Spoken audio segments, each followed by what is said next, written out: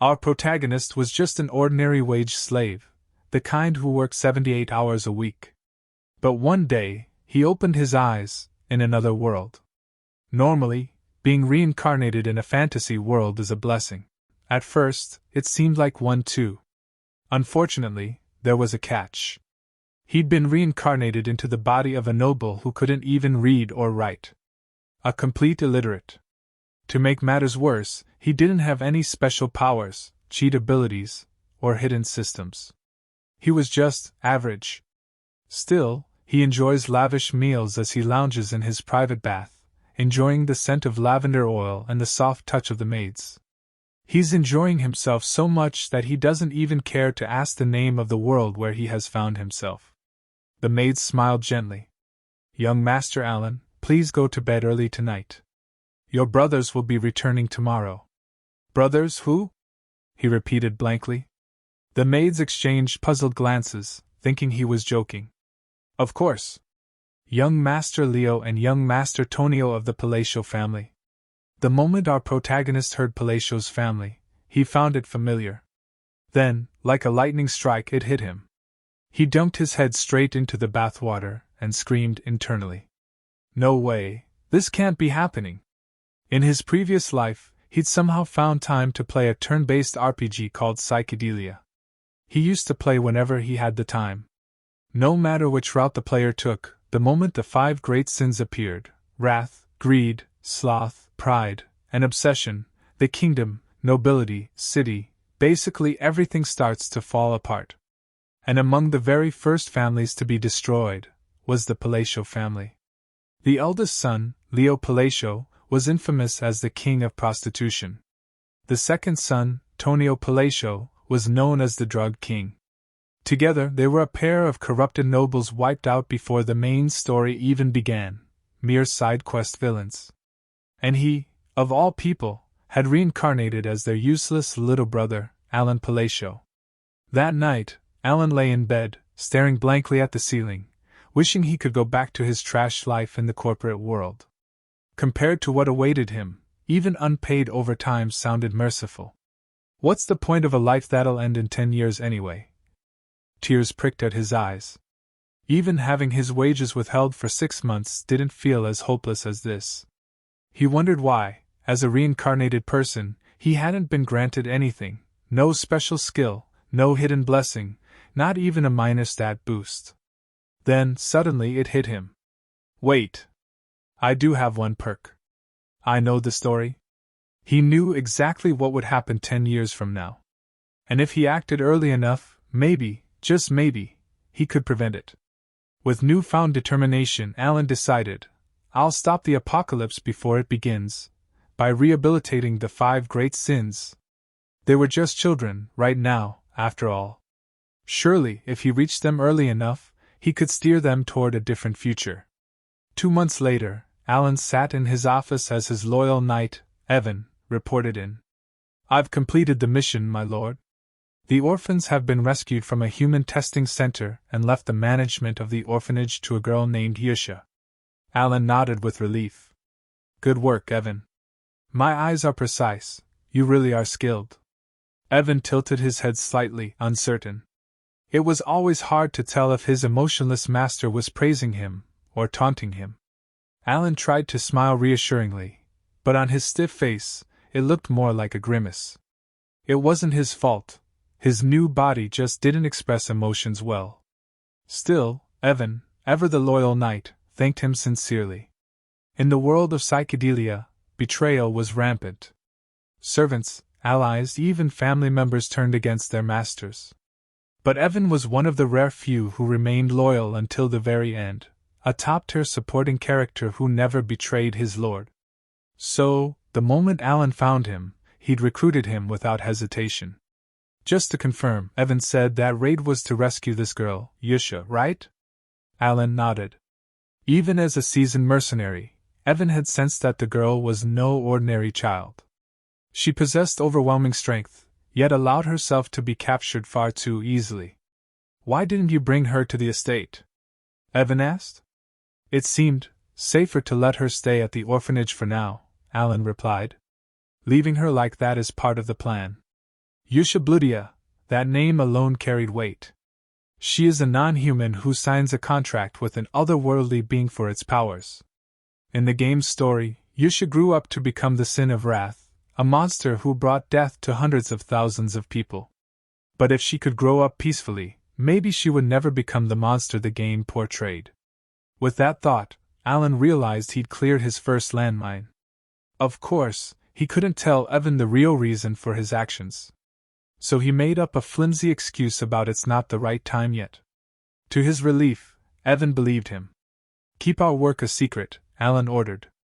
And make sure the orphanage gets everything it needs. Then, he handed Evan a sealed letter. Give this to Yusha, is it important? Evan asked. It's a letter to help her settle in, Alan said calmly. I figured I should reassure her somehow since she's been through a lot. Evan said that he would make sure that it reaches her, and he left on a horse. Alan is not sure whether the letter will reach her or not, but he wants to give it a try. The real purpose of the letter was to put in quotes, he heard dozens of times, a calming verse from the Archbishop that, in the game, helped suppress the Sin of Wrath. It was a line spoken by the Archbishop in the game, a sacred phrase meant to soothe the Sin of Wrath. In the original timeline, that message came too late, long after Yusha had already become a monster. But this time, if she received it early, perhaps it could change everything. Since one's been taken care of, should I move on to my next target? It is a bit ridiculous to become friends with a monster just because of some quiet, but maybe it'll work since they worship the same god or whatever of the other world. It's actually hard to estimate what these people think. I mean, they're like fanatics. When Yushabludia received the letter, she silently tore the seal and began to read. Evan, who stood nearby, felt the mana, which was really unbelievable. She's a strange child. It's like she has no emotions at all. Her crimson eyes lifted from the page. Did Mr. Allen send this letter? Her gaze was terrifying, and the air grew heavier. She asked why he didn't want me by his side. The sheer pressure of her presence made it hard to breathe. Evan could feel her manifesting mana. It was unthinkable that a child could have reached such a peak. He swallowed hard. He said, "The time isn't right yet." At that, Yusha fell silent. The crimson light in her eyes dimmed. She lowered the letter slowly, and for the first time, a faint, almost imperceptible smile crossed her lips. Inside the letter, she had recognized a hidden message, something only someone worthy of her loyalty could know. "I understand now," she murmured. Evan, still trembling slightly, could only stare. "She is smiling with a blush on her face. Sin of Wrath, daughter of monsters, bloody Queen Yusha." Meanwhile, back at the palatial estate, Alan lay in bed as he managed to extend my luxurious lifespan a bit. While seeing a brighter moon through his glass ceiling, he wished to work hard on the next kid as well. The next morning, he was in the library, sifting through records for clues about the third boss on his list when Evan burst through the door. "My lord, I've found the second one," Evan reported, still catching his breath. Alan's head snapped up. "You did? Did you make sure to treat the child very kindly?" "Yes, we did after saving the child from the illegal slave market." Before Alan could respond, a loud sound of the door breaking, followed by the mocking laugh, filled the room. Well, well. If it isn't my useless little brother. It was Tonio, the second son of the palatial family, the so-called king of drugs. Without hesitation, he stomped toward Alan and pressed his elbow on his head, using him like a handrest. "Didn't think you could read at all, Alan? Or are you just pretending again?" Alan kept his mouth shut. The silence only angered Tonio further. "Answer me when I'm talking to you." Alan wanted to fight back, but he knew better. If he wanted to live long in this household, he had to play the part of a coward. I'll take my leave then," he said quietly, lowering his head. "As you want to use the library?" Tonio sneered. "Heh. At least you finally know your place." A clang echoed through the air. A dagger whistled past Tonio's face, missing by a hair's breadth, and embedded itself in the bookshelf behind him. Both men froze. Standing at the doorway was Leo Palacio, the eldest brother. "Could you idiots not make noise this early in the morning?" The tension spiked instantly. Tonio snarled. You wanna die, Leo? Try me, Leo replied, smiling faintly. As the two began to square off, Alan quietly backed away, inch by inch, toward the exit. He had no desire to get caught between those two maniacs. The Palatial family might have been powerful, but Evervane knew its heirs were nothing but walking disasters, men who ruled the kingdom's underworld, Leo, the prostitution king, Antonio, the drug king. Two monsters in human form. Alan slipped out of the room with Evan just as the shouting turned into a violent brawl. If I want to survive in this house, he muttered, I'll live like the most harmless trash imaginable. Back in his quarters, Alan collapsed onto his couch with a sigh. Evan said though the second child didn't seem ordinary either, he found Alan's frail appearance hard to reconcile with his knowledge of secret human experiments and illegal slave markets happening in a different region. Nonetheless, Evan couldn't deny it, Alan was a peculiar man. The second child he had rescued, the boy from the slave market, Alan said that the boy isn't ordinary, possessed power so immense that he's of cataclysmic scale. That boy's name was Deus Michaelian. Once, in the original game, Deus had been sold into slavery, abused, and passed from owner to owner until his mind shattered. When he finally broke, he became the sin of sloth, a being who annihilated entire kingdoms without lifting a finger. Even players had been traumatized by his storyline. This time, Alan had ordered Evan to treat him gently. When Evan asked if the letter sent to Yusha was related to the boy, Alan confirmed it. Inside that letter, Alan had asked Yusha to watch over the boy and protect him. And just as he hoped, Yusha obeyed. She approached the broken child and said, You're broken? Those are traces of that. It was the black goat, wasn't it? Yet you've been chosen by a great moon. Congratulations, so feel the power you're bestowed with and let your potential be unleashed if you stay loyal and follow his order. One day you shall have your revenge. Now then, I should send MT first reply with a light greeting. Alan is searching for info on the third boss in the library, but suddenly Evan burst into his room, this time with big, troubling news. The scum, no, I mean the second young master is dead. Alan froze. What? That wasn't supposed to happen. Tonio shouldn't die yet. In the game, Leo only managed to kill him after years of conflict. But now, Tonio was gone already. Within hours, the funeral was arranged. Even during the ceremony, their father drank and flirted with women as though nothing had happened. Alan watched the scene quietly. He knew this family was messed up. The official reports said Tonio had died from an accidental fall, but he knew better. In the game, that fall had never existed. Back in the game across the hall, Leo cried desperately, saying he had finally killed him after all these years. Back to the present, Leo didn't even try to hide his emotions. Alan concluded that it must be either Leo or his followers. Doesn't matter. I just need to gather the remaining 3, he thought grimly. A year later. After Tonio's death, the palatial household grew strangely peaceful, with no more quarrels over succession. During that time, Alan and Yusha became steady pen pals. While reading Yusha's letter, Alan felt they were good kids.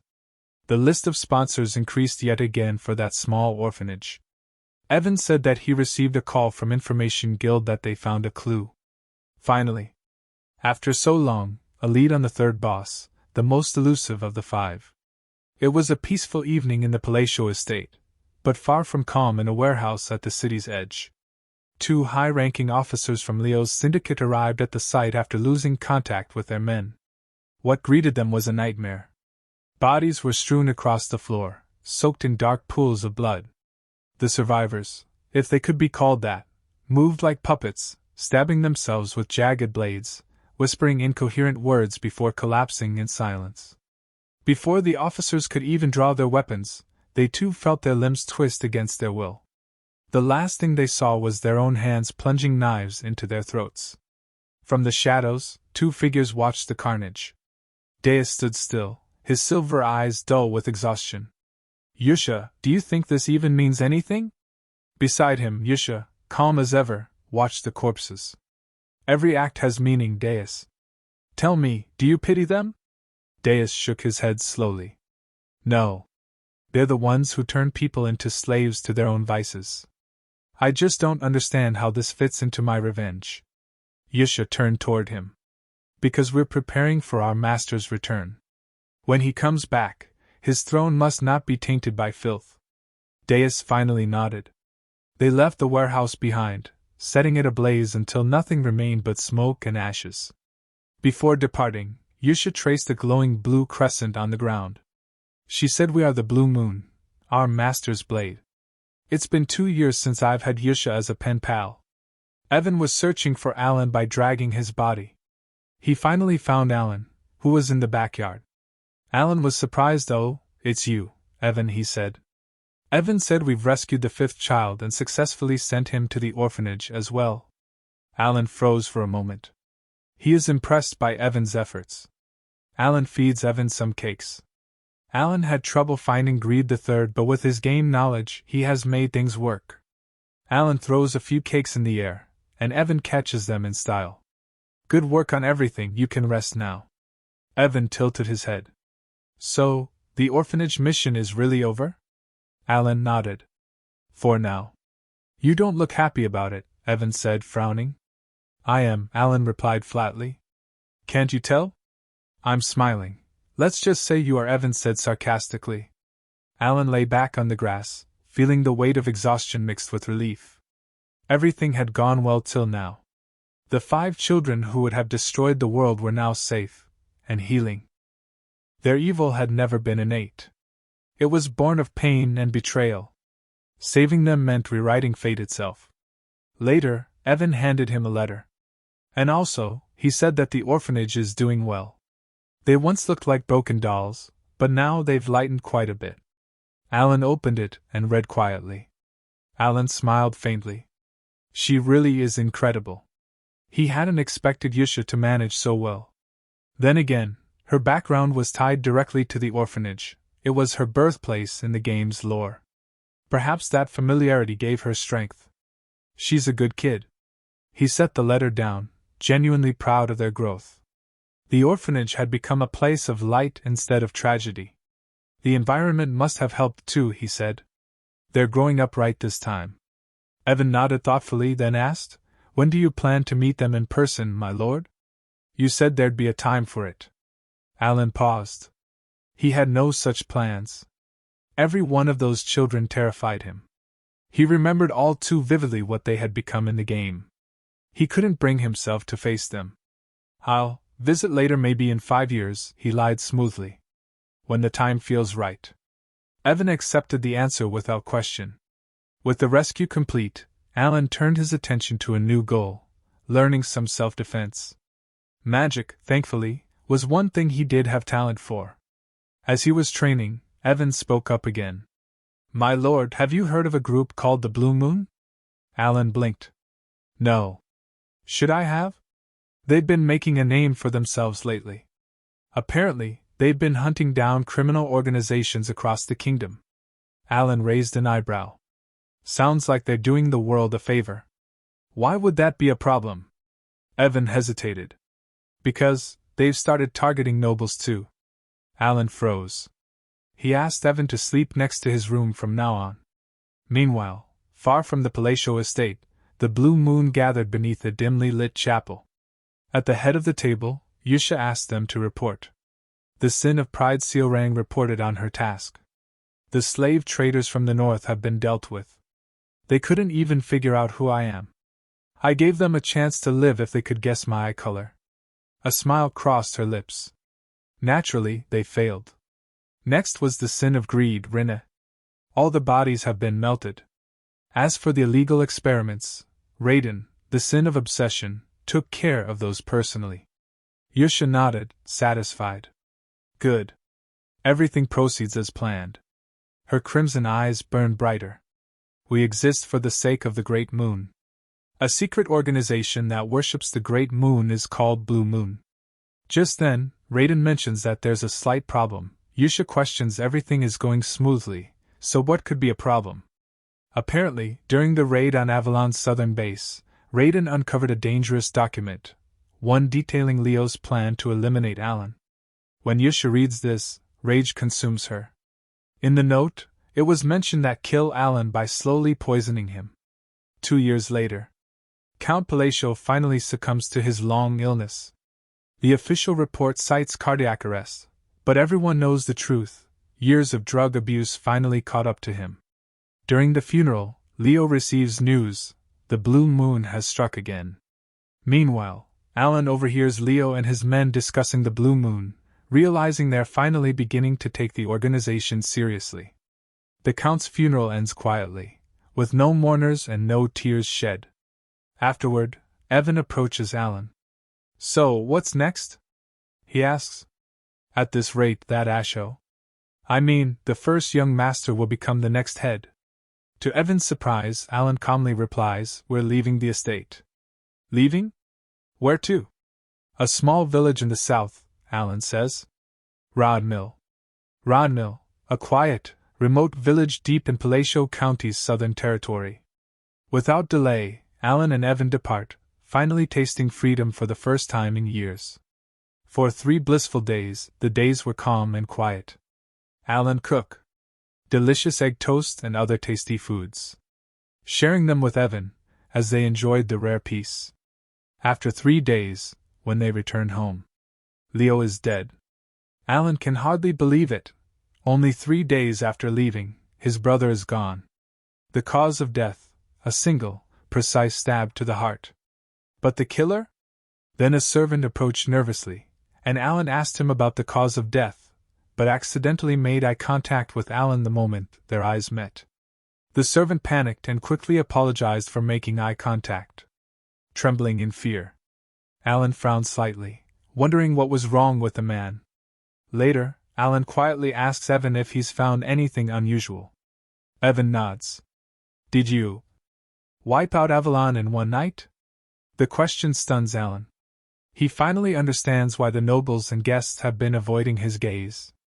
A few days earlier, when Alan first announced his departure, Evan had asked him why he wasn't heading to a city instead of a remote village. Deep down, Alan knew the truth. Rod Mill is the only place where he can complete his plan. He's already saved the 5 sins and prevented the world's destruction. Road Mill has no connection to the original story.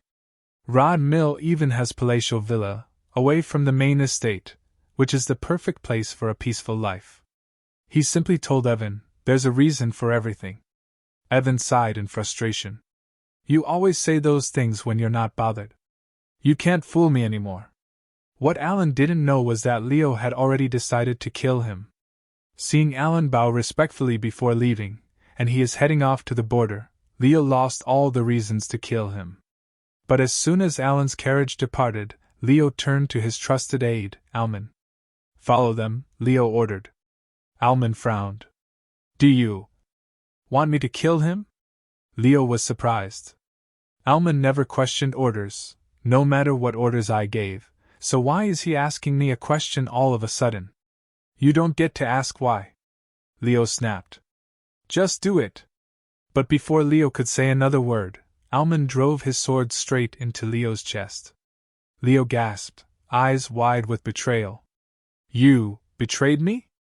Alman smiled faintly. "No. I was just playing along." His voice darkened. "My name isn't Alman, it's Raiden, the sin of obsession." He continues explaining that Blue Moon operatives follow a creed taught by the Red Moon. So they move as it wields them. He adds that if someone tries to harm the Great Moon, they are permitted to move on their own. Raiden revealed that he'd been waiting 2 years, patiently, for Leo to say that. And now, he finally had his excuse. As Leo bled out, he spat weakly, "You'll never escape my men." Raiden smirked. He shook his head. "The Great Moon gave you a chance to live, Leo, but, as always, you wasted it." With that, he drove his blade deeper, ending Leo's life. The next morning, Alan woke to a gentle sunrise. It felt like paradise, waking whenever he wanted, eating whenever he pleased, living freely for once. He even joked about starting a toast business. But his moment of peace was short-lived. Evan mentioned, "Young master, you have a letter." Alan took it, and as soon as he read the words, his smile vanished. Due to the death of Leo Palladio, he was requested to return to the estate immediately. Just like that, his 3 days of paradise were shattered. Back at the mansion, Alan couldn't help but notice how strangely everyone looked at him, cautious, fearful. That's when Evan asked, half-jokingly, "When did you become such a shadow leader?" It finally dawned on him. Alan sits with Evan in a corner. Alan asks Evan to explain why everyone believes that he is a villain. Evan explained, "Think about it, you left right before Leo died. Perfect timing, perfect alibi. And with Leo gone, that makes you the only heir." He grinned. "Congratulations, my lord. You've just become the new shadow leader of Palatial County." Alan questioned Evan about his excitement. "Are you enjoying this?" Alan sighed deeply, mind spinning. There was no way any normal group could have annihilated Avalon in a single night. Then it hit him, the Blue Moon. He remembered Evan's earlier report, an organization that hunted down other organizations. But Evan shook his head. "I checked with the guild. There's no evidence linking Blue Moon to Avalon's fall. They always leave a mark, and there wasn't one." Alan's unease only deepened. If it wasn't Blue Moon, then who was pulling the strings? The Avalon officials, on the other hand, had been killed by a sword. Alan finally realizes why people believe he's the shadow leader. Since the Blue Moon didn't exist before the main story and there's no evidence linking them to the attack, Alan starts wondering who the real culprits might be.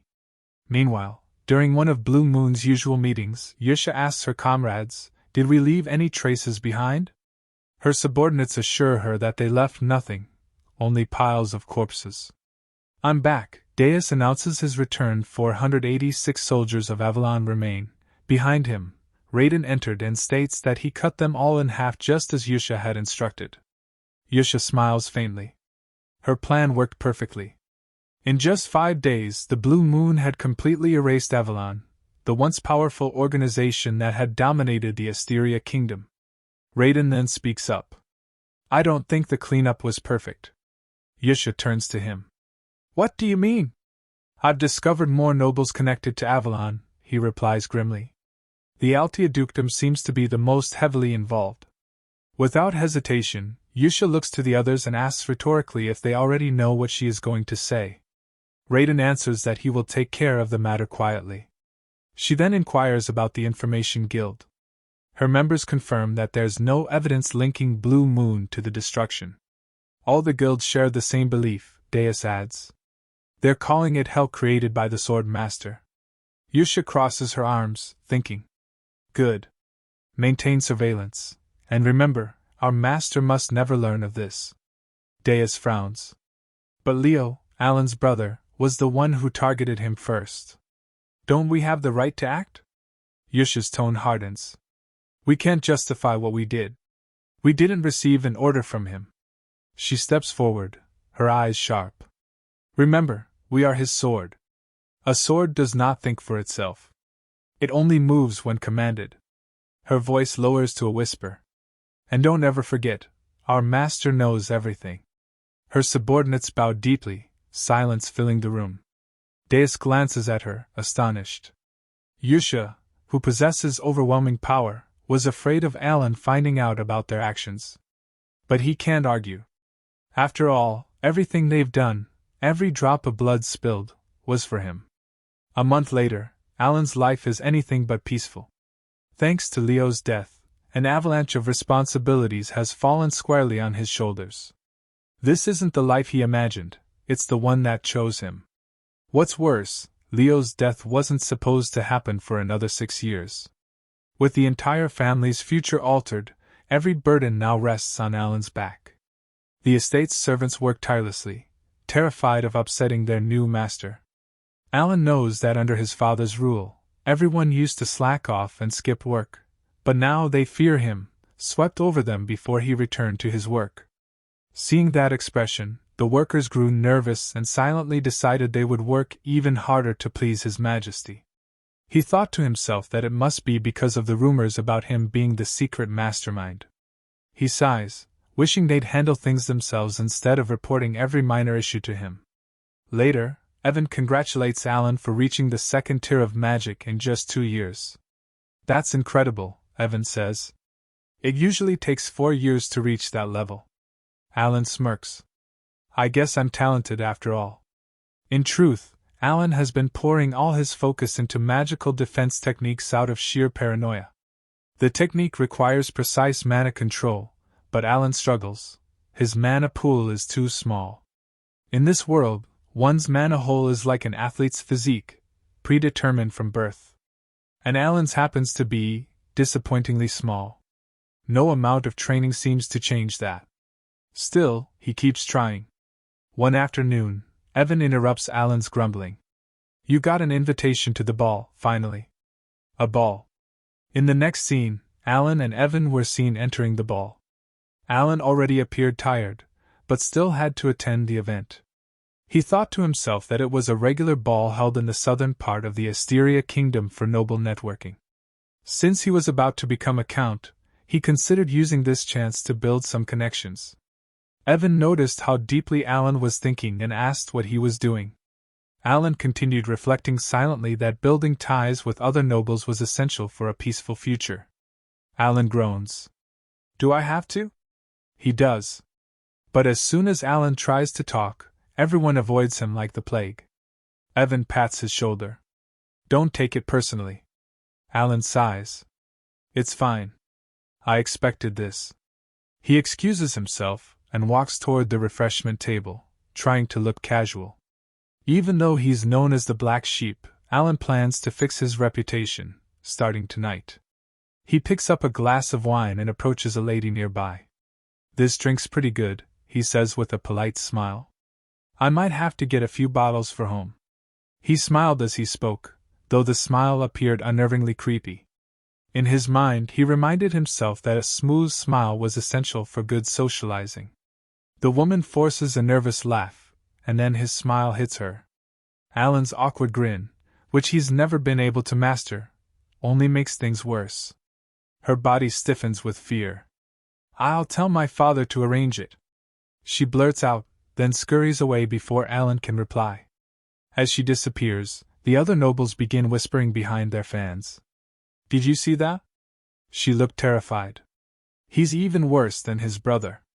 Alan tries to convince himself otherwise.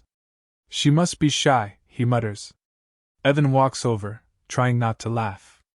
Don't worry, young master. You did your best. Alan stares blankly into his wine glass, realizing that the Palatial name is far more cursed than he thought. The rumors that he killed his brother have made him the most avoided man in the room. Fed up, Alan excuses himself to get some air. As Alan walked out, a red-haired girl nearby quietly watched him leave. Out on the balcony, under the moonlight, Alan lets out a long sigh. Where did it all go wrong? Then, a voice called out, greeting him and asking for a moment of his time. He was surprised because none of the nobles had spoken to him that night, and now a girl had approached him directly. He wondered who she could be, but when he looked around, no one stood in front of him. Then, as he glanced downward, he noticed a girl introducing herself below. She said she was Loria, third daughter of the Duke of Altia. The name caught Alan off guard, and he greeted her back. He recalled in his thoughts that the Altia family was one of the 3 great shadow powers of psychedelia, known as the Northern Troublemakers. If someone from that family approached him, it couldn't be a coincidence. Still, something feels strange. He doesn't remember seeing her in the game's story. Without wasting time, Loria gets straight to the point. I need your help, she says. Because I'm going to be assassinated soon. Alan freezes. What? She continues calmly, though fear flickers in her eyes. My father's kept me safe until now, but I'm the daughter of his mistress. He's fallen ill, and my sisters, they'll come for me next. It clicks. Alan suddenly realizes why he doesn't remember her. She might have died before the game's main story even began. And now, her survival might change everything. Loria pleaded with Alan to help her, desperation clear in her trembling voice. But Alan rejected her request. Without hesitation. Refusing to back down, Loria added quickly, I'm not asking for your help for free. I'll give you half of the dukedom, just help me. Alan sighed and turned away. I'm leaving. He could tell Loria was in a desperate position, but helping her would only drag him into danger. Even if he wanted to help, he knew he couldn't, not because he was heartless, but because, unlike the rumors, he was just an ordinary, talentless man. As he was about to step through the door, his conscience tugged at him. Alan stopped, turned back, and said quietly, "Something good will happen for you. I hope you meet someone who can actually help." Meanwhile, the Sins were watching from a distance. They'd noticed Loria approaching Alan and decided it was best to report to Yisha before making a move. Rinne, however, suggested otherwise. Do we really need to report this? Loria's the only Altia who is not tied to Avalon. Deus nodded. That makes things easier. The other Altia will be taken care of soon anyway. Rinne added Yisha's orders were clear: cut off all information flow. The Avalon incident must never reach Great Moon. Alan walked alone through the quiet hallways when a voice suddenly greeted him. Alan wondered if that greeting was truly meant for him. For a brief moment, he thought maybe he could finally form a friendly connection with the nobles. He greeted her back, but as he looked closer, suspicion filled his eyes. He recognized her. She is another shadow player. Of course, there's no way some would approach me first unless they were the trouble. Stepped forward and offered a polite greeting. Lady Zenonia, it's an honor. Zenonia surprised. You know who I am? Of course, Alan replied. You're quite famous in many ways. In the kingdom of Asteria, there are 3 great noble houses: to the north, House Altia; to the east, House Palatio; and to the west, House of Zenonia. She is the eldest daughter of Count Zenonia Callia. If Callia Palatio runs a gang, then Zenonia is more like a smartly maintained criminal syndicate. Even though Alan knew noble connections could bring him a peaceful life, he also knew better than to get involved with the Callia. You're so beautiful, my lady, Alan added with a faint smile. Callia chuckled softly. Thank you. I'd like to talk more sometime. Maybe later, Alan replied, glancing around. There are too many eyes watching right now. Deep down, he just wanted her to let him go. Callia smirked. You're just as the rumors say, Alan. I'll be seeing you again. Her words left him puzzled as she walked away. From the shadows, Rinne and Deus were still monitoring. There's something off, Deus muttered. Someone's tailing Alan. Rinne frowned. No orders about this one yet. Let's just observe, but eliminate if necessary. Later, Alan and Evan arrive at a vast canyon, the one Alan had been searching for all along. This is it, Alan said, his voice filled with awe. Evan frowned, glancing at the dim, rocky chasm. It's still dark inside, even though it's midday. Are you sure about this place? Alan grinned. If this isn't it, I might actually cry. Upon entering, Alan exhaled in relief. Finally. I found it. The Labyrinth of Whispers. In the game, it had been easy to locate. Actually, the reason he came all the way south under the pretense of attending a ball was because of the labyrinth here. The Labyrinth of Whispers. If you solve all the riddles in 8 chambers, you will earn a powerful artifact. Remembering the entire walk through, Alan felt a spark of excitement, like he was back to grinding at level 1 again. Standing before the labyrinth's entrance, he couldn't help but admire its sheer scale. Evan, however, was unsettled. And asks Alan, how do you even know about it? I come here often, Alan said casually. What? I'm kidding. He smirked and said, I have my ways for now, let's go in. They soon encountered monstrous figures clinging to the ceiling, waiting for them to fail the riddles so they could strike. Evan panicked, while Alan calmly focused on solving it. Evan's thoughts spiraled. How can the young master stay so calm in a situation like this? We've worked together for 4 years, yet I still don't understand him. None of their past missions had made sense, from destroying an evil organization to saving slaves, paying debts, and helping orphans. Nothing connected, and yet Alan always seemed to know the way. I got it, Alan suddenly said. We just need to wait for the giant hand to finish. Evan silently thought that even so, following his mysterious young master had always led to something good in the end. Slowly, the door began to open.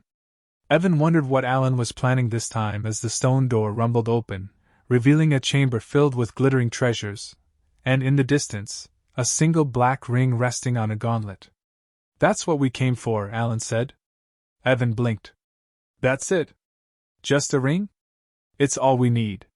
When Evan started pocketing gold, Alan warned, "Drop it. Those treasures only bring trouble." Alan wore the ring on the thumb finger, and the ring's name is the Oath of Restraint. He assured Evan that nothing dangerous awaited them. On the way back, Evan nervously replied in agreement, still uneasy. Alan thought to himself that thanks to the walk through, this entire process had been easy. But suddenly Evan's voice trembled as he called out to his lord. A group of stone golems blocked their path. Evan immediately panicked. "If I could at least get young master out safely, it would be enough for me." Alan stepped forward, raising the hand with the ring. "I'll handle it." "You'll get yourself killed. Your Tier 2 magic won't work on them." Ignoring him, Alan activated the ring. "I invoke the Oath of Restraint." Time stopped. The world around him dissolved into a void. A vast, ethereal voice spoke, surprised face fragment inheriting the great will of Nyakula, "Speak 2 restrictions I can enact." Alan realized that in the game, this part had been shown as a selection window. This was the labyrinth's clear reward. The restraint, as the name suggests, it is an absorption-type artifact that imposes restrictions on the user. In exchange for a power. Hearing the voice made Alan feel more certain that this is reality. "I know this part," he muttered. "The first constraint. I will always perform the hand signs of Babylonia when using magic." The void rippled. "What is it you desire through this restriction?" "I want the power to twist the laws of this world a little further," Alan answered. The being granted his request. "And the second?" "When using magic, I will strictly chant the words of Babylonia." The void rippled. "What is it you desire through this restriction?" Alan said firmly, "Greater power to defy the world's law." Silence followed. For a moment, he feared he'd made a mistake. The being granted his request. Then the voice spoke again, deeper this time. "O human who remembers the gestures and mysteries of a forgotten god, I express my gratitude to you who inherit the will." Alan was confused. "Inherit the will, what does that mean?" "The ring is being absorbed completely. The restriction was applied successfully. The voice also said it will be watching him, the one who inherited the will." In the next instant, Alan snapped back to reality. Evan was still trying to stop him as the golems advanced. But Alan raised his hand once more. His mana surged, forming a small sphere of lightning that should have shone brightly remained faint even after he poured all his mana into it. No matter how much he trained, this was his limit. It was time to test the restraint and the price he paid for it. Focusing deeply, Alan cast his spell. A powerful ball of energy formed between his hands. It is radiating a blinding aura that spreads across the surroundings. Alan can still feel the ring on his thumb. Alan appeared to be unleashing, or perhaps absorbing, a massive surge of magical power. The atmosphere trembled as swirling blue-white light and electric sparks enveloped him. Waves of energy rippled outward, giving the impression of immense spiritual or elemental power, lightning, or perhaps pure mana itself. Then Alan began to cast a spell beyond comprehension. The moment his energy fully erupted, the entire scene was consumed by blinding light and violent surges of electricity, an explosion of raw, magical force. Amid the chaos, Alan stood tall beneath the radiant burst, the aftermath of his unleashed power illuminating everything around him. His cape billowed behind him as he raised his arm toward the sky, a gesture of control, dominance, and completion. Then he cast another spell, drawing blue lines across the sky. The aftermath of Alone's ultimate power release displayed the sheer scale and destructive force of his magic. At the bottom of the scene, Alan stood upon a shattered cliff, his figure small compared to the colossal sphere of energy above him. The glowing orb, surrounded by violent arcs of lightning, symbolized a concentrated core of divine power. Massive bolts of lightning tore through the sky and ground, illustrating how unstable and overwhelming this power truly was. Then he cast another spell, announcing a linear diffraction. Afterward, he performed a series of intricate hand signs, releasing a torrent of powerful magic. Evan stood in shock as Alan channeled his energy toward the orcs. In an instant, his magic struck the horde. The stone orcs crumbled and shattered one after another.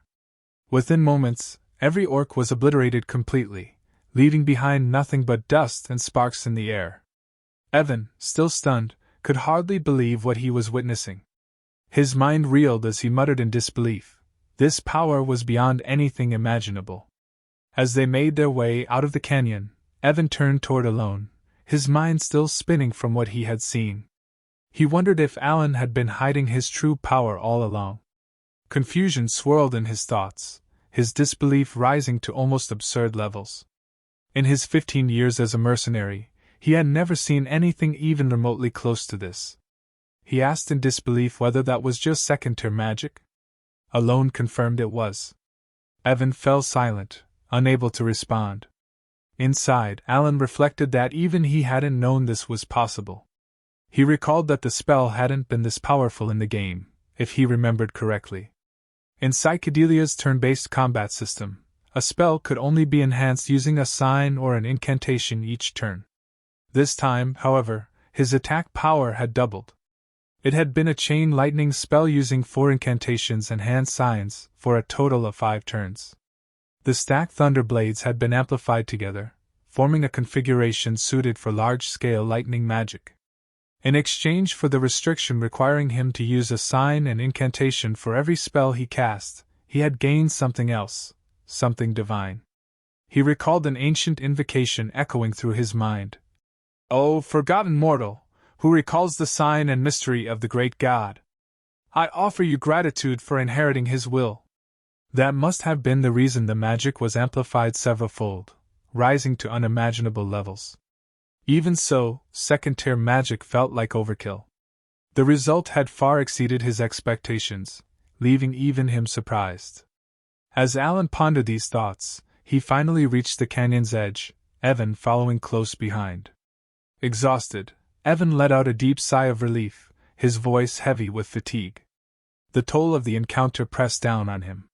Sitting on the rocky ground, he murmured that this ordeal had been even tougher than the battle itself.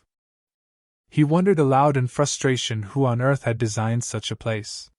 Alan simply responded with a quiet hum, his expression unreadable. Alan thought to himself that the Whispering Labyrinth had another name. It had spread throughout the community through shared map settings and guidebooks. People said the Maze of Polyon is a mid-level grinding zone in the game.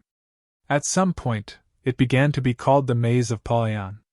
Alan just told that it was created by someone named Polyon. Evan, confused and weakened, barely understood what he heard. Dizzy, he stumbled, and Alan supported him, saying they were heading back east. Exhausted from the journey, Evan muttered about the 3 weeks of hard work they had endured, and Alan said that there was something he wanted to do once they returned. Evan remarked that, "Young master, you're more diligent than he had thought." Night soon fell as the two continued their way. Alan still supported the weakened Evan under the dim moonlight. Alan reflected deeply on his earlier spells. He thought that choosing a sign matching the spell's attribute increased its power, and selecting the right incantation strengthened its properties. That was how the game worked. However, unlike in the game, where only attack stats rose by about 10%, this time, each sign visibly altered the spell itself. Every incantation brought a clear transformation. He wondered, maybe I can see those transformations because I'm especially good at controlling mana. Once his mana recovered, he planned to test it again. Either way, everything had turned out well in the end. After a long night, both of them mounted their horses and began their journey home. Not far away, hidden in the shadows, a figure watched them silently. Rinna sat upon a tall tree, the moonlight reflecting in her eyes, making them glow faintly. She jumped down gracefully and moved toward the canyon where Alan and Evan had fought earlier.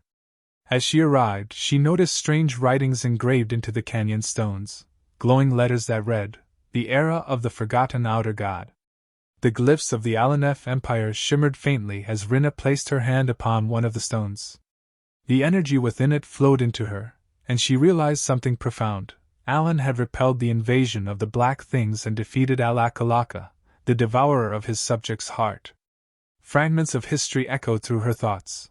The brilliant emperor, the great Paulian. She knew them all because she had been born under the great mission within the ancient library. She recalled that Alan had said the labyrinth was created by Paulian. She knew he was special since the Bloody Queen followed him, something one could only find in history, but she did not expect the Great Moon to be a friend of Paulian. Moreover, the incantation Alan whispered did not exist in the records of the ancient library. She wondered in silence who that man truly was. Rinna smiled faintly, acknowledging that everything the Red Moon had said was true. A sense of guilt washed over her, as she admitted inwardly that she felt ashamed for merely following orders. At that moment, Deus appeared. Rinna's eyes shifted toward him. She noted his presence, and asked if he had managed to obtain the information. Deus, positioned above on a tree branch, responded coldly that he had not. The Dark One is dead, his neck twisting twice in midair, ending his life instantly. Rinna's expression turned serious. She stated that she would have to report this for processing. Her tone remained cold and composed as she prepared to move forward with the next steps. The scene then transitioned to Count Zenonia's house. Kalia sat calmly, sipping her tea. Her eyes narrowed slightly as she remarked that it hadn't just been a rumor after all. She remembered his gaze, cold and unfeeling, like the depths of the abyss. Count Zenonia was both powerful and renowned. Yet Kalia found something strange. Despite I don't participate in any social activities, he still said she is famous. Isn't it fascinating, father? You're the count here. Sitting at his desk, writing a letter, Kalia's sly smile deepened. She snapped her fingers, releasing a wave of dark energy from her hands. A black aura spread through the air as she manipulated her father, bending his will to her control. She quietly assured herself that no one would ever suspect that she had made her father a puppet so she could work as the real head of the household. A faint light flickered as she murmured, wondering how they had managed to find out. Her mind raced, realizing that even the spy she had planted had already been discovered. Slowly, the truth became clear. The person secretly observing Alan earlier in the hall had been Kalia's spy.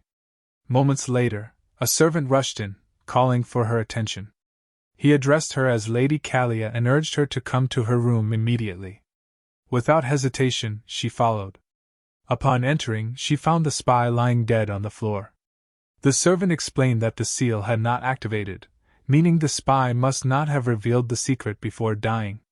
Kalia narrowed her eyes, stating that he must have deliberately placed it in her chamber. A faint smirk formed on her lips as a red aura radiated from her body. She let out a low laugh, realizing the depth of the situation. She thought about how they had managed to find this out and admitted internally that she had been caught off guard, her greatest weakness exposed the moment they met.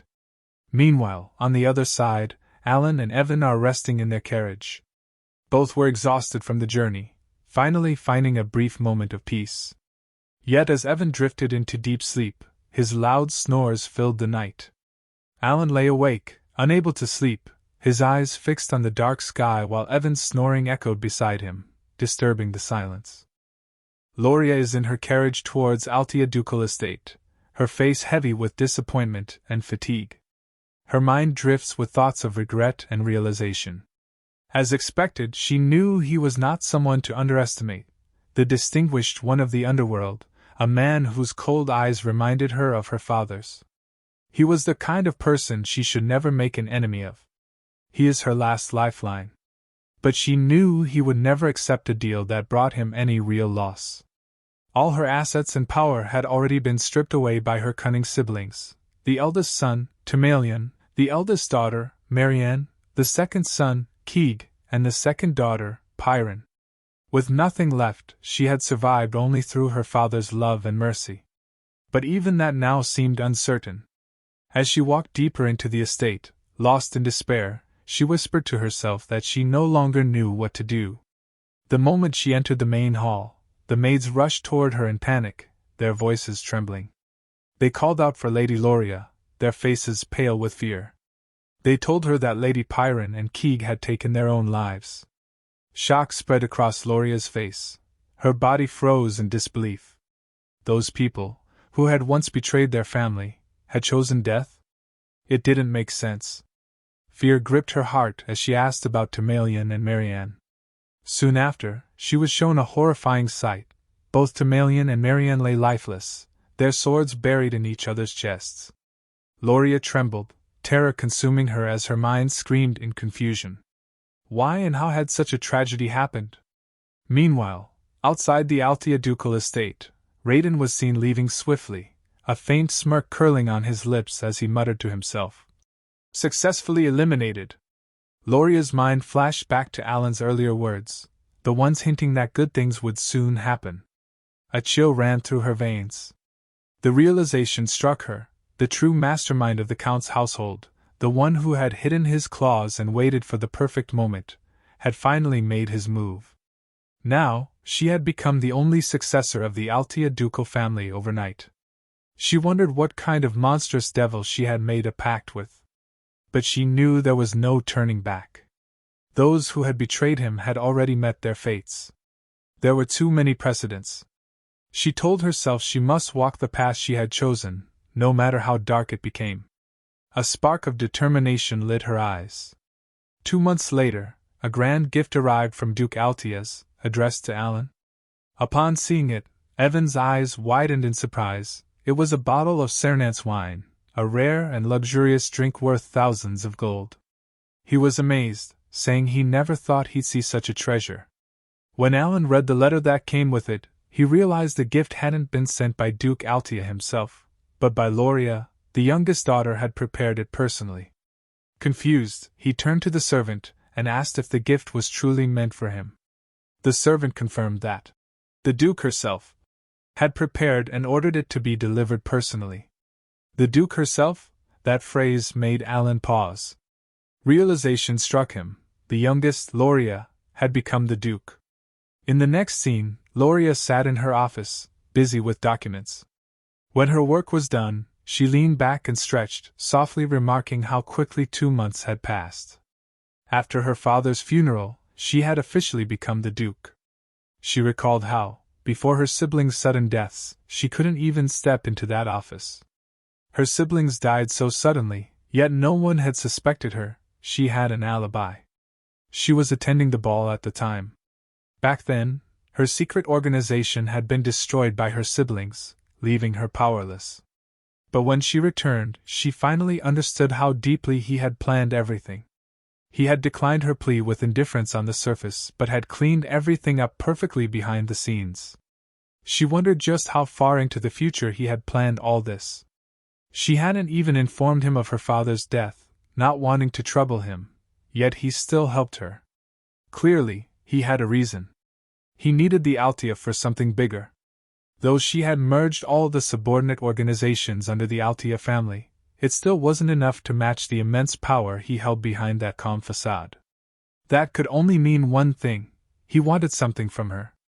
The distinguished one of the underworld, who had risen through sheer business power, and if there's something that I have that he doesn't, it's being able to manipulate the political stage from the shadows. He needs the Altia name. She decided to focus on her duties, believing that the distinguished one will contact her soon. She hoped he would appreciate her gift of gratitude. The scene shifted to Alan's quarters.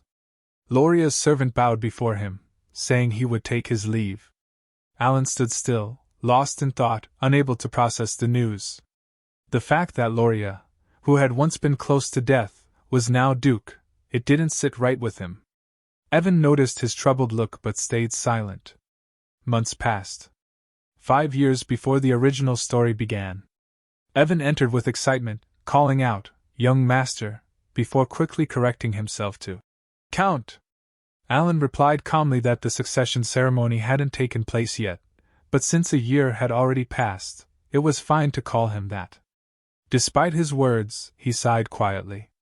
He had never planned to become Count, but since he had already adjusted, he decided to use his status to his advantage. Evan handed him a letter, saying it had arrived from Yusha. Alan received it, and asked if there was any new information about the assassins who killed Leo. As they walked into the library and took their seats, Evan replied that nothing had been revealed yet. The Information Guild was still investigating. He then looked at Alan curiously and asked what his next goal would be, assuming revenge was no longer his intent. The two sat in silence within the Grand Library. Alan thought deeply. Everything that had slightly changed from the original game must have been butterfly effects caused by his own actions. Accepting that, he decided to simply be ready for whatever unexpected events might come next. Evan chuckled, saying he suddenly sounded like a real count. Alan brushed it off casually, but his curiosity turned to the letter. He wondered what Yusha had written this time. Opening it, he began to read. Yusha had written warmly, asking if he had been well. She mentioned that everyone was doing fine. Daya's puppet shows are now on a professional level. Sorang loves playing with her friends. Rinna spends her days reading and crafting, and Raiden has taken a hobby in tending his garden. As Alan read, a gentle smile spread across his face. Their monthly letters had become something familiar and precious to him. Though he had never seen their faces, knowing they were growing well filled him with peace. Alan asked Evan, "How old are the children now?" Evan, noticing his expression, commented that they were ready to step into society. "The ones you ordered to save are about that age now." He quietly acknowledged it was time to let them go. Evan was surprised, reminding him that he had placed them together because they were wounded. But Alan calmly said there was no need anymore, they were ready. He thought to himself that he had cared for them enough to ensure none would awaken his deadly sins, so they should be fine, right? Evan nodded, agreeing that since they were all healthy, it was time to move forward. Alan's mind drifted to his knowledge of the original game. Each of the five possessed a special talent. Yusha had the talent of faith, Deus had the talent of the sword, Rinna had the talent of studying, Seorang had the talent of a fighter, and Raiden had the talent of an apostle. If they used their talents well, they should be more than fine. Feeling satisfied, he decided to prepare a gift for each of them, which he planned to do anyway. Evening arrived. Alan shouted happily that he had finished all his work, which wakes Evan up, and he stretched and exclaimed with relief, saying that he would step out for a while before returning. Soon Alan waved him off, bidding him goodbye. Alan smiled quietly to himself, wondering if he might one day receive something back from them once they succeeded in life. He hoped his letters would guide them to step confidently into the world. Meanwhile, in another scene, Yusha received Alan's new letter. Gathering everyone around, she announced that their orders had arrived. This time, however, each message was addressed to them individually.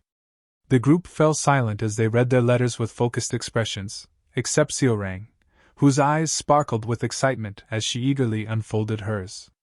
It marked the beginning of another chapter in their intertwined fates. Before anything else, Yusha suggested they read the previous letter. Since the new instructions required careful attention, Seorang spoke excitedly, pointing out that only Yusha could read them before. She explained that since Alan had given each of them a personal letter, it meant that he had decided it was time for everyone to see it. The letter made Seorang and the other sins react with confusion. The kitten-like Seorang clumsily repeated the first line of Alan's message. "How have you been lately? It seems you have many talented friends. If you need anything, let me know." Rinna commented that it sounded like casual small talk, but Yusha smiled. She explained that he disguised the orders as ordinary conversations from the very beginning. "Here, look." This was his first order after the greeting letter. "Yusha, how are you doing?" "I'm doing fine. My second brother used me as a chair today, haha, funny, right? I'd like to send you letters sometimes. Reply if you're okay with that, and the child I sent this time," and the letter goes on. He had designated the elimination target, assigned missions, and instructed them to report back afterward. "Guys, these look like normal conversations to me. Yusha is reading too much into it. Okay, let's see another letter. Thanks for the reply. I hope you can let me know what happens in the orphanage every month. I leave that place to you, together you'll be fine." Yusha continues, and this is when he entrusted Blue Moon to her. Everyone could see he had chosen each of them personally, and all the sins were excited. Deus nodded, saying it made sense since it reduced the chance of information leaks. She reminds them that you must clearly understand the orders and carry out the mission. Deus then wondered, wouldn't it be better for us to visit him in person or use a magic communicator? Raiden agreed that if leaks were a concern, then why use letters? Yusha's with a serious expression. She reminded them that their duty was simply to follow Alan's orders. She gripped her letter tightly, and Deus sighed at her unwavering resolve. Seorang, with excitement, suggested, "Let's read orders properly." Moments later, after reviewing his assignment, Deus explained that Alan had instructed him to head to Caliban, the nation of knights. Seorang scoffed. For her it was colony, it's a desert place which she doesn't like. Raiden mentioned his destination, Raxas, the entertainment city. Rina said she was ordered to go to Larthania, the mage city. Finally, Yusha looked stunning as always, guys. I think the author put most of his efforts into making her look this amazing. She said she'd been assigned to the Holy Kingdom of Rosario. Everything they needed was written clearly in the letters. Deus said she didn't understand why, but Alan had ordered her to become a knight. Seorang added that Alan told her not to worry because the patronage will continue. Rina mentioned he had revealed the locations of their gifts. Raiden calmly said they would understand everything once they reached their destinations. Yusha reminded them that until Alan says it first, they must never mention the name. Blue Moon. Everyone agreed and prepared to leave. The next day, all members gathered and departed to carry out Alan's orders. 3 months later, inside his office, Alan sighed. As expected, there was no noticeable change in the magic and phrases. He muttered that he would have to experiment on his own. He looked at Yuan and asked how the collection of information on who killed Leo was going. Yuan replied that the Information Guild still hadn't found anything. Alan seemed surprised for a moment, and asked if there was anything else. Then he whispered that the butterfly effect caused by saving the 5 deadly sins had already gone out of control.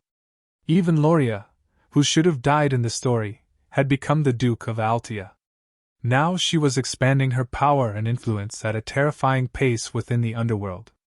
Alan let out a tired sigh and told Yuan they should stop investigating the assassin. He already had too many responsibilities. Yuan looked surprised. Are you sure, Master? Alan explained that the situation was clear. Sometimes ignorance is bliss. In a place like this, almost nothing escaped the Information Guild's network. Even he felt uneasy. If he tried to uncover things he wasn't meant to touch, the consequences could be far worse. If an unexpected complication led directly to death, then the investigation was meaningless. In the end, organizations like that wouldn't harm him as long as he didn't interfere in their affairs. There was no reason for any secret group to target him unless he approached them first. That's why he believed there was no point in continuing the investigation into Leo's death. Yuan nodded and said he would inform the guild to stop. Then he suddenly remembered. There's more news. Apparently, Deus has been appointed as a knight in Caliban. Alan looked up in surprise. Really? Good for him. 3 months later, Yuan entered again, carrying snacks. Count, there's something else. Apparently, Deus has created an entire knight order. Alan straightened. A knight order? Then he must be at least an expert level or higher. Could he already be at the level of a sword master? As per Alan, first level is sword user, then next level sword expert, and then sword master. Alan grew quiet, noting it hadn't been long since she was first appointed. People across the continent were talking about it, saying that the world would see a 5th Master Knight within 10 years. Alan raised an eyebrow. By Master Knight, you mean the one they call the Sword of Caliban? Yuan responded yes. He's incredibly talented. Caliban must be in an uproar. He keeps gaining recognition and followers. 6 months later, almost a full year since the 5 deadly sins left the orphanage, Alan had grown more used to his responsibilities as Count. Yuan rushed in again with news. Count, something very recent just came in. Alan asked what it was. Deus has officially become the Sword of Caliban. Alan froze. That meant only one thing. he had become the 5th Master Knight. He calmly said that only a sword master could become a Master Knight. The Sword Master of Psychedelia is a superhuman who has surpassed the Aura Blade and unlocked a unique ability called Derivation. He looked at Yuan and asked if he was truly saying Deus had become a Sword Master now. Yuan quickly clarified that he was about to become one. He hadn't created his derivation yet, but the nation had granted him the title of Master Knight regardless. Not only had he defeated the 4th sword in a duel, but Caliban had also lost one of their Master Knights to the northern barbarians. Alan thought for a moment and acknowledged that they had been at war for more than a decade. Yuan continued, explaining that realizing mana and moving it around takes about 15 years, while creating derivation usually takes a few decades. The first sword, Reinhardt, had become the youngest Master Knight at 32. He had wielded a sword since age 5 and was unmatched, yet even he took over 20 years to reach that level. And now a child who once knew nothing about swords, Deus, was becoming a Master Knight. Alan's eyes widened. So if he's only waiting for his derivation, does that mean he has already surpassed Reinhardt as a sword master status soon? A small smile appeared on his face. Maybe I can benefit from him sooner than I thought, or maybe not. Alan looked at the letter with surprise and murmured that maybe there was nothing more he could do. Alan held the letter again and explained that he had only ever received letters from Yusha. Even after she left for the Holy Kingdom, she continued sending them regularly. Each letter contained news about the 5 deadly sins she had grown up with. It seemed they stayed in close contact. He sighed, saying that even though none of them had ever seen his face, they could have at least thanked him for the gifts. Alan was feeling sad. He paused, then slapped his cheek slightly and corrected himself. He was already grateful they hadn't destroyed the kingdom after awakening as the 5 deadly sins. As long as they were living well, he was genuinely happy. The scene shifted to Caliban, the central area of Kirtham, the residence of a high-ranking noble. There stood the grand mansion of the illustrious solar eclipse knights reside.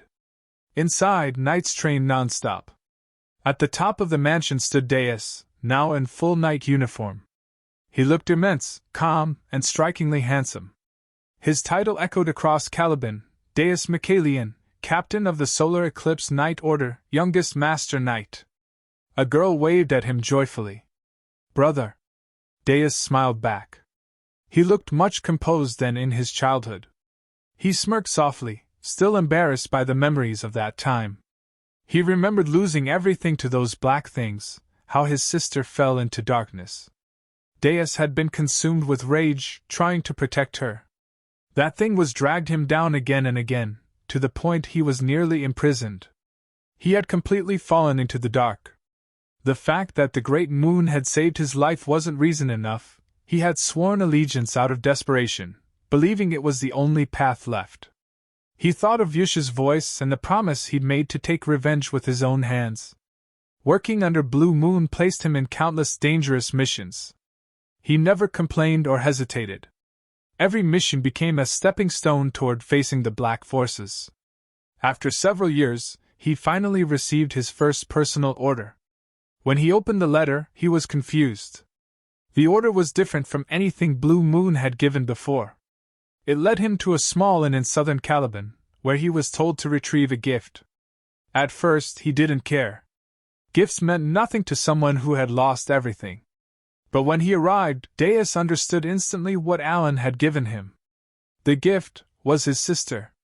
Alive, safe, and waiting for him. His eyes trembled as he read the final line of the letter. "The gift from the great moon is your family." Deus broke down. Tears streamed uncontrollably as he ran forward and hugged her with shaking arms. His sister looked at him in disbelief, unable to process what she was seeing. She was more precious than his own life. His little sister, whom he believed to be dead, was still alive, overwhelmed by pain and relief. He looked at her and asked what had happened after he lost her. Silly cried as she held her brother's arm, offering a small, comforting smile. A little later, they sat together with cups of tea. Once she had calmed down, she began to explain. After those things dragged her away, she had been trapped in darkness for a long time. The memories returned clearly as she spoke. She described being locked inside a pitch-black cage, waiting for the moment she would be taken out to be killed. When her turn finally came, someone terrifyingly strong appeared, grabbed her hand, and pulled her toward the light, letting her escape. Years later, when she was about to be sold to a slave merchant, another powerful figure protected her again. A single strike cut down the attackers, saving her a second time. That person was Alan's knight, Evan, who rescued Silly, Deus's sister. Returning to the present, Silly explained that after those events, Silly had received a precious medicine from a sponsor. She repeated his words confidently while holding Alan's letter. In the letter, he said, "I will keep sending the medicine and support. You're safe under the name of Palacio. Don't worry about your sibling either, from Alan Palacio." She added that I'm very grateful for what he has done for me. By then, Deus understood that the Great Moon had been protecting her under his own name. He couldn't understand how the Great Moon even knew about their situation. He knew for sure he had never spoken about his family to anyone. Only Yusha had noticed the black lamp that got him. Growing serious, he gripped his shoulders and wondered how the Great Moon knew everything. Everyone recognized the Great Moon as a prodigy behind countless stories, someone who seemed aware of every hidden truth. At the same time, memories flickered in Deus's mind. Moments connected to Yusha, confusion and disbelief pulling at him until everything snapped together. It all aligned at once. He struggled to understand the anxiety Yusha showed whenever she mentioned the Great Moon, the nervous tone in her voice, and her repeated reminder that a sword could never act on its own without its master. Darkness washed over his thoughts as he realized the foolish one had been himself. Yet a small hope remained. He remembered the words he once heard, "Good things will happen," and that the Great Moon already knew everything and had been leaving hints for the child forced to survive alone. His body trembled, his voice shaking as the truth hit him. Silly pulled him out of his spiraling thoughts and asked, "Brother, are you okay?" Inside, Deus understood that his own sword had dared to act alone, yet the Great Moon had still chosen mercy. Deus imagined how the Great Moon had been guiding Deus's life like a carefully arranged strategy, almost as if controlling every step. Deus whispered that he had spent years consumed by hatred and revenge against the Black Sheep. He looked at his sister. Her cheerful expression now carried the brightness of someone who had survived long, terrifying darkness. She had lived, saved by the Great Moon, and their family had been protected. To Deus, that survival felt like a gift beyond measure. His thoughts twisted again as Yusha's words echoed in his mind. She had always said he would one day understand why she followed that man, the Great Moon. Deus realized she had never been a fanatic or blindly loyal. Deus remembered the letter, had Caliban, and became a knight. Now he finally understood why. Determination tightened his expression. He declared to himself that to repay him, through his mission, is to become the pinnacle of Caliban, become a master knight, and create his own knight order filled with the best swordsmen. Sometime late, a tall knight approached Deus and informed him that the time had come. Deus walked forward and looked down at the assembled knight order. He announced that this expedition would become the first stepping stone for the solar eclipse. Hardship meant nothing to him. Gripping his mesmerizing yet terrifying sword, he declared that he awaited the day he could offer his gratitude to the Great Moon, and repay him properly. His eyes glowed with dark determination. His loyalty toward the prodigy of their age remained unshaken. He vowed to prove himself under the moon. The solar eclipse knights then departed to battle against the barbarians. Alan sat outside quietly, thinking that the place felt peaceful, maybe because all his kids are grown up now. Meanwhile, cause of the wind, pages were flying away. Alan tried to hold them while saying they're all flying away. Guys, can we take this as a hint at something else? Then he started focusing on his research again. He did get why he was writing in cursive in between. After returning from the labyrinth, he shifted his attention to the strange phrases he had encountered. Alan let out a chuckle, satisfied that his reports were finally complete. Leaning back, he reviewed the concepts he had been analyzing: refraction, reinforcement of imperfection in magic, and the behavior of refraction within spells. He noted that refraction strengthens the imperfections inside a completed spell, letting its range expand. Repulsion distorted the structure and affected the transition of a fired projectile. The phenomenon amazed him. According to his observations, blue light reinforces parallel magic, such as electrical magic. We can see the spell he used in the dungeon. He theorized that the line of diffraction grants penetration, creating a critical effect on impact. When he struck the golems in the dungeon, the massive creature was obliterated instantly. Despite its size. He even noted down important phrase rules, which needed to activate his spells. If broken, then the spell fails. No repeating the same spell, no mismatched phrase, and only up to 4 allowed. But with his current mana, he could only use 1 magic per day. It had taken a long time to understand even this much. He grew serious as he remembered the world's limitations. The hand signs and phrases of Babylonia had been long forgotten. No record existed in written history, so he had to research everything alone and rebuild the missing pieces from scratch. Even so, he oddly enjoyed the challenge.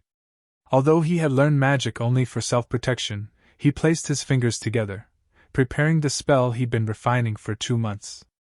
A crackling purple light formed in front of him. Alan described the result aloud, noting that removing the focal point of the mana sphere and cause an imbalance to spark lightning. A small sphere of purple lightning appeared. Alan called it weak and worthless magic, his fixation. But the moment he finished the chant, a wave of thunder rippled out. Completing the structure, he chanted again, compression. The condensed magic cannon tightened as the phrases broke down and reshaped themselves. At the final instant, he finished the last hand sign, triggering the built-in purpose of the spell. A violent thunder cannon erupted upward, blasting into the sky. Massive energy flooded the area, shaking the ground as bright blue lightning washed across the field. Alan finally understood that the order also mattered. When he had tried using breakdown first, the spell failed instantly. But now, a voice echoed behind him. Impossible! Alan turned sharply. Shock stiffened his expression when he saw the figure standing there. Kalia, the red-haired woman, villain of her kingdom, stood with her butler. Her eyes were fixed on the lightning. The butler's eyes widened. An origin magic, Butler murmured. Using origin magic means he stands at the caliber of a 7th circle mage. Alan stiffened again, stunned by the term origin magic. Let's see the circles in order. It goes from 1 to 8. 8 is the top level a mage can reach. Alan was shocked that he could create origin magic. We got a tip from a professor in Caliban, the nation of knights, that one can create their order once they've been recognized by the king. After some time in Count Palacio's mansion reception room, we can see Kalia and her butler waiting for our MC. Kalia had 2 clear reasons to visit our MC. First, to confirm our MC's intentions, as she knows he can inflict major damage on Zenonia County, and the second reason was to detect the level of the organization that protects him, which allowed him to gain control over Palacio. But instead of that, she learned our MC's over-the-top magic. She never thought that she would see this arrogant mage quiver in fear. His name is Viankel, 5th circle mage banished from the magic tower for his inhuman experiments. He can annihilate an entire division of soldiers with ease. Kalia had sponsored him for years, yet he had always been arrogant toward her. But today, he was different. She could feel his fear. She had never seen him this shaken before. Kalia's thoughts trembled. Was that really origin magic? What did we just witness? Our MC stepped into the room with a gaze so cold it made the air itself tighten. He didn't raise his voice. He didn't need to. What brings you to the county? He asked. Kalia apologized for the sudden visit. I simply wanted to. Alan cut her off with a single, chilling glance. I won't fault you, daughter of Zenonia. His tone was calm, yet the pressure behind it made them all freeze. But let me make one thing clear. He took one step forward, and even the light seemed to avoid him. What I used just now was not origin magic. His eyes sharpened. If you feel the need to categorize my abilities, I'm only at the 2nd circle. The room went dead silent. His presence alone said the rest.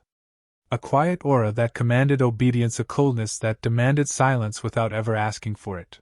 He explained, again, that what they saw was not origin magic.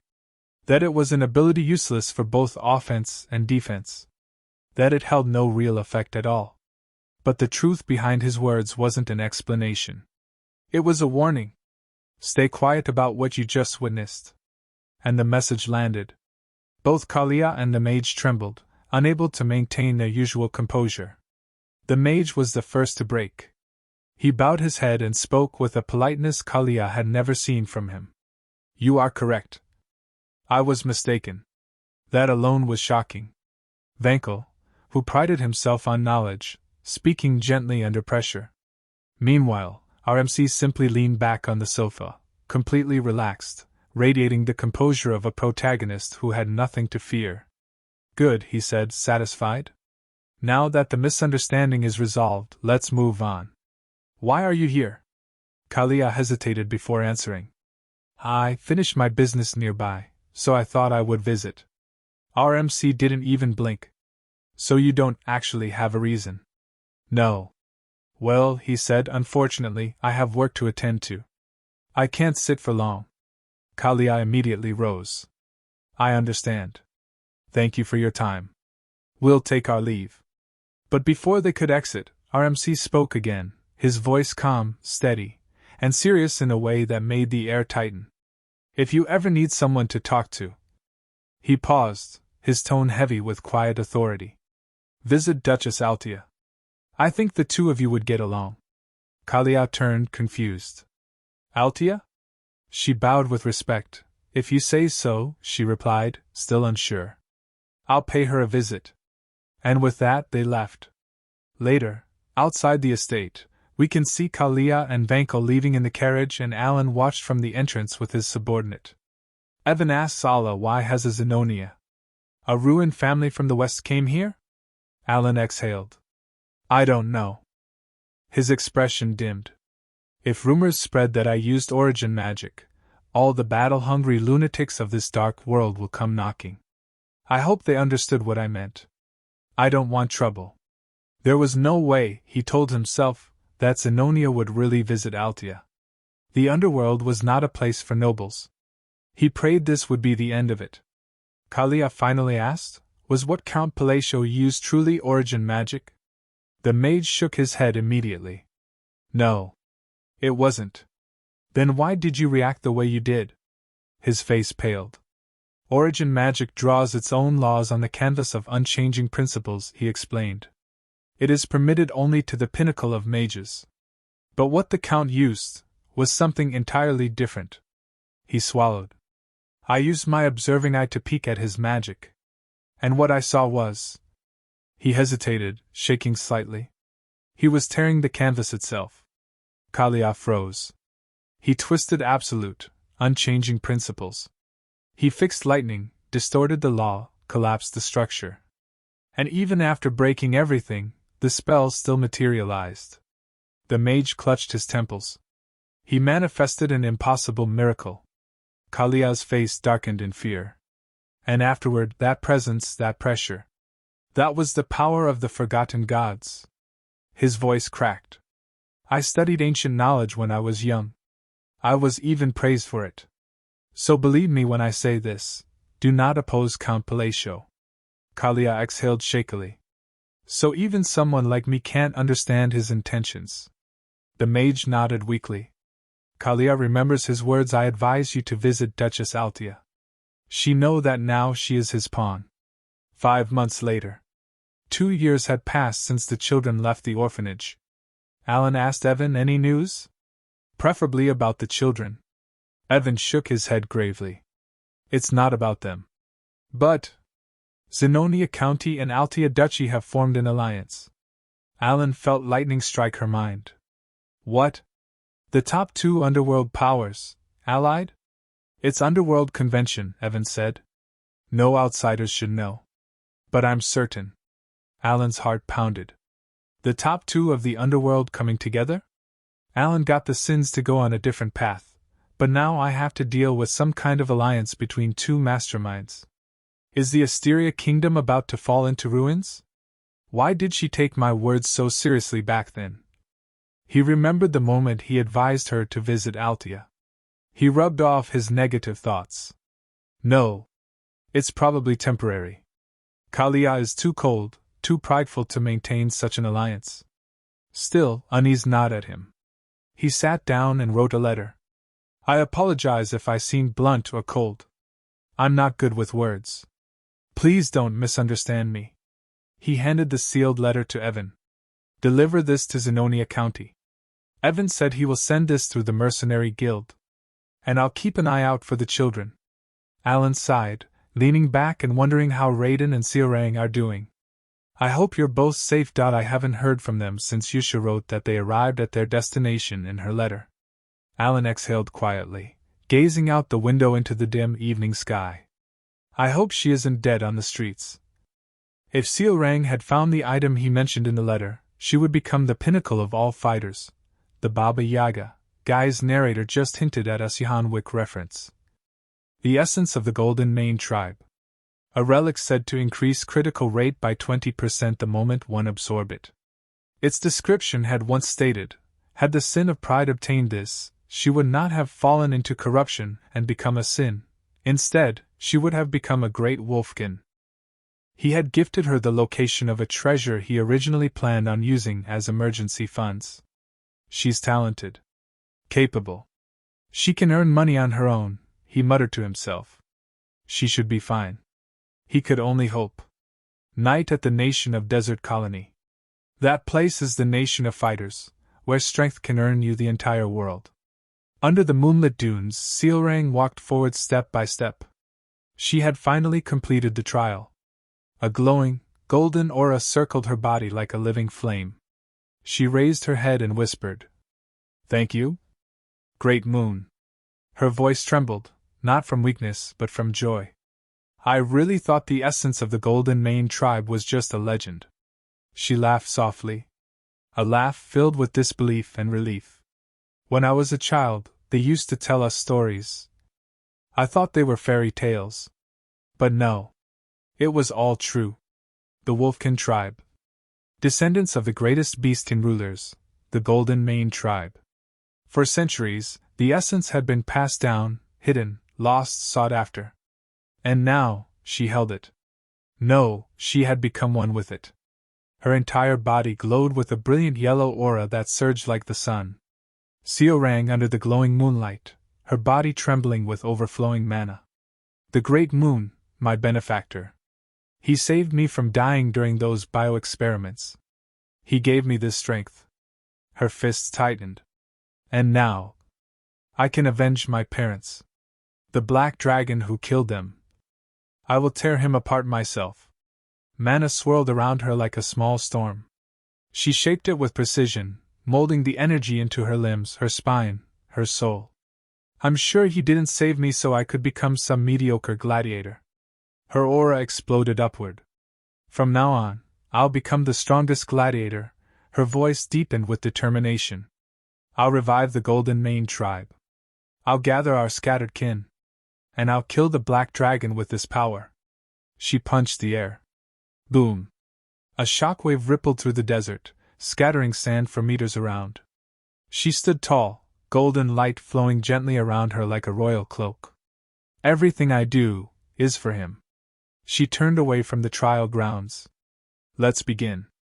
Her final words echoed beneath the moonlit sky.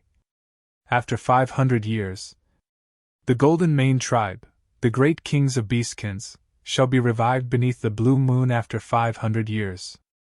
The scene shifts to Alan. Evan remembers something.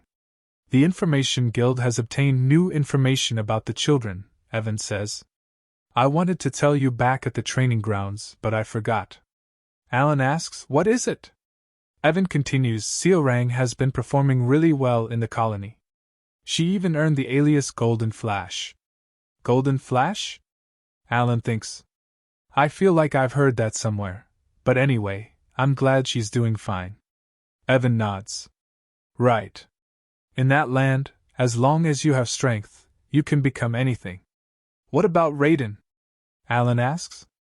I haven't heard from him since he said he was learning to work in Raxus.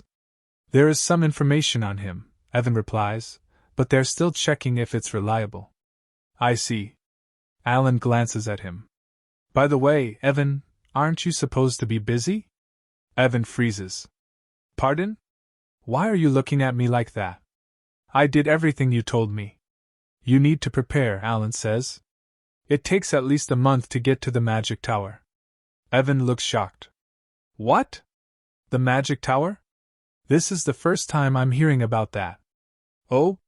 Did I not mention it before? Alan replies casually. Evan sighs. Well, I'm used to it by now, but still, a month. It should only take a week to reach the green magic tower. We're going to the blue magic tower. Oh, I see. That's near Labyrinth City, so it's far. Evan stands up. I'll start preparing right away. Alan falls back onto his sofa. A whole month in a carriage, just thinking about it exhausts me. But what else can I do? The item that could support his tiny mana hole was there. Labyrinth City, huh, that brings back memories. Back in the game, he spent countless hours grinding there. Labyrinth was located at the center of the city, the signature leveling map in Psychedelia. Players could get high quality items by going deeper down the tower-like structure. But even though countless players entered Labyrinth, not one ever reached the end. I used a cheat to get to the 150th floor, Alan thinks.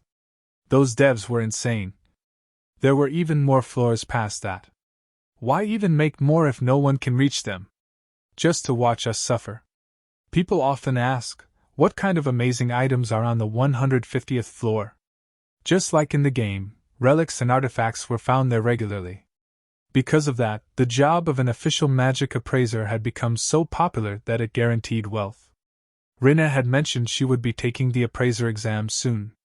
With her talent, passing shouldn't be hard. Alan thinks, but maybe I gave Rinna too small a gift compared to the others.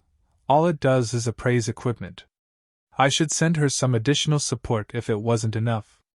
Now we return to Labyrinth City, Larthania. Ruled by no one, it is a city of explorers and mercenaries. Past countless shops in the southern area sits a secret appraisal shop called Merd, famous for its unique services and mostly visited by nobles and A-rank explorers. The appraisal is over, my lord, a girl says. A wealthy noble looks at the item. Among them is the Lord of Larthania himself. This device ignites flame with mana, she explains. Thanks as always, the Lord says. It's a relic that can be imprinted. What's the imprinted ability? Just a bit of mana will keep the flame going for at least an hour. Its efficiency has increased a lot. Very good, the Lord replies as he leaves. Thank you, as always. You're welcome, Rinna says. Rinna picks up another relic, examining it. She realizes this one can also be imprinted. The reason this hidden shop is so famous is that the ability to imprint is a gift from the Great Moon. An eye floats in the air wrapped in blue mana. When he first told me to become an appraiser, I didn't understand why, she thinks. His true identity is a friend of Palin from the era of the forgotten outer gods. She looks at the letter Alan gave her, head to Labyrinth City, Larthania, and become a magic appraiser. I couldn't connect this order to the goal. What does being an appraiser have to do with killing the black thing? But the moment she saw his gift, she understood. The eye of the stalker rapidly identifies items below a certain mana threshold, helping with appraisal. Now, it works differently from what she knows. The substance inside doesn't even exist in the library. After the seals were broken, the imprint ability awakened.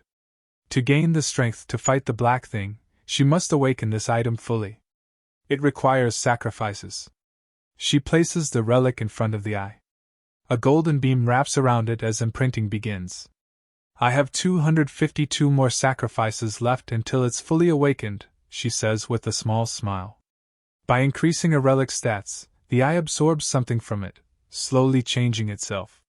It only reacts to specific high-tier relics, and if the wrong item is sacrificed, the accumulated stack disappears.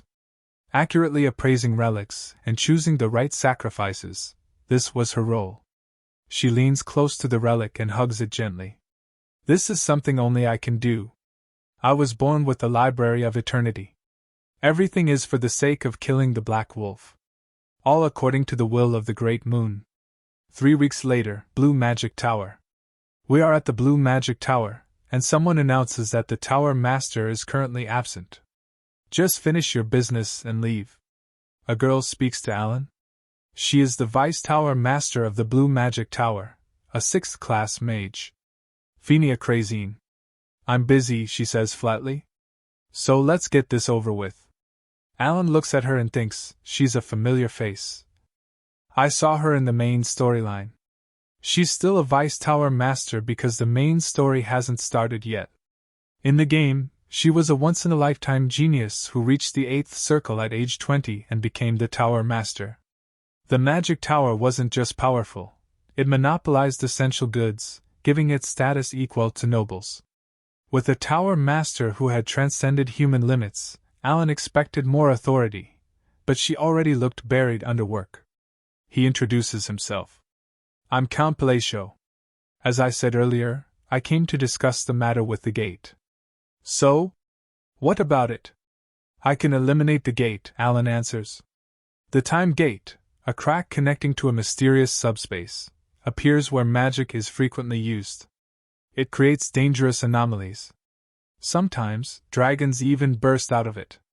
Phinia looks him up and down with a tired expression. With that low talent of yours? What are you even planning to do? Whatever. Just leave. Alan is stunned. This is not how it was supposed to go. I need an answer, he insists. You're going to eliminate the time gate and claim the treasure, right? Yes, of course you will, she says with growing irritation. Do you have any idea how many people come here with the same nonsense every day? Talk. I'm telling the truth, Alan says. Guide me to the time gate, and I'll show you. Why won't she trust me? He thinks. But Phinia glares at him. I get it. You need something big to flip public opinion, since people are starting to say you only became Count by luck, because all your siblings died. Blue mana flares around her, filling the area and pressing down on both Alan and Evan. But that doesn't mean you can come here and cause trouble, she adds. Alan thinks, so that rumor is spreading. Well, I did live that kind of life. Still, she's surprisingly informed. Her eyes glow blue as she floats slightly in the air. Alan and Evan both think the same thing, she's terrifying. That's only her mana, Evan mutters. If we mess with her, we'll be folded in half. But Alan steps forward anyway. He's desperate. If I fail to eliminate the time gate, he says, I will surrender my entire property to the magic tower. Phinia stares at him. Still babbling nonsense. Alan shifts into main protagonist mode. If you want, I'll even make an oath. It's not a bad offer for just a little of your time, right? Phinia thinks for a moment, then finally gestures for them to follow. Fine. Come with me. She leads them to the sealed chamber. As promised, if you fail, all your wealth is mine, she says. That won't happen, Alan replies. Phinia watches him. Perfect timing, she thinks. I wanted to know if he's some mastermind of a joke, or just a lucky incompetent. After listening to him, he's definitely closer to the latter. His mana hole is small, his sensing ability is barely above average. His talent is stuck at the very edge of the 2nd circle. What is he going to do with that? What she doesn't say aloud is the truth. The gate doesn't actually need to be closed. In 3 months, it will disappear on its own after releasing the relic inside. No mage capable of closing a time gate exists. That's why the gate in the Blue Magic Tower has remained for 2 whole years. Alan and Phinia now stand before the glowing cracks, blue light spilling over the floor. He begins forming a sign with his hand. If you can't do anything, you can just leave, she says, and then freezes, shocked. Are you using your hand as a medium? Without a staff? Even ancient magic texts classify that as primal. It's basically a fairy tale technique. Stop imitating and leave. But the moment she speaks, everything around them stops. Time stops. Phinia realizes she can't move. Nothing is moving. Then she sees it. A massive red eye opens in front of them, suspended in the frozen air. A red aura spills out, thick and suffocating. The eye opens fully, glaring furiously at both her and Alan. Everything stopped. Time is frozen. She can't move. No, nothing is moving at all. The eye of observation activates on its own.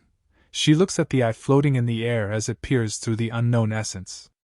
The eye of observation sees through the essence of the unknown. She thinks, ah. It's simple. That thing, but suddenly no. Absolutely not, stop thinking. Cut it out, don't realize it, don't feel it, don't think about it. Doom is already predetermined, like a chalice filled with poison, doom is already predetermined. A floating red arm reaches toward her and forms a sign and demands absolute silence.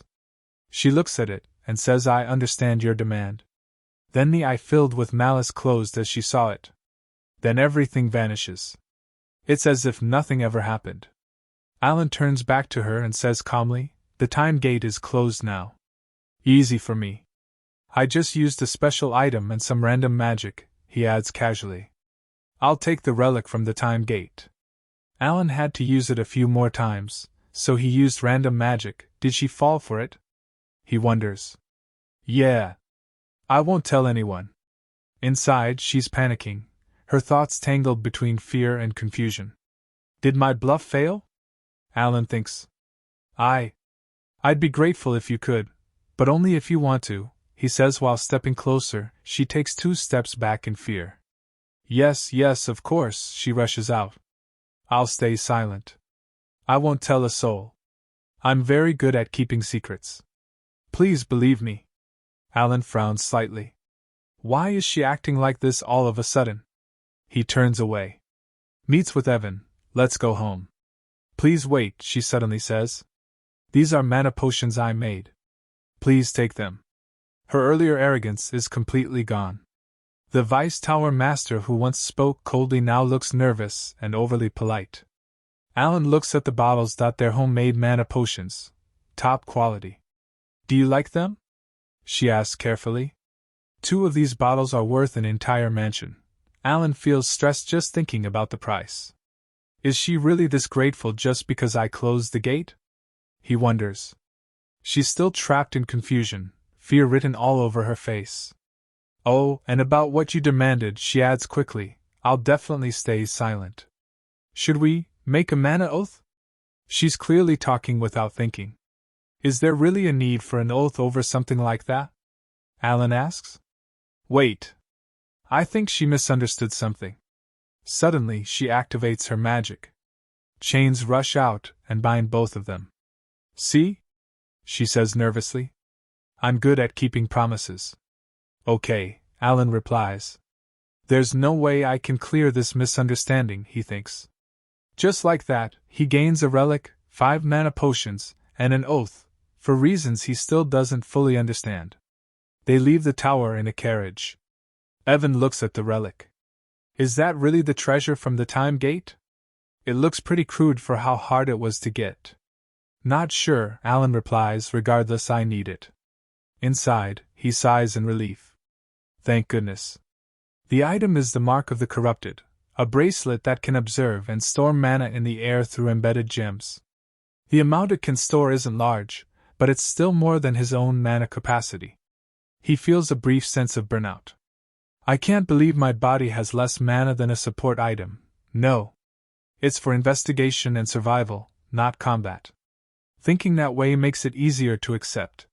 Still, he feels slightly confused about everything that just happened. What exactly did Fenia misunderstand? He wonders. She suddenly became way too polite. As they left, she bowed repeatedly, telling them to have a safe trip. I'll say this clearly, just in case, Alan told her. I'm only a second circle mage. She gave him a thumbs up. I know. You look like one too. Is she mocking me? He thinks. Her reaction reminds him of Kalia. How shocked she and the 5th circle mage were back then. That memory still felt uncomfortable. Well, I probably won't see them again, he decides. So it doesn't matter. The weather's nice, Alan says. Yeah. It's peaceful, Evan replies. The scene shifts to Duchess Altia's estate. It's been a while. I hope your stay here will be comfortable, Lady Zenonia. Of course. You're the same as ever, Altia, Zenonia replies warmly. More than anything, I'm glad to see you again. I feel at ease here. There's no need to measure rank or power between us. Once again, the Count Palacios of foresight astonishes her. She remembered how he advised her to visit Duchess Altia. And so, she followed his order. Once I followed his order, I quickly understood what he meant. As we talked, we realized that we were both under the influence of Palacio. In an alliance formed under Count Palacio's orders, with no questions asked, any power struggle was meaningless. There was already an absolute number one. As a result, Zenonia and Altia became friendly with each other. That's how it happened. Altia asked, Our next meeting is scheduled for next month. Why did you visit today? Zenonia replied, The Count sent me a letter. Using the day I visited as a pretext. What does the letter say? Altia read it. Lady Zenonia, I hope you are having a wonderful day. Regarding your last visit, some nobles have complained to me. Since I don't have many noble friends to begin with, I ask for your understanding. At first glance, it looked like a simple apology letter. This looks ordinary, Zenonia said, but it's definitely an order, Altia replied. Zenonia smiled. Exactly. That's why I brought it here to discuss. He says he doesn't have many noble friends, Zenonia continued. Baron Kenya belongs to the aristocratic faction. Marquis Malatino is a key figure among the royalists. Viscount Villanda is also affiliated with the royalist faction, while Duke Paldion is a key figure of the aristocratic faction. The nobles he had a conversation with at the ball were these people.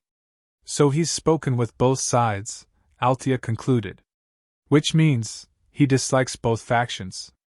Is he telling us to eliminate them all? Zenonia asked seriously. Altia paused. Let's use common sense. I agree, Zenonia said. He wants to push out the existing nobles and build a new regime. They reached this conclusion on their own, something he never directly asked for. In their minds, Alan had become a figure with absolute foresight and overwhelming authority. That's why he made me Duchess, Altia said. To give Altia the prestige it needs. If he's willing to invest so much effort into me, then I believe that's exactly it, Zenonia replied. Shall we discuss the plan? The two of them began planning how to reshape both the aristocratic and royal factions. Meanwhile, back at the Blue Magic Tower. He closed the time gate, Count Palacio, she reported it to the Tower Master. Yes, Tower Master, Phinia replied. Allow me to explain in more detail. As she spoke, the scattered puzzle pieces seemed to move on their own, slowly fitting together. While the discussion continued, Alan suddenly choked on his food. Are you okay? Evan asked. I almost choked on the sweet potato, Alan said. It's good though. I just want to go home. By now Yusha should have received my letter, he thought. The scene shifts to Yusha. She stands before a goddess statue inside the goddess tower, praying quietly. She looks absolutely stunning in her priestly attire. Tip from narrator, we learn that the Eye of Observation is considered a mandatory talent for high circle mages. Most awaken it around the 6th circle, though some are born with it. Phinia was born with it. Others, like certain 5th circle mages, learn to use it through effort. A few minutes earlier, the Tower Master of the Blue Magic Tower, an 8th circle mage, Selim Micardo, returns to the main chamber. He doesn't feel the presence of the time gate anymore. Did something happen? He wonders. You're back, Tower Master, Phinia says. I completed the task you entrusted to me. Her voice is gloomy. That's strange, he thinks. She's not getting angry like usual. What's the matter? He asks. Phinia hesitates. Since becoming Vice Tower Master at such a young age, thanks to her talent and blessing, her arrogance had been sky high. This was already the 77th time she made a rookie cry like this. Still, he never tried to fix her personality. When it came to magic, she was sincere. He believed that once she reached the 7th circle, she would realize how small her achievements were and naturally become modest. That's why this situation felt odd. My trip to the north took longer than expected, he says. Did something happen while I was away? She tells him everything, how Count Palacio closed the time gate. Now he understands. So, the gate really was closed, he says. But you can't explain how because you made an oath, right? There's not much I can say anyway, she replies. That's all. He lets it go. So what broke her arrogance was some incomprehensible magic. Or maybe origin magic, he thinks. She's so shaken that she doesn't even swat his hand away when he places it on her head.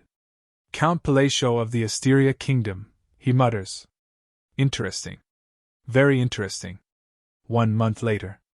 After returning from the Blue Magic Tower, Alan finally starts researching phrases seriously. Now that I have the Mark of the Corrupted, I can use more magic per day, he thinks. He writes everything down. Rules for using phrases. Can only use up to 4 times. Don't use things that doesn't match. Don't repeat the same things. Seems like a certain phrase needs to be properly set up in advance, I think. Similar phrases can overlap. Some phrases need to be prepared in advance, he realizes. At the training ground, Evan watches closely. Your magic keeps getting stronger every time I see it, Count. Is that so? Alan replies. It feels like second circle magic, but it's clearly stronger than before. Alan looks at the crater in the ground. An average gravity spell shouldn't do this, he says. Even at max output, second circle gravity magic can't crush things like that. I thought I was getting stronger. Maybe it's just an illusion, he thinks. But Evan smiles. Your magic really is interesting, Count. Alan considers it carefully. It can't be proficiency. That only improves precision. Phrases are more like trigger words that adjust attributes. He spent months refining gravity phrases, and recently reused similar ones for alteration. Power should only increase gradually. There's no reason for such a sudden jump, he concludes. Maybe I'm just in better condition. Evan hands him a letter. This just arrived. It's from Yusha. Thanks, Alan says. I'll read it later. Are you heading back already? Evan asks. Yeah. I've used all 3 casts for today. As he walks away, Alan thinks, maybe this power boost is a reward for a curse. In Eastern rituals, a caster sacrifices something to curse another, or themselves, losing something but gaining compensation. But there's no one from the East around me. Maybe it's receiving faith? Count of a small kingdom that the underworld ignores. That makes no sense. Well, he sighs, I'll just live with it. Nothing bad will happen, right? Holy Kingdom Rosario, capital, Riano. A pure white city where people worship the goddess of moon and peace, Chironia. At the Eastern Prayer Hall, a knight approaches a sister. Greetings, sister. And to you, Sir Loke, have you been well? She replies. Loke notices she's a nun, lower in rank than a paladin, without the sash of holy grace, but he bows respectfully anyway. We saved 8 children and 25 villagers this time, he says. It was thanks to you. Not at all, Yusha replies. You were the one who executed the good deeds. He continues, and you were the one who taught me, an ignorant one. I'll always be grateful for that. Loke remembers his past. For 20 years I lived in despair, he says. I couldn't feel divine power at all. I almost gave up. Yusha says gently, if you desire something deeply, try placing faith in the moon. The moon? He had asked. You'll understand once you try. Desperate, he followed her words. After praying for several days, he awakened divine power. Yet he feared he had committed heresy by placing faith in the moon instead of God Chironia. But the power was the same. Even holy artifacts shine in his hands. Why did you tell me to believe in the moon? He asks now. Faith is invisible and takes time, she answers. It's easier to believe in what exists. The moon is always there. So, because the goddess herself is the moon, he says. She nods. Loke bows deeply. Thank you, from the bottom of my heart. Back in the present, Yusha smiles. If you wish to express your gratitude, shall we pray together? I could do that forever, Locke replies. You came at the perfect time. Many have already gathered. They enter the hall, filled with worshippers. Now then, Yusha says, taking her place, let us pray to the great moon. A note from the narrator. Mail is often handled through the mercenary guild and delivered to home mailboxes. Evan notices a couple of letters. A banquet invitation? A social gathering? He blinks. Oh, a letter from the mercenary guild. Alan sat in his office, lost in thought as he read a letter from Yusha. There was nothing special about it, mostly everyday life stuff. That meant everyone was living well. It was a good thing. Still, it made him a little sad. No one else sent letters anymore. Only Yusha did. From their perspective, it made sense. He was just a stranger they had never met, probably just some nice man who helped them once. I already achieved my goal, he tells himself. I guided them onto the right path so they wouldn't destroy the world. There's no reason to be sad. Inner peace. Even though Yusha must be busy, she still writes regularly. I raised 5 kids, but only the eldest acknowledges it, he thinks. He feels like crying, but convinces himself he's fine. Count, are you busy? Oh, Evan, you startled me. You're still here? I received some intel about the kids from the Information Guild and wanted to report it right away. Oh? Really? About Raiden, the one you asked about last time. He's a pirate now. Alan goes silent. Can you explain? Alan imagines Raiden in iconic, Monkey D. Luffy attire and asking about his well-being, and proudly presenting himself as a pirate. The ones with the most rumors are Seorang and Deus, Evan continues. Seorang achieved a 32-win streak out of the 100 needed to become Baba Yaga.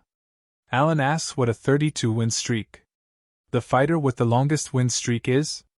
Evan says the longest current streak is 41, held by the Lion King. Alan remembers. The Lion King was an overpowered character who briefly joined the player's party. The colony relied on powerful individuals to maintain its strength, and Seorang was about to surpass them all. As for Deus, Evan says, his order executed one of the 8 barbarian chiefs, Kurga of the Snowfield. The leader of the ones who metamorphose into monsters through rituals, you them right? I know them well, Alan thinks. Back in the game, I had to battle against the barbarians and eliminate their god, Alterus. Good thing, this time I don't have to see them. Because Alterus only appeared when the 5 deadly sins gathered, an absolute nightmare to clear. I guess that means I don't have to worry about Deus anymore, Alan says. With that achievement, Evan adds, he's now considered on the same level as Reinhardt, the first sword. Alan leans back. Maybe I really should have gone to see him. That would have been nice. As for Rinne, Evan continues, she became an appraiser. She's now imprinting black engravings that enhance artifacts. Oh, something like that exists? Alan murmurs. Interesting. She was doing well on her own. Guys, RMC just plans one step. After that, whatever happens is all in his favor. So, Alan says, Raiden really became a pirate? Yes, Evan replies. You know the 7 archipelagos off the coast of Raxus, right? He became the captain of the first archipelago, the largest one. Alan freezes. That's impossible. As a joke, I once laughed at online just became my reality. There was a post about a person who had donated to that kid for years so he could live a proud but average life. And now he's a pirate? You don't see endings like this in games. I didn't send him to Raxus for that, Alan mutters. Raiden's good at tracking enemies. As a rare sea god child, he moves freely in water. I told him to become a treasure hunter, a safe path with a future. Evan tries to reassure him. A great pirate captain is basically a lord of islands. He's an important figure. But Alan can't stop thinking. How did Raiden defeat the previous captain? All captains were superhuman. They never lost naval battles. Did he only salvage top-tier relics from the old era? I also wanted to get a good relic. So I had to spend a lot of hours on the mini-game called Treasure Hunter. So he geared himself to obtain the captain's position. Alan was sad about how the world doesn't always work in his favor, Guys, I think he will pass out when he truly knows what really does happen around. The bitterness lingers. How does it feel to have a pirate son? Alan thinks with a disappointment. Are you okay? Evan asks quickly. Now, the heart of the Principality of Korkia is the gigantic maritime city of Raxus. Beyond the city's coast lie the 7 pirate paradises of pirates. The largest is the first archipelago. The great pirate, Alcride the Red Slayer, was the former captain of this place, who received the Heavenly King's protection through wealth. And here's the person who defeated him now, to become the new captain of the first archipelagos, stands there, Raiden. I don't really know what the Great Moon is, he says quietly. I was never interested. At first, Great Moon was just someone he felt grateful to. Raiden was supposed to die as a vivisection slave, but thanks to him, he met Yusha and awakened his power. It felt like I was just following Yusha's orders while I worked as the Blue Moon, he thinks. So when I received a direct order from the Great Moon, I didn't understand it. What's the point of becoming a treasure hunter? It even stirred a sense of revulsion. I have to start my revenge as soon as possible. The black thing that had slaughtered a clan that had been living peacefully on an island no one even knew about. When he barely escaped with his parents, the damn hunters killed his exhausted parents and sold me as a slave. I didn't think the gift or treasure hunting had anything to do with my revenge, Raiden thinks. But I'll make it look like I'm following the order, for now. He hears noise in the distance and recalls the wanted posters. One person says that only the chosen great pirates can receive the Heavenly King's protection through wealth. The chosen captain of the 7 archipelagos forever, he is none other than the Red Slayer. Raiden finally found the bastard who killed his parents. They finally gained power, huh? The Heavenly Kings are spreading lies on purpose, only through a sacred ritual that uses parts of the sea godkin's body, and one receives the power granted by the sea god Clyat. And every captain of the 7 archipelagos wielded that power. Those damned hunters split my parents' bodies into 7. Guys, next chapter will definitely be the revenge of Raiden. The party was in full swing. Raiden watched from a nearby hill as the celebration continued on the boats below. How did he know? I never talked about myself. It felt as if the Great Moon had arranged everything, creating the perfect chance for revenge to fulfill a promise. But Raiden knew he couldn't act yet. His enemies were superhuman, wielding the power of the sea god. Below, people casually displayed their abilities. If all of this was intended, he thought, then this gift must have a reason too. He held the chain necklace in his hand. The Great Moon must have assigned everything accordingly. Clutching it tightly, he prayed, not for comfort, but to lay the foundation for his future revenge. A few days later, he dove into the sea. The gift from the Great Moon was Spectacles of Amrita. It allowed Raiden to identify and locate relics deep inside the sea. The specific relics he found were able to make up for the lack of force. The relics he found made up for his weaknesses. He emerged from the water wearing bracelets around his ankles. It was foolish of me to be only grateful. The Great Moon had kept his promise. Not only was his target placed right in front of him, but he was also given the power to carry out his revenge. Now I understand what you meant in that letter, Raiden thinks. Your true intention was for me to take revenge, and seize control of the 7 archipelagos. This time, he was certain. He would kill the captain of the first archipelagos.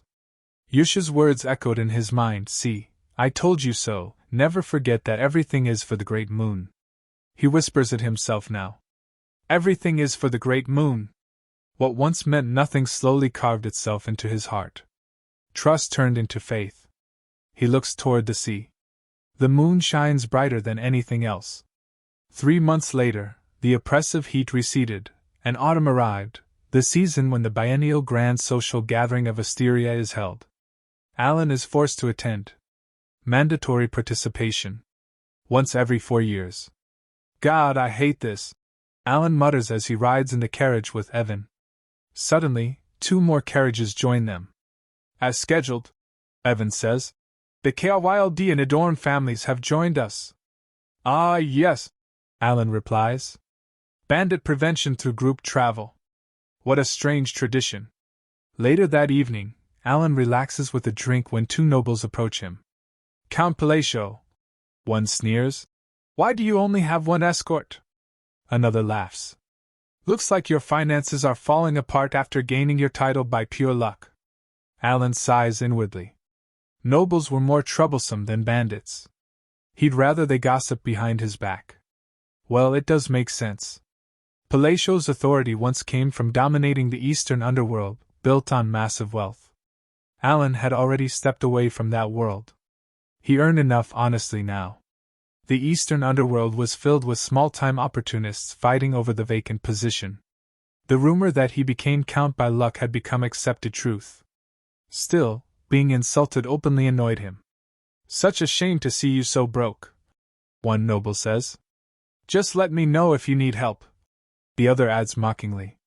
They're crossing the line, Alan thinks. Probably victims of Palacio. Kryld and Adorn were once Valenccio's errand boys. Now they were venting old humiliation. This feels like dealing with internet trolls, Alan thinks. I should archive them as PDFs. Evan arrives with food. Yikes, Evan mutters. They're still at it. Best to ignore them, Alan says. Where were you? Alan asks. In the kitchen, young master, Evan replies, holding roasted corn. They sit down and eat together. Roasted corn is always a blessing, especially on a chilly evening. The nobles keep mocking, but Alan and Evan ignore them completely. Now the nobles sounded like they were rapping. Might be a diss rap, Alan thinks. This would be better with butter, Evan says. Far to the north lies an endless frozen land ruled by barbarians. In this place, only cursed grayish lights exist, as if life itself has abandoned the place. A man was crawling on the ground, his arm torn off. Those Caliban bastards know nothing of honor, he growls. He is Great Klecken, one of the 8 barbarian chiefs. For barbarians, dying in battle is the highest honor. But Clay was tricked by a Caliban knight who promised a fair duel, only to backstab him. He coughs up blood, and the cause of the huge blood loss, he was on the verge of death. What happened to Kurga of the snowfield? He asks himself. Kurga, I met a shameful fate, Klecken says. So shameful I can't even close my eyes at the face of death. An eerie voice echoes. Brother, call my name. The air trembles. Call my great name, the voice demands. The name you worship. Klecken finally says Altoris. Gathering the last remnants of strength left within him, he forced out the word. The great god Altoris, he cries. We dare call upon your honorable name. A figure loomed over him, wearing a menacing smile, and replied, Yes. Then I shall grant your desire. Coming back to our MC, the uncomfortable escort continued as we headed toward the palace, where the social gathering would be held. Even after other families joined, the mockery didn't stop. 2 idiotic nobles lingered nearby, openly mocking Alan. Oh, that's enough to fill you, one noble sneered. I feel so bad for you, I might cry.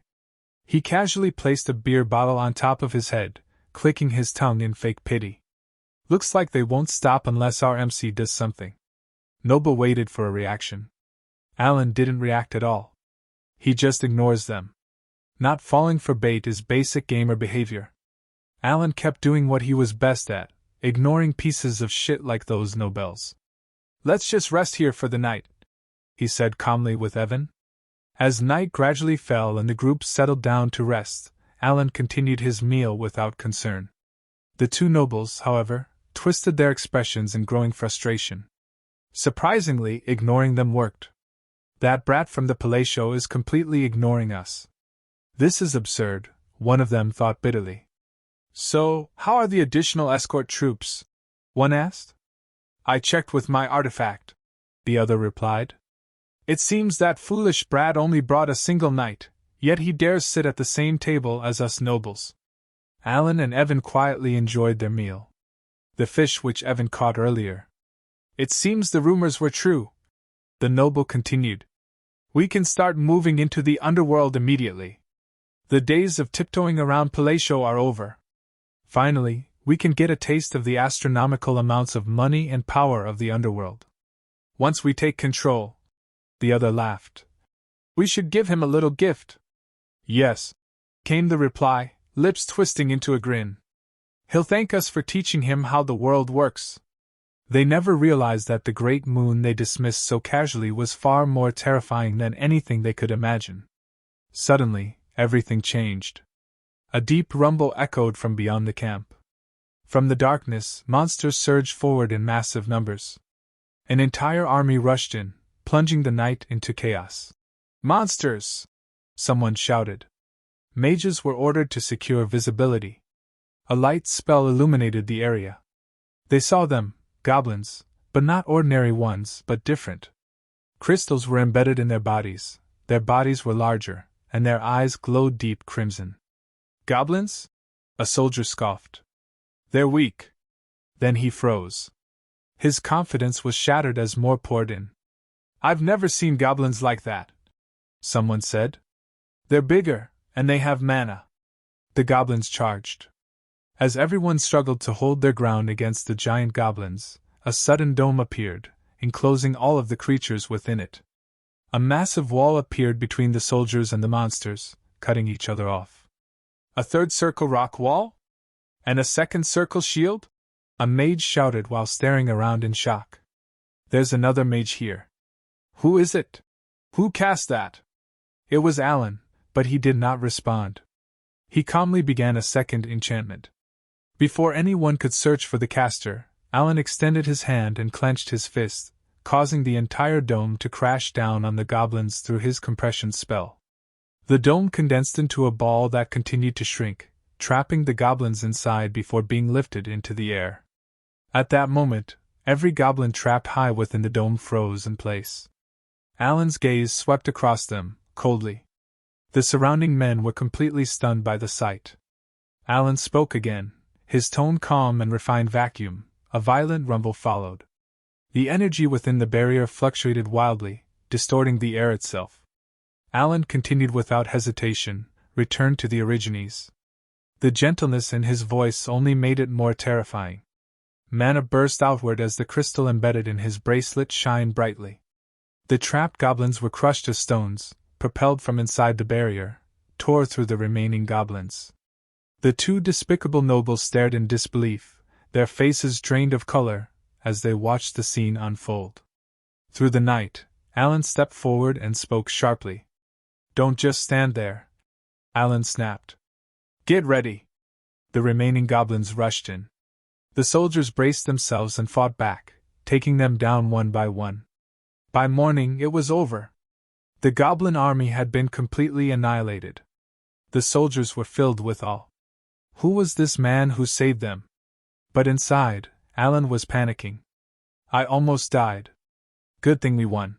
I can only use more magic per day now, but that's only 3 or 4 times a day. From the middle of the battle onwards, I became an ordinary person with my pitiful mana hole empty. Are you hurt, Count? Evan asked. I'm fine, Alan replied.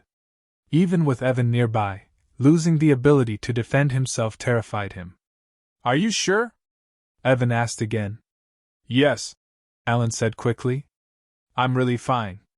Good thing I traveled with the other nobles, he thought. Going alone would have been suicide. But something else worried him.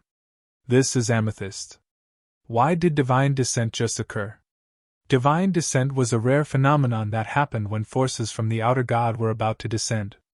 Monsters influenced by it became frenzied, their physical abilities drastically enhanced.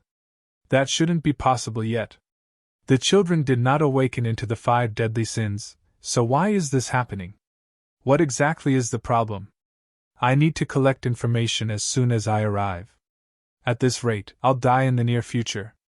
Alan glanced back at the nobles following behind. Seeing his expression, they nearly panicked, pale and shaken, still unable to process what they had witnessed. The next day, Ducal House of Roteger. We finally made it, Alan thought. After all that hardship, he said calmly, the great social gathering has finally begun. He sighed. I just want to go home and sleep. The interior was nothing short of breathtaking.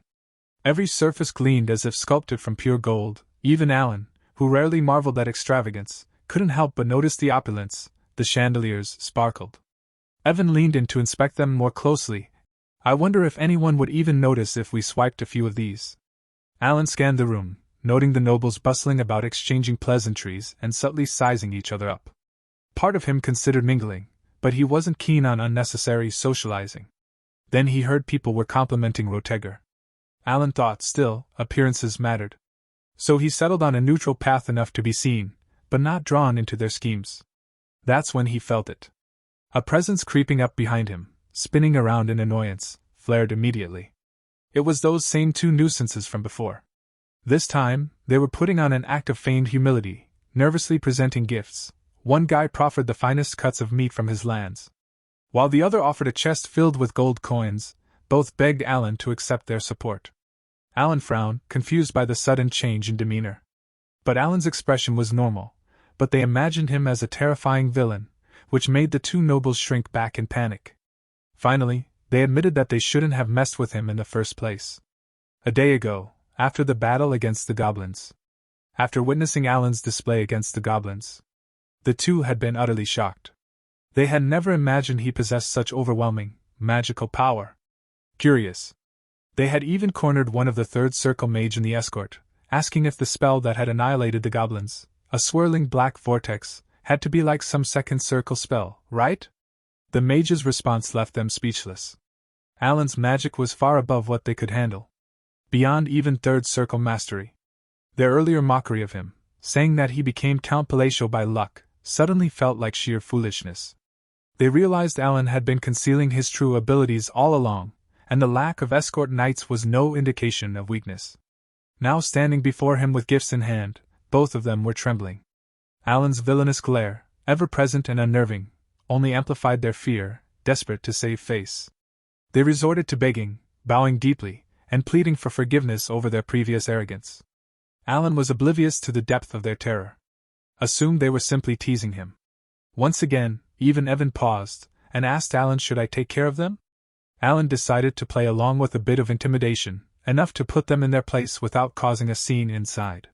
He knew he couldn't actually do anything extreme, but the scare would suffice to scare the two fools caught on the side of his death glare, and they realized with sinking hearts that they were completely out of their depth, with Evan sent off to gather intel from the Information Guild.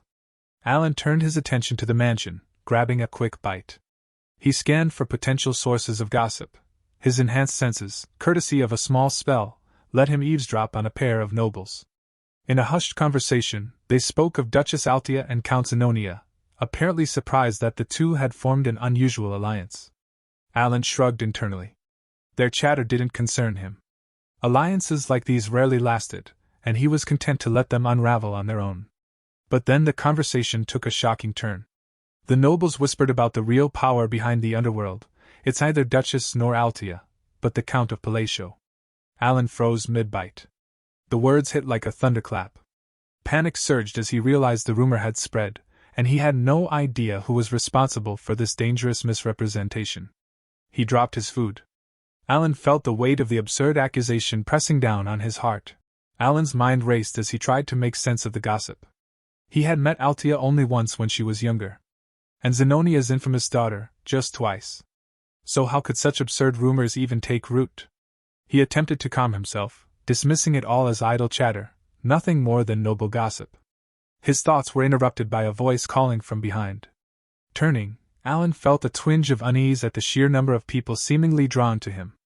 Today, the newcomer introduced himself with confidence. Carmine, the third son of Duke Camelin of the Ashudaland Kingdom.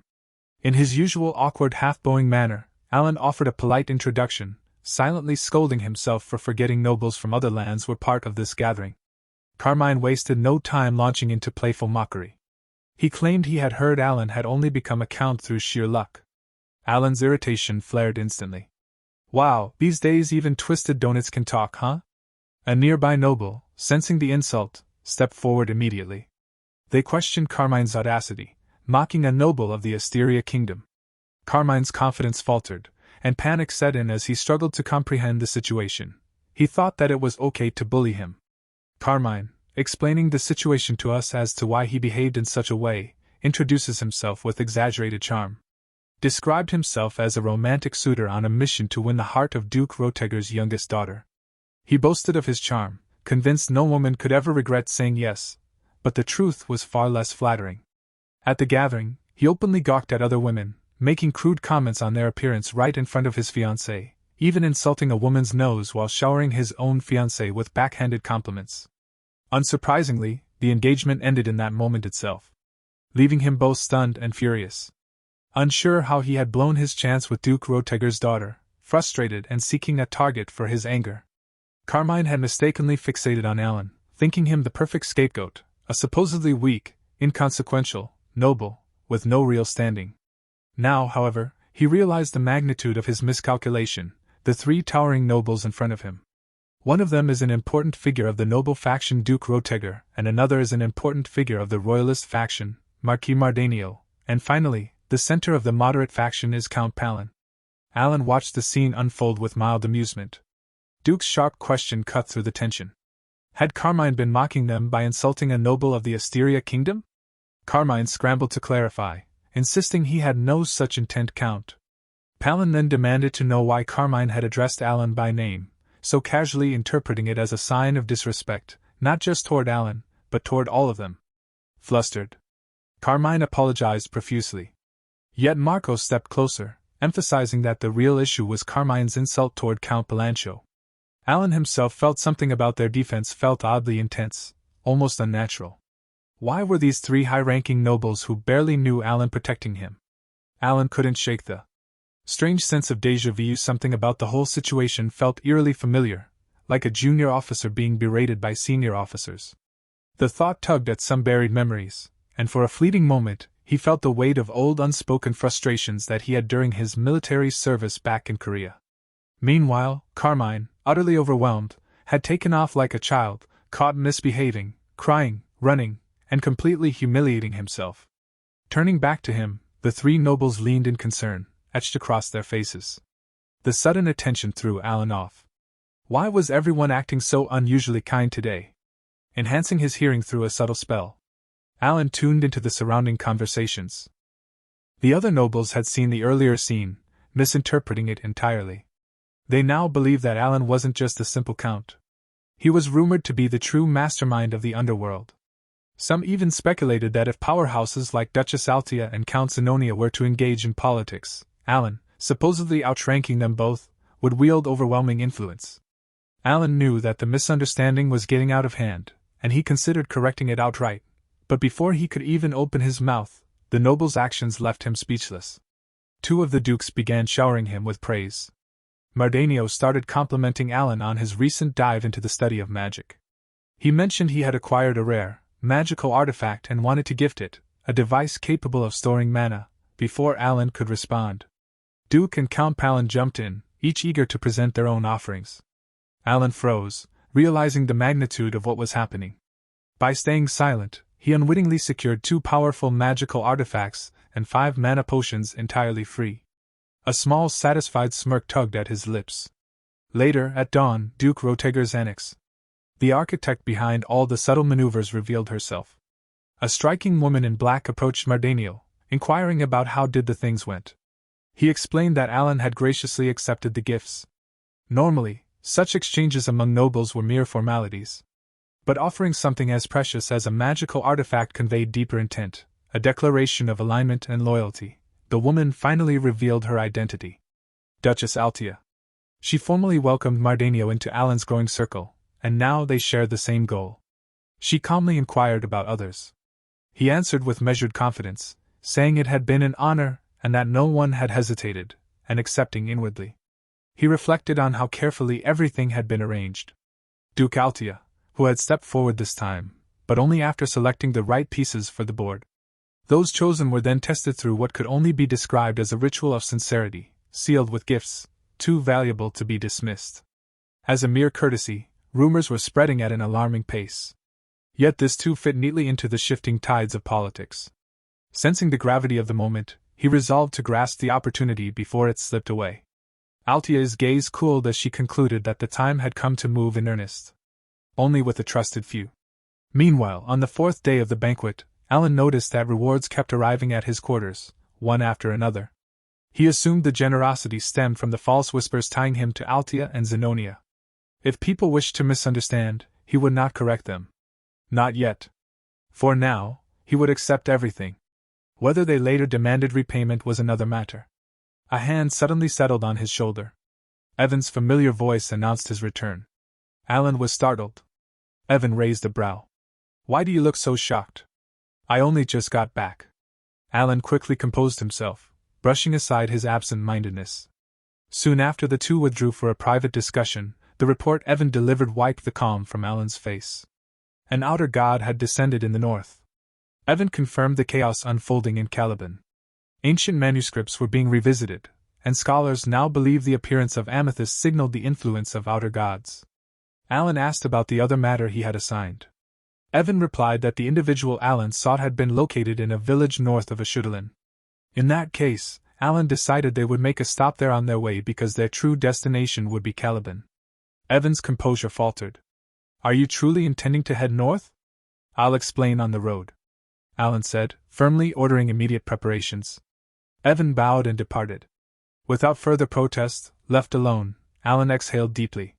He had hoped events would not spiral this quickly. Entities like the five great sins and the outer gods defied prediction. No one could foresee which god would descend. That's why I had tried to gather as much information as possible. Still, he had not expected the event to unfold this soon. Because he has already seen hundreds of cases during his gameplay, he can easily tell where this is going. The allied kingdoms will fall apart, and they will push each other into ruin by having foolish wars on the lands polluted by otherworldly energy. If this all happens, then he would definitely die. But now Alan has a plan. After descending, an outer god required months to stabilize before awakening fully as a living deity. During that vulnerable phase, their power remained incomplete and cannot wield divine power. That narrow window offered the only chance to strike. There were no guarantees, but there was no alternative to steeling himself. Alan briefly wondered what that child might prefer. With the thought lingering, he began drafting a letter. A week later, a vice commander delivered Alan's sealed message to his superior upon reading it and recognizing the authority behind its contents.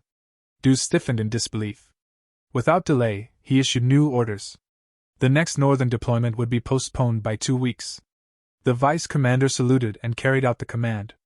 In northern village Pakran Ashudalin Kingdom, Alan did not think that he would find this child so soon.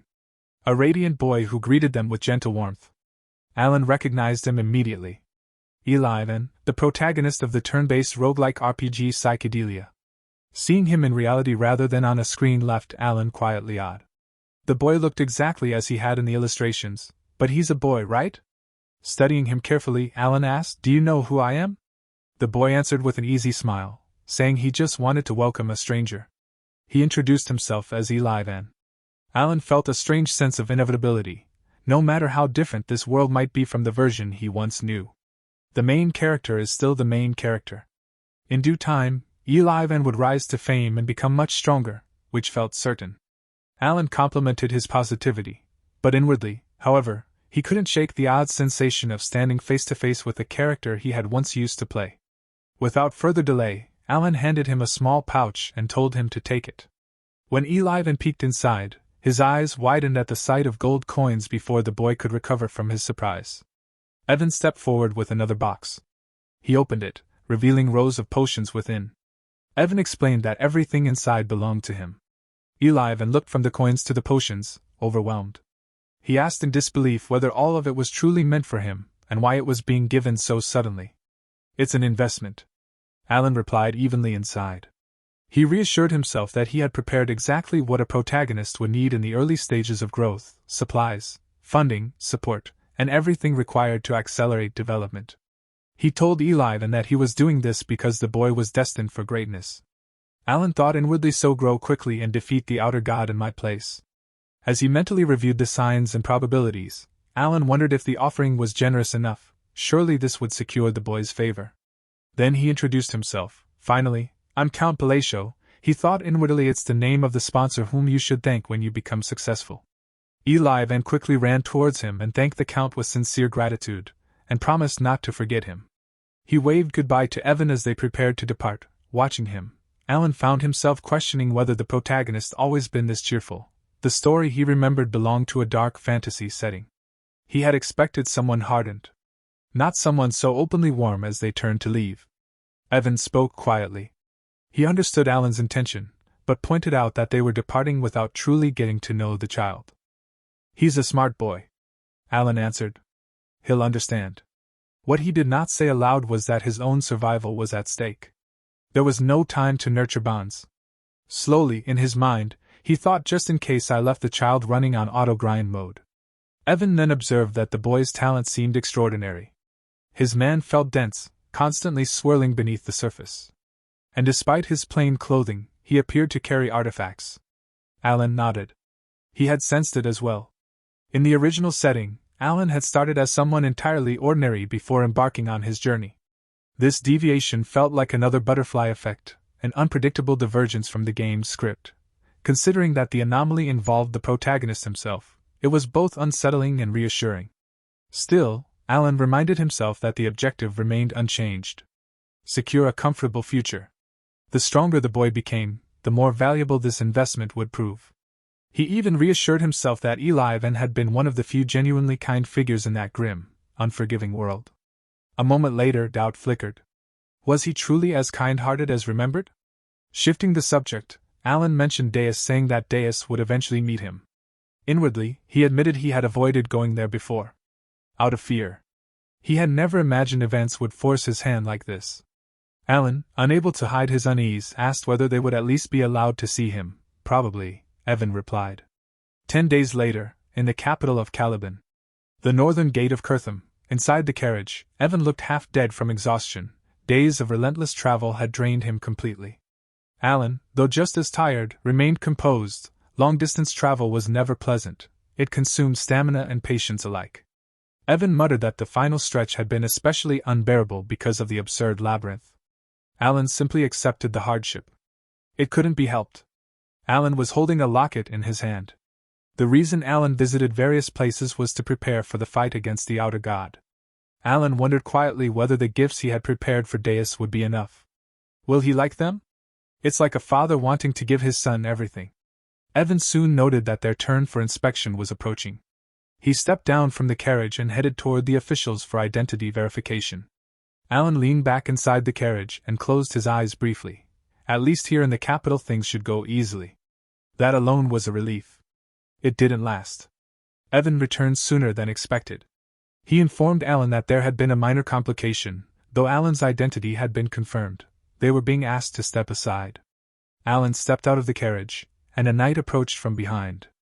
The man wore a crooked, self-assured smile.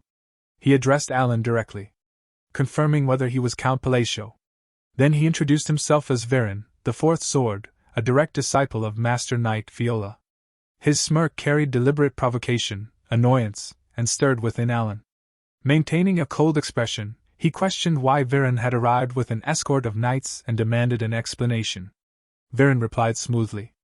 A friend of mine in the kingdom of Ashudalin had contacted him, claiming to be deeply wronged by Alan.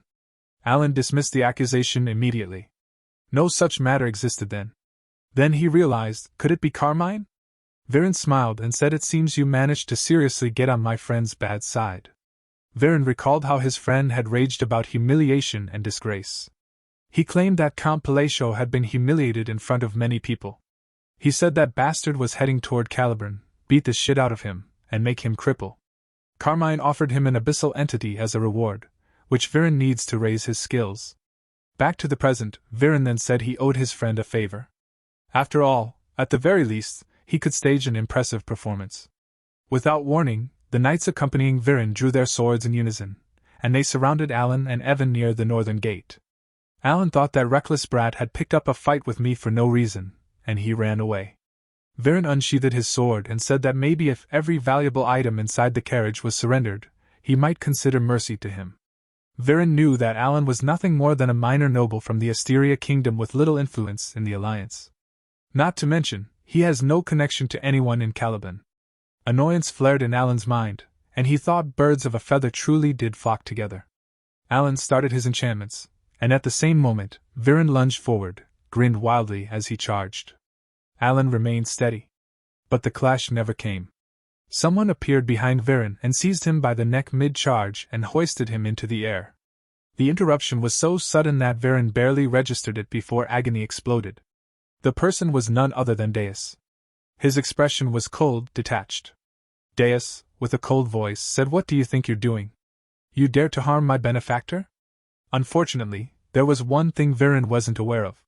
The fact that Count Palladio, while the benefactor of Deus Michaelian after defeating Kurga of Snowfield in a duel, he became a hero and earned the alias Swordless, and the title of Master Knight. Deus released Viren without warning and hurled him to the ground. Before he could recover, Deus kicked him mercilessly again and again, grabbing him by the head. He glanced toward the surrounding knights and issued a warning. If even one of them moved, the consequences would exceed their imagination. Then came another brutal kick to Viren's chest. Blood spilled from his mouth as he was launched backward, crashing hard against a distant tree. Alan watched in stunned silence. So this is Deus. Viren struggled to rise, barely managing to prop himself against the tree. Deus closed the distance in an instant, and drove his knee into Viren's chest. The assault continued without hesitation, fists and kicks landing with ruthless precision. Besides Alan, Evan muttered that the beating had been impressive, but Alan's thoughts drifted elsewhere. Did he just call me his benefactor? I thought he'd be thanking me for his childhood, but he completely forgot about me and won't even greet me now. That's what Alan, though cause never received a single letter, and yet watching him now felt strangely familiar, like he's been rewarded for raising his son.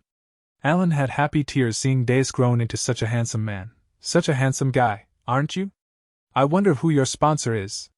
Then a heavy thud resounded as another blow landed. Evan, half teasingly, remarked that Alan's son was beating the man senseless. Alan replied that he heard nothing, but deep down he understood. Deus had stood up for his father because he had been insulted and mistreated in a foreign country. Alan felt very touched and thought, why is my son such a sweetheart? Deus continued the relentless assault until Viren finally lost consciousness. Then another realization surfaced. Deus was actually meant to be one of the 5 great sins. Restraint had never been one of their virtues. At last, Deus turned away from the Viren and approached Alan, stopping before him. He bowed respectfully, with a confident smile, and stated that he would personally escort them. The remaining knights stood frozen. The knights who remained at the northern gate could only stare, stunned by what had just unfolded before them. Far to the north, at the center of the devastation, stood Delman, bearer of Caliban's third sword, and captain of the Crimson Flame Knights. Victory surged through him. He lifted his blade high and proclaimed that one of the 8 chiefs, the great Kulkan, and his clan had been annihilated. It's a victory for the Crimson Flame Knight Order. A roar answered him. The Crimson Flame Knights erupted into cheers. Delman gave the next order: return to the outpost. Prepare for departure. Yes, Captain. The response came. Yet Delman did not share their ease as the men dispersed. His expression tightened inwardly. Having secured achievements of this magnitude, I won't be outdone by him who just became a master knight. His jaw clenched. Even if I used underhanded means that no one knows about. Caliban and the barbarians have long upheld wars that respect each other's honor. But I deceived Kulkan and dealt with him when he came out alone, together with an infiltration force. With that momentum, I successfully annihilated the entire clan. Because that bastard took out Kurga of Snowfield, I needed a clear result for this expedition. Kulkan's corpse disappeared during the battle. The barbarians likely hid it. Even if he was still alive, he should have died by now due to the poison. Anyway, it's all done once I return to Kael'bern and report this achievement. With these thoughts, he reached the forward base, but there was nothing left to confirm. Standing alone against the icy wind was a solitary figure. Delman frowned. The man turned slowly to face him. Recognition struck like a blade to the spine. Rage flooded Delman's veins. Without hesitation, he swung his sword. Flames erupted from the edge. His thoughts faltered. Kulkan should already be dead. Delman narrowed his eyes as he focused on the lone figure ahead.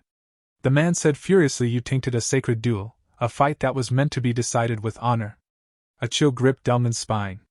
This pressure was heavy. Cold sweat slid down Delman's face. This isn't Kulkan. Panic flickered through him. He swung his sword again. Fire emitted from the blade. The man avoided the attack. Answer me first, he said. Delman did not respond. He attacked again, and flames erupted violently, melting ice. Once more, the man slipped past him without effort. Delman gritted his teeth, believing in duels on a battlefield. How naive. The stranger fixed his gaze on Delman and said, "You are strong for a human. I will offer you one final chance. Face me in a duel." Delman ignored him and shouted at his men to prepare for battle. A faint smirk touched the man's lips. Dark corrupted mana coiled around both his hands. "A mortal without honor does not deserve an honorable death," he said softly. The fallen knights' convulsed cries of agony split the air as the mana invaded their lifeless bodies. Eyes snapped. Opened glowing crimson limbs. "It hurts, kill me, please," some of them begged, voices breaking as their bodies twisted and tormented. The man stepped forward with a single motion of his bare hand. He sliced across Delman's throat. Before Delman could even react, the man struck the ice beneath them. The ground detonated in an explosion. Surviving knights were hurled skyward, and with a single kick, he killed them all. Then the man drove his fist forward. It pierced straight through Delman's chest, and he coughed violently. Blood spilling from his mouth. He collapsed, trembling in agony. Voices echoed, "It hurts, kill me, please." The man's eyes, filled with rage, he murmured, "Creatures born from the dead denied their rightful end around him. Welcome to the bloody Colosseum." The fallen began to rise. The resurrected knights surrounded the remaining crimson flame warriors. "The god of all barbarians, Ulderus, father of duels, personally wishes to bestow an honorable death upon you. Prove that you aren't savages through a duel," he declared. The scene shifted. Dews stood before Alan and lowered his head. "Respectfully, allow me to guide you." The surrounding knights froze in disbelief that Dews is bowing his head. In Caliban, the aspirations of Deus Michaelian the Swordless are as high as the heavens. He received no punishment for beating up the second prince who had harassed his sister. He would never be polite to anyone other than the king. That's why it was so shocking that he'd bow his head to a count from a foreign nation. Soldiers thought that the swordless to bow his head who is Count Palacio. Dews summoned a royal carriage and gestured toward it. "Please get on." Alan felt a faint discomfort at the attention, and Evan quietly assured him he would follow in another carriage. Soon, they arrived at Deus' residence. The mansion loomed like a massive illuminated fortress. Inside the hall, they were walking, but Alan felt the silence was suffocating him. Alan thought, maybe he's uncomfortable with me? Then he sighed, "Let's get straight to the point. That's the best way to show my respect and consideration." Alan called Deus and said, "The reason I'm here today is because I have a request for you." Deus blinked in surprise. "A request, you said?" "Yes," Alan responded. Deus replied at once. He understood the difference. This was not a command, it was a request. Alan said, "Yes, is that strange?" But inside, Alan thought, maybe he thinks I'm shameless? Deus then said, "Please, we can continue the conversation after taking a seat." They took their seats at the table, and silence lingered between them. Alan briefly wondered, shouldn't the host be the one in the highest seat? "I mean, I like it because it feels like he treats me like his father." After a pause, he continued, "I have 2 requests. I know they're not simple." Deus listened attentively. "I must travel north. I would like you to accompany me," Alan said. Without a second wasted, Deus' answer, "Of course." Alan did not expect this fast response. Deus added calmly, "I was just about to set out on an expedition to the north." Then Alan spoke again. "This is the difficult one. Would it be possible for me to borrow the ring of the Mad One from Caliban's treasury?" Outside the estate, a knight stepped forward and saluted. "Vice Captain. I have returned from the escort mission." Vice Captain replied calmly, "Well done." I was not concerned since the captain personally went. He reflected inwardly that Deus himself volunteered to escort him. At the same time, Deus' sister arrived, and if my brother handled the escort himself, the guest must be someone truly distinguished. Vice Captain chuckled lightly. "Indeed, Lady Silly. A while back, Deus held a letter and said to the Vice Captain that informed them that the northern schedule would be delayed by 2 weeks. The Vice Captain asked respectfully, "May I know the reason for it?" With a faint smile, Deus answered that my benefactor would be arriving soon. Back to the present, the Vice Captain thought that he had never seen him make that expression before. He said to Lady Cilia about the arrival of Count Palacio of the Asteria Kingdom. Cilia could not hide her excitement. The scene returned to Alan. He faced Deus and asked steadily, "Would it be possible for me to borrow the ring of the Mad One from the Caliban treasury?" Though his tone remained composed, tension weighed heavily on him. He understood the gravity of the request. It was unreasonable and could place him in debt to the royal family. Yet the ring of the Mad One was vital to his plan. He looked directly at Deus without hesitation. Deus lowered his head slightly and replied, "Yes, of course." At that moment, Evan entered the room. He bowed respectfully to both Deus and Alan. "My apologies for arriving late." Alan thought his timing could not have been better than this. He decided to ease the atmosphere first. Alan signed to Evan, "You brought them, right?" Evan gave a confident nod. "I will bring them now." He returned shortly with several elegant boxes. The gifts shimmered under the light as Alan personally presented them to Deus. Deus looked at the boxes with mild surprise. Alan opened one and explained, "These are gifts I prepared myself. I especially recommend this shoestring tie. It is quite popular. You should try it inside." Alan had chosen the tie after careful consideration. The refined design adorned with delicate stones gave it a distinguished appearance. He hoped Deus would appreciate the effort. Deus accepted it calmly. "Thank you." He did not open the box. Alan hesitated before asking, "Aren't you going to open it?" Deus turned his face slightly. "It would be discourteous to open it. Now. I will do so when I am alone." A flicker of doubt crossed Alan's mind. Perhaps the gift had failed. Was he merely a foreign count offering something insignificant? Or was Deus sincerely trying to show respect? Then Alan remembered how Deus protected him previously. Clearing his throat, Alan spoke again. "If my request causes you any inconvenience, I will compensate for it," Deus said firmly. "I will bring the ring of the Mad One right away." Alan continued speaking and asked, "Didn't you hear what I said about its current location?" Deus replied calmly, "It is in the royal treasury of Caliban." Alan frowned slightly. "Wouldn't retrieving it be difficult?" Deus answered. "Under normal circumstances, it would take about a week." He fell silent afterward, lost in thought. Both Alan and Evan were waiting for a response, but none came. Deus spoke again, thinking about the complication. "Dealing with the king would be the most troublesome part. But I just have to take out about 50 people." The thought surprised Alan. Deus might not look like he does, but he makes good jokes. Suddenly, Deus' expression changed. "Seriously," he said, "should I start right away?" Alan quickly shook his head. "You don't have to go that far." Deus gave a slight nod. "Understood, then I will retrieve it as quickly as possible." Alan felt a surge of gratitude. Deus was clearly willing to fulfill his request by any means. It showed how deeply he cared. Their conversation ended, and both of them prepared to leave the room. At that moment, Silly rushed in excitedly, "Brother!" At the same time, Evan interrupted with equal enthusiasm. "Lady Silly? It has been a long time." The two greeted each other warmly, as siblings reunited after a long separation. Alan watched them with surprise, noticing the genuine happiness on their faces.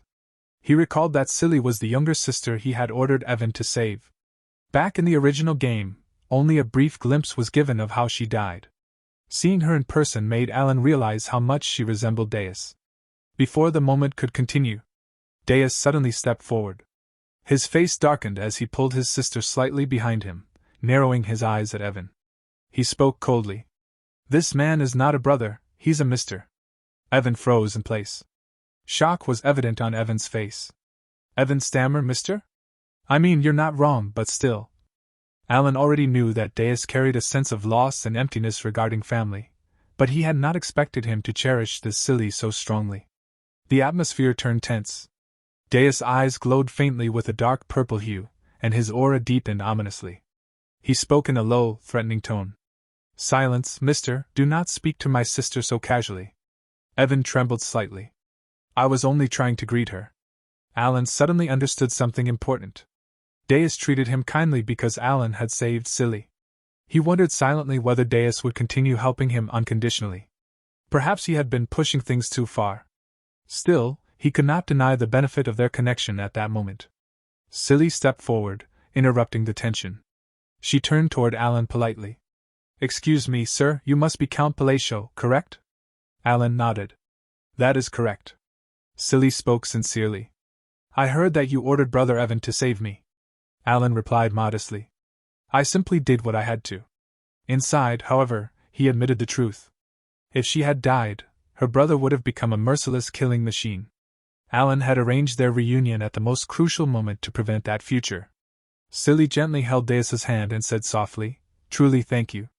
She bowed her head gratefully toward Alan froze for a moment. He had acted with calculated intentions, never expecting to receive sincere gratitude, yet the warmth of her words filled him with unexpected happiness. A gentle sense of satisfaction spread through him, and he smiled faintly. Later, that's how he ended up staying at Deus's mansion for a while. The next day, Deus said, "I have brought it." Alan looked up in disbelief. It had only been a single day, yet Deus had already obtained the treasured ring. When Alan opened the box and saw the ring inside, he was astonished. "How did you manage to bring this within a day before?" Deus could answer. Evan rushed into the room in a hurry. "Count, I have just heard something very strange." Evan looked unsettled, and he said Deus made a fuss at the palace, demanding the ring. Alan stiffened. "What?" "Well," Evan continued, "the second prince, who was nitpicking him, received a few slaps from Deus. After that incident, 3 days were spent making preparations. Soon afterward, Alan departed for the northern expedition with the solar eclipse knights. 2 weeks later, at the forward outpost on Caliban northern border, some terrible news came pouring in. The knights engaged in war across the northern lands were being pushed back. Inside the military camp, chaos erupted. "Retreat," someone shouted. Another slammed his fist against the table. "Are you suggesting we turn our backs on the barbarians? You've seen it yourself as well, Viscount. Soldiers are severely wounded." A different voice snapped back. "The first sword has gone into seclusion, so we have no winning chance against them." Suddenly a sharp clap echoed through the tent. The sound silenced the heated debate. All eyes turned to Deus. Beside him stood Fiola, the fourth sword of Caliban and captain of the Preservation Order. "Speaking calmly, everyone's opinions are valid, and we will decide after cooling our heads." Later, outside the camp, Deus walked with Fiola. "The outer god is sweeping through our bases with undead forces," Fiola explained. "The third sword, Delman, died at the eastern base. The second sword, Kiriana, has been critically wounded at the western base." Deus gazes toward the horizon. "I can already sense it." Fiola nodded. "There's a strange red aura spreading through the land. Visible only to those who have reached that realm and opened their eyes to it, a chilling landscape of mana." Foley frowned. "That aura keeps drawing my attention. Perhaps retreat truly is our best option." Deus narrowed his gaze. "Smoke. What is that?" On the other side of the camp, Alan calmly roasted a sweet potato over a small flame. Deus stared at him in disbelief. "That is a sweet potato. Where did he get those from?" Suddenly, someone shouted, "I can't, you fools." Behind the camp, a young woman shouted sharply while confronting 2 soldiers. "I said the treatment is complete. There is nothing more I can do. I am here to investigate the barbarians' ritual." One soldier tried to reason that saving people comes before investigation, don't you think? "Just once more time." She cut him off coldly. "All you can do now is watch over him." Deus looked up with surprise. "The King's Grace, Knight Order of the Second Sword, and the wise master of the Blue Magic Tower." She turned and spotted Deus. "You brat. Move aside." Her voice carried sharp authority. However, as her gaze shifted further, she suddenly trembled, her eyes locked onto Alan. Her expression stiffened. "Why is he here?" she demanded. Deus tried the shoestring tie, which elevated his charm even more, and he looks astoundingly good. Meanwhile, the Vice Tower Master looked up at Alan in complete disbelief, and her expression stiffened the moment their eyes met. Alan casually waved at her and addressed her as Vice Commander, stating that he had heard she was present and that the rumors appeared to be true. The Vice Tower Master trembled while still holding a meat skewer in her hand, clearly caught off guard by his sudden arrival. She quickly explained that the medicine he had mentioned was currently out of stock and that preparing it would take a while, and since I'm pretty tied up right now. She tried to maintain composure, but her voice wavered despite her attempt to appear calm. Alan responded evenly that he had sincerely hoped she could assist him. Yet he understood that perhaps he was asking for too much. Hearing this, she immediately raised her voice in panic and clarified that she could absolutely prepare it without hesitation. Alan gave a slight nod and mentioned that his finances were tight, so the payment might be delayed. She insisted that 1 gold coin would be more than enough for her service. Although she spoke calmly, her fingers still shook as she forced a nervous laugh. Alan's gaze sharpened as he stated that he could not refuse such generosity. Behind them, 2 subordinates exchanged stunned looks, whispering among themselves in disbelief. Subordinates were speechless that the Vice Tower Master of the Magic Tower was smiling in such a manner. They were even surprised that she got scammed out of hundreds of gold coins, wondering whether she had lost her mind or what.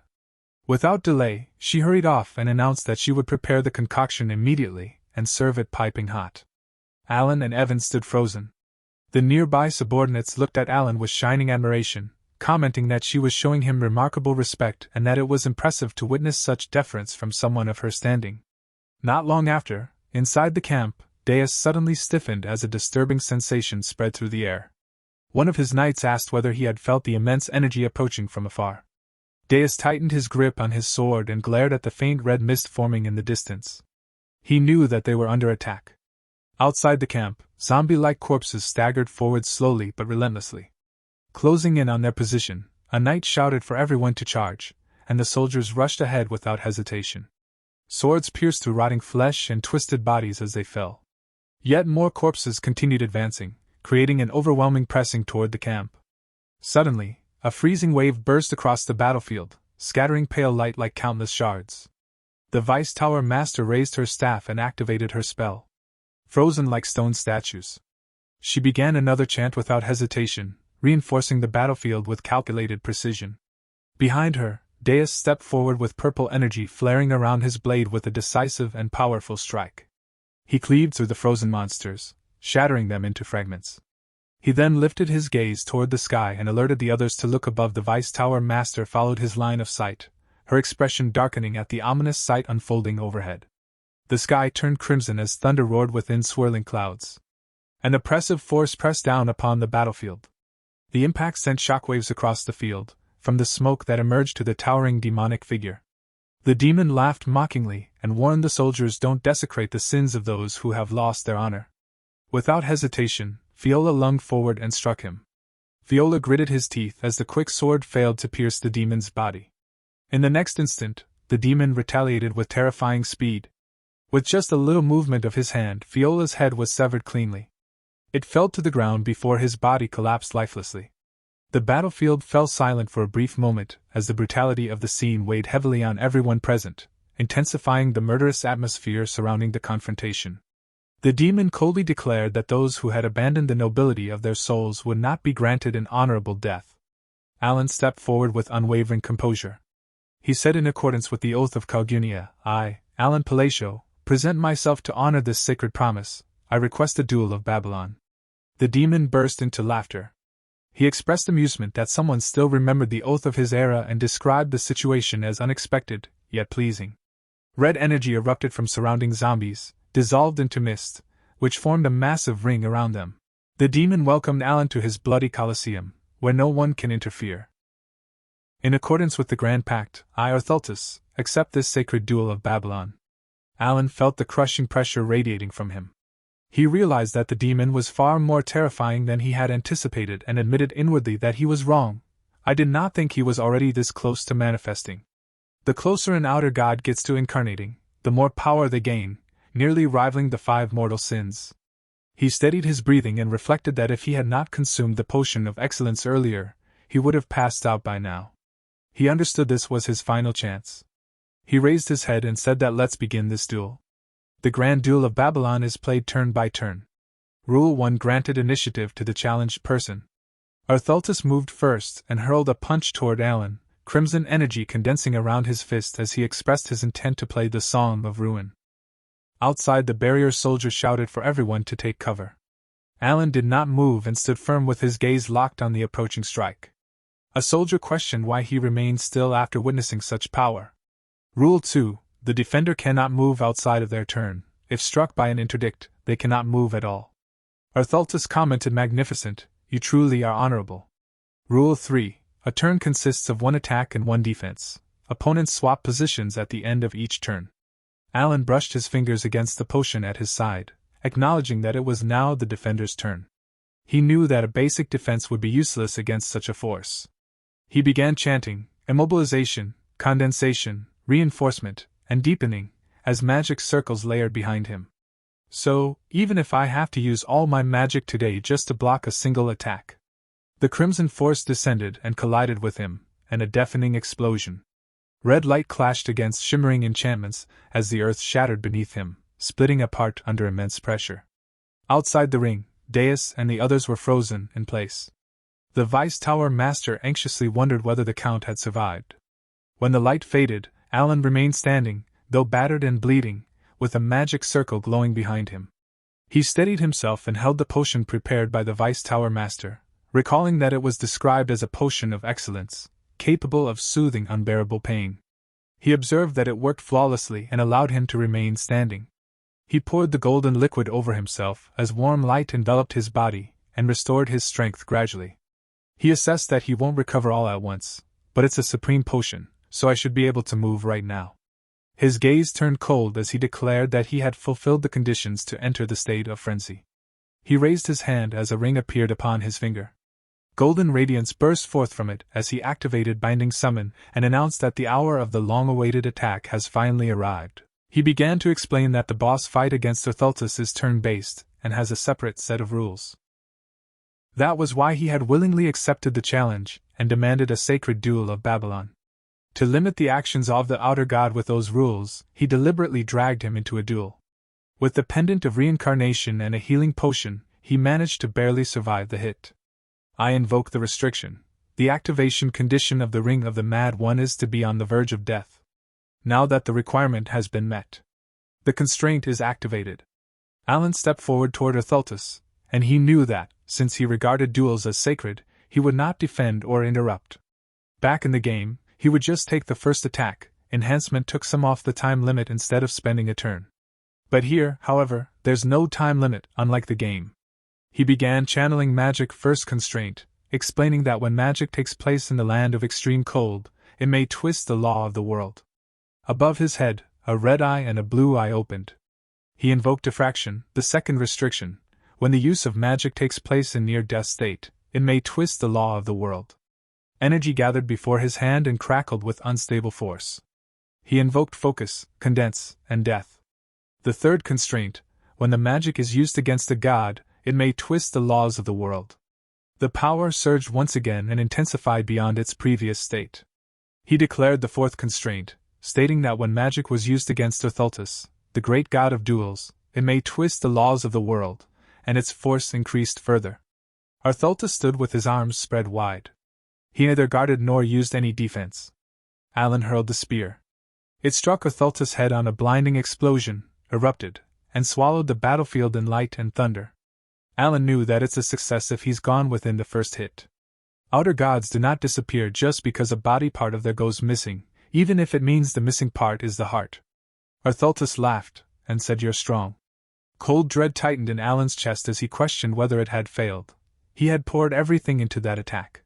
Even the reserve of magic stored within his bracelet had been completely drained. Orthultus regarded him with manic amusement, and said, "I see you were carrying on the will, and to think that you even possess the class already." Alan's mind raced as he wondered what was happening. Is this hellfire? Orthultus' massive form began to vaporize. Orthultus said, "Noble one, it was an excellent duel." Alan stared as the god was fading. Orthultus continued, "I see now, the black and blue ones are worth keeping an eye on." He then removed his belt and tossed it toward Alan. He declared that he had lost the duel, "So I'll gift you this along with the authority." His body began drifting upward and dissolving into the sky. He addressed Alan as a warrior who remembered the hand signs and the mysteries of the great forgotten god, who shall carry our will by remembering us. When the usurpers break free from their shackles to crawl out, call my name. Not the epithet steeped in falsehood, but my real name, the Wicked One. He smiled, and then he vanished completely. Silence fell across the battlefield. The duel was over. Alan had won. After the outer god's disappearance, soldiers moved quietly across the battlefield and buried the fallen.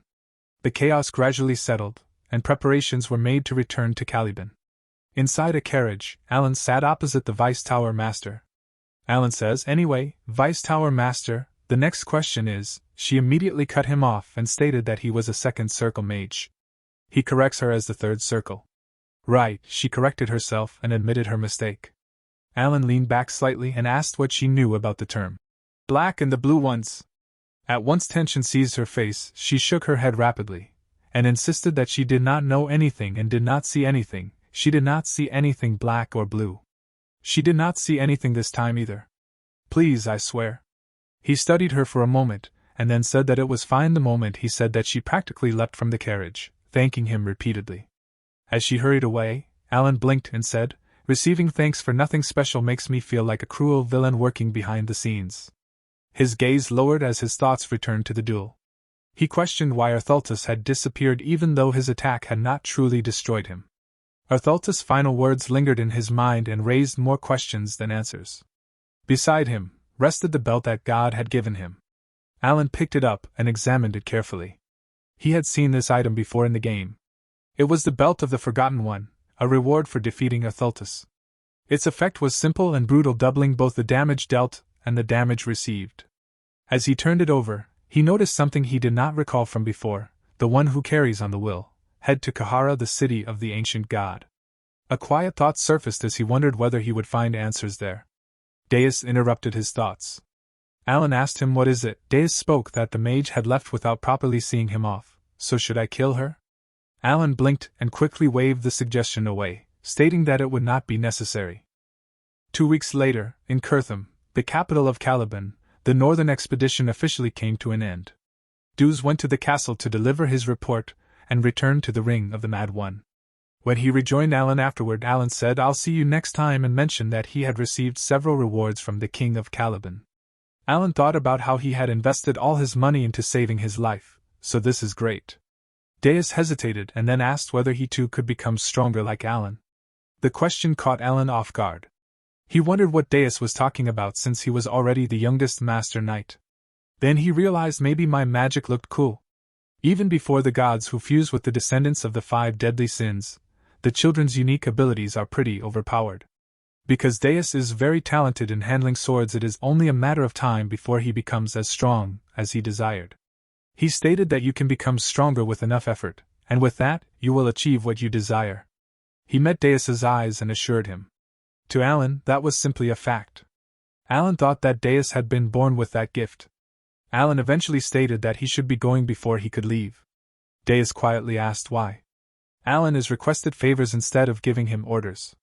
Alan paused and responded by asking who in the world orders their family around. Deus stood still, caught off guard by that answer. Without another word, Alan departed. Inside his carriage, Alan was sobbing, as he thought that did he think I had some ulterior motive behind my sponsorship? The reason why I sponsored him with my precious money was out of pure goodwill. I get why people say it's a thankless job to be a parent. Guys, here we go again. Our MC is totally misunderstanding this all again, cause of miscommunication. That evening, in his own quarters, Deus sat alone. The gifts Alan had given him rested on the table nearby. He reflected that he had initially followed Alan because he felt indebted, yet Alan kept doing more for him. He raised his hand and attempted to replicate the gesture he had seen during the duel and invoke the front line of Silent Front. Nothing happened. He lowered his arm and let out a quiet breath, wishing that he could use magic the way Alan did. Then he remembered Alan's words about family. The thought settled warmly in his chest for the first time that night. Deus allowed himself a small and contented smile. About a month later, when Alan finally arrived at his estate, he felt a deep sense of relief. It had been a journey of nearly 3 months. After such a long trip, only one simple thought remained in his mind: sleep. Just a peaceful, uninterrupted nap. As he reached the door, he sighed with relief and pushed it open. Then he froze. The smile on his face slowly disappeared. This was not his bedroom. It was his office. And waiting inside was a mountain of documents stacked so high that it looked like a small fortress built entirely out of paperwork. The papers almost seemed alive, silently welcoming him back. "Welcome home, Count. Now, please finish your work." Alan instantly closed the door. Then he immediately turned around and walked away as if nothing had happened. Calmly, he muttered, "I must have opened the wrong door." He took a few steps. Suddenly, he stopped. After a long moment of silence, Alan let out a deep sigh. Right, who am I kidding? Since the work had to be done sooner or later. Soon, Alan sat at his desk. One hand wrote while the other stamped documents. Meanwhile, his soul slowly drifted out of his body from exhaustion. As he stamped another paper, "I'll take care of this backlogged work before taking some rest. When exactly do I get to live my peaceful, noble life? After finally finishing the mountain of work, Alan rewarded himself with a 1-week vacation. He fully embraced the lifestyle he had always dreamed of. A long week's rest started to make him feel uneasy. Then he suddenly remembered all the things he needed to research on the terms left behind by Ulteris. Alan heard about hand signs and the mysteries before, but he's not sure about anything other than that. The Wicked One, huh? Why does Ulteris have a true name that sounds like an Eastern god? Furthermore, I've never seen an outer god disappear like that. Alan was in deep thought about why they appeared in the first place. Since it started, there's a chance that the other outer gods might start appearing. But of course, they at least give off a warning before they descend, unlike the 5 deadly sins. Then he decided to head to Kahara right now, but he can't get there even if he knows the location, because the location of the ancient god city, Kahara, had not yet been discovered by the explorers. It would only bring trouble if he visited there now. Alan referred to the notebook, which he had written in case he forgot something. In the original story, Kahara had been discovered 3 years before the protagonist left the village. And this year just happened to be that exact year. So I just need to wait. Right at that moment, the door opened. Evan stepped inside and immediately frowned. Count. He rubbed his arms and shivered. It's strangely cold in here. Is this one of your magic? Alan responded with a Looks like the research I did here and there during my vacation paid off. Apparently, his magic experiment had turned the location around him cool, as if the work of an AC. Evan cleared his throat. I'm here to report that a hidden city has been discovered in the colony. Alan froze. His eyes widened. What? The timing was so perfect that it felt suspicious. For a moment, Alan wondered if the world was secretly listening to his thoughts. Meanwhile, elsewhere, the Blue Moon meeting had begun. The members usually gathered every 6 months, and they communicated through a crystal orb. Normally, the meetings were extremely short. Most of the time, they lasted less than 10 minutes. Yusha always leads the discussion. Duz, in particular, rarely spoke. During the meeting, Seorang innocently asked, I heard that the Great Moon has visited Caliban. What was it like seeing him in person? Deus said, great timing, I'll tell you about the experience. Which shocked everyone as he began speaking, which went on. When everyone was trembling in despair and fear, Great Moon calmly stepped forward alone and challenged them to a duel. Thinking about it now, it seems he had foresight and had already been preparing his magic since then. Wait, but how did he even know about the duel? He must truly know everything. 50 minutes have already passed, and members slowly began to realize Deus was giving a full lecture. Deus continues, here comes the important part. That strike of instant death was something no one could have predicted, yet the Great Moon pulled it off. It was truly astonishing. And just when he had prepared his real attack, Seorang requested Yusha to stop him, because she was the only one who could. But instead, Yusha smiled brightly. As expected, the Great Moon truly is remarkable. Deus finally finished his story 2 hours later. The meeting room fell into complete silence. Rina, Raiden, and Seorang were totally drained. Deus calmly concluded, I seem to have talked a little too much. I'll see you all again in 6 months. Yusha smiled warmly. It's been a while since I had this much fun. And that day, the Blue Moon's semi-annual meeting set a record for its longest duration, about 3 hours. Back with Alan, he suddenly found himself standing in front of a room that was filled with gift boxes. Suspiciously expensive-looking boxes. Then he slowly turned toward Evan. Evan, what are all these presents about? Evan stepped forward and opened one of the boxes. As soon as he saw what was inside, his eyes widened in shock. My lord, this artifact came from the deep floors of the labyrinth. To be honest, we could probably buy a mansion with just this one. Alan blinked. Then he picked up a golden cup from another box. In his other hand were several letters that had arrived along with the gifts. He never heard about those nobles. The letters were extremely polite and full of praise. Alan slowly nodded to himself. I see. The rumors must have spread. Even so, he couldn't hide his amazement. All of this, just because I have one connection with a master knight? He leaned back. As a previous salary slave, I've come to reach a certain truth. If they give anything, take it without saying a word. I'm going to save these as my emergency fund. A week later, Evan returned with even more gifts. My lord, it doesn't seem like they're going to stop anytime soon. Alan, then he slowly nodded. Deus, you are indeed a good son. I will forget about the bitter past when you never wrote back. What Alan didn't know was that these gifts were actually bribes from nobles hoping he would allow them to join his faction. A month later, the gifts were still arriving. At this point, Alan started feeling slightly embarrassed. Looking at a ridiculously luxurious item, he sighed. Maybe I should return the excessive ones, in early summer, when the excessive gifts finally started slowing down. Capital of the Asteria Kingdom. Tyria. The Grand Council began. Unfortunately, Alan was late, which resulted in a very unusual sight. Count Palancho was walking quickly toward the assembly hall. Evan followed behind him. See you later. Alan was desperate not to draw attention for being late to his first grand assembly. Evan noticed his speed and was surprised, assuming his master must be in a real hurry. He also noticed that several other nobles had started following behind the count. Alan finally pushed open the doors of the assembly hall and immediately froze. The center area of the hall was empty. Alan blinked, then sighed in relief. Oh, so I'm not late after all. He recalled the research he had done earlier. The royalists sit on the left. The aristocrats sit on the right. He looked toward the empty center area. So the middle must be neutral. Alan nodded wisely. I'll just sit in the back. But the moment he tried to sit, he noticed something strange. The nobles entering the room were staring directly at him. Alan was shocked. Weren't they all outside until now? He wondered if they were judging him for sitting in the back. Trying to avoid suspicion, he changed direction and moved toward the middle row. The nobles continued staring, their expressions growing more shocked by the second. Because they were thinking something completely different. Why isn't he sitting in the front? Eventually, Alan gave up. Fine. I'll just sit in the front row. The moment he sat down, every noble in the hall immediately sat down as well.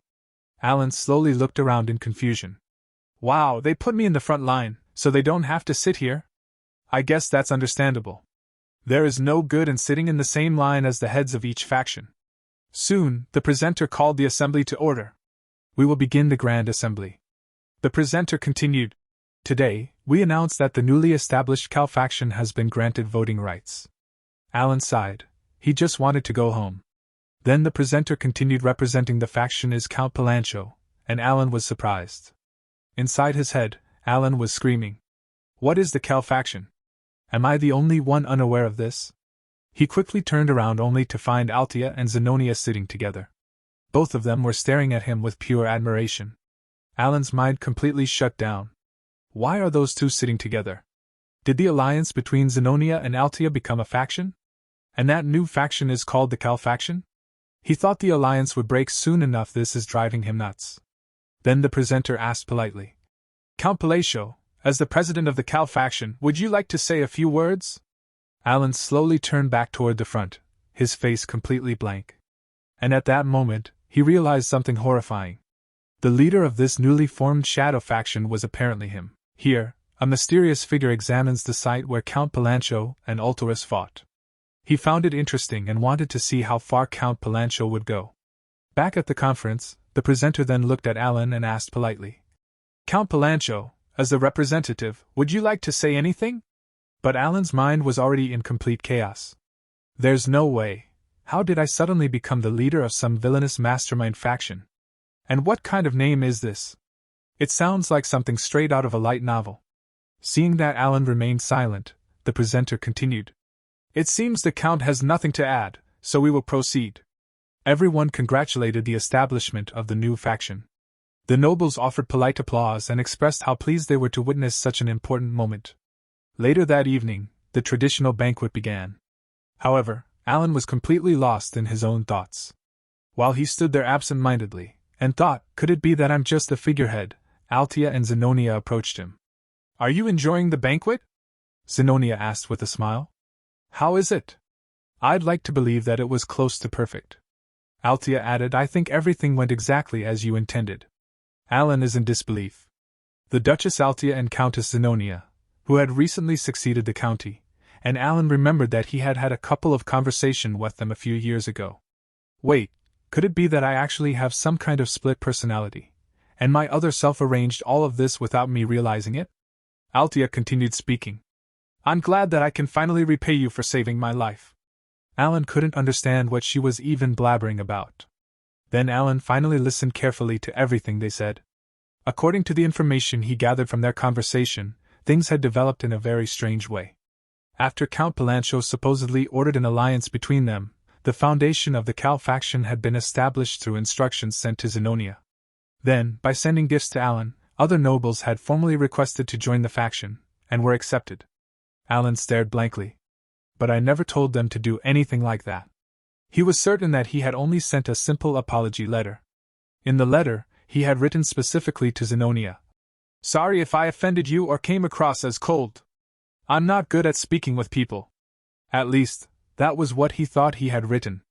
But somehow the letters had been interpreted in a completely different way, as if they were instructions for forming a powerful faction. He was wondering why some of the letters were corny as shit. Alan sighed internally.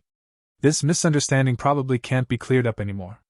From his experience, people who operated from the shadows tend to have rather peculiar sensibilities. After receiving all those gifts and seeing how far things had already progressed, trying to explain everything now would only make the situation worse. Besides, many of them in this game have terrible personalities.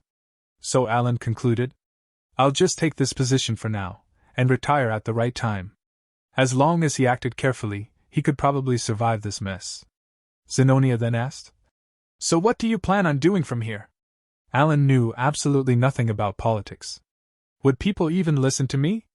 After thinking for a moment, he answered, I'll start with sweeping up the underworld. I have matters to attend to. So goodbye. With that, he immediately walked away. He simply wanted to escape before anyone asked him more questions he didn't even know how to answer. In many ways, the situation resembled the story of Ain's old gown from Overlord. Just like Ain's, Alan was being pushed into a role far greater than he had ever intended. Ain's had no choice but to act as the absolute overlord because of the overwhelming expectations and loyalty of his subordinates. In the same way, Alan was slowly being forced into the role of a powerful faction leader simply because everyone believed he already was one. After leaving the banquet, Alan asked Evan, Did you send the letter? Evan replied, Yes, I did. Then Evan added, Was it not a banquet you came back so early? But Alan was already mentally exhausted. Don't even look back, he said. Let's head to the colony right away. Back inside the banquet hall, Zenonia and Altia continued their discussion. As expected, he disappeared after saying everything he needed to, Zenonia said. I've already taken control of the underworld in my territory a long time ago. Uniting the underworld, huh? Altia replied. That would be interesting. Once again, they had misunderstood Alan's words. They were now eagerly waiting to see what their mysterious leader would do next. Meanwhile, elsewhere, a shadowy figure was flying through the night sky above Count Palancho's carriage. It was an assassin. Killing Count Palancho would be easy, the assassin thought. But things could get troublesome if that Master Knight becomes involved.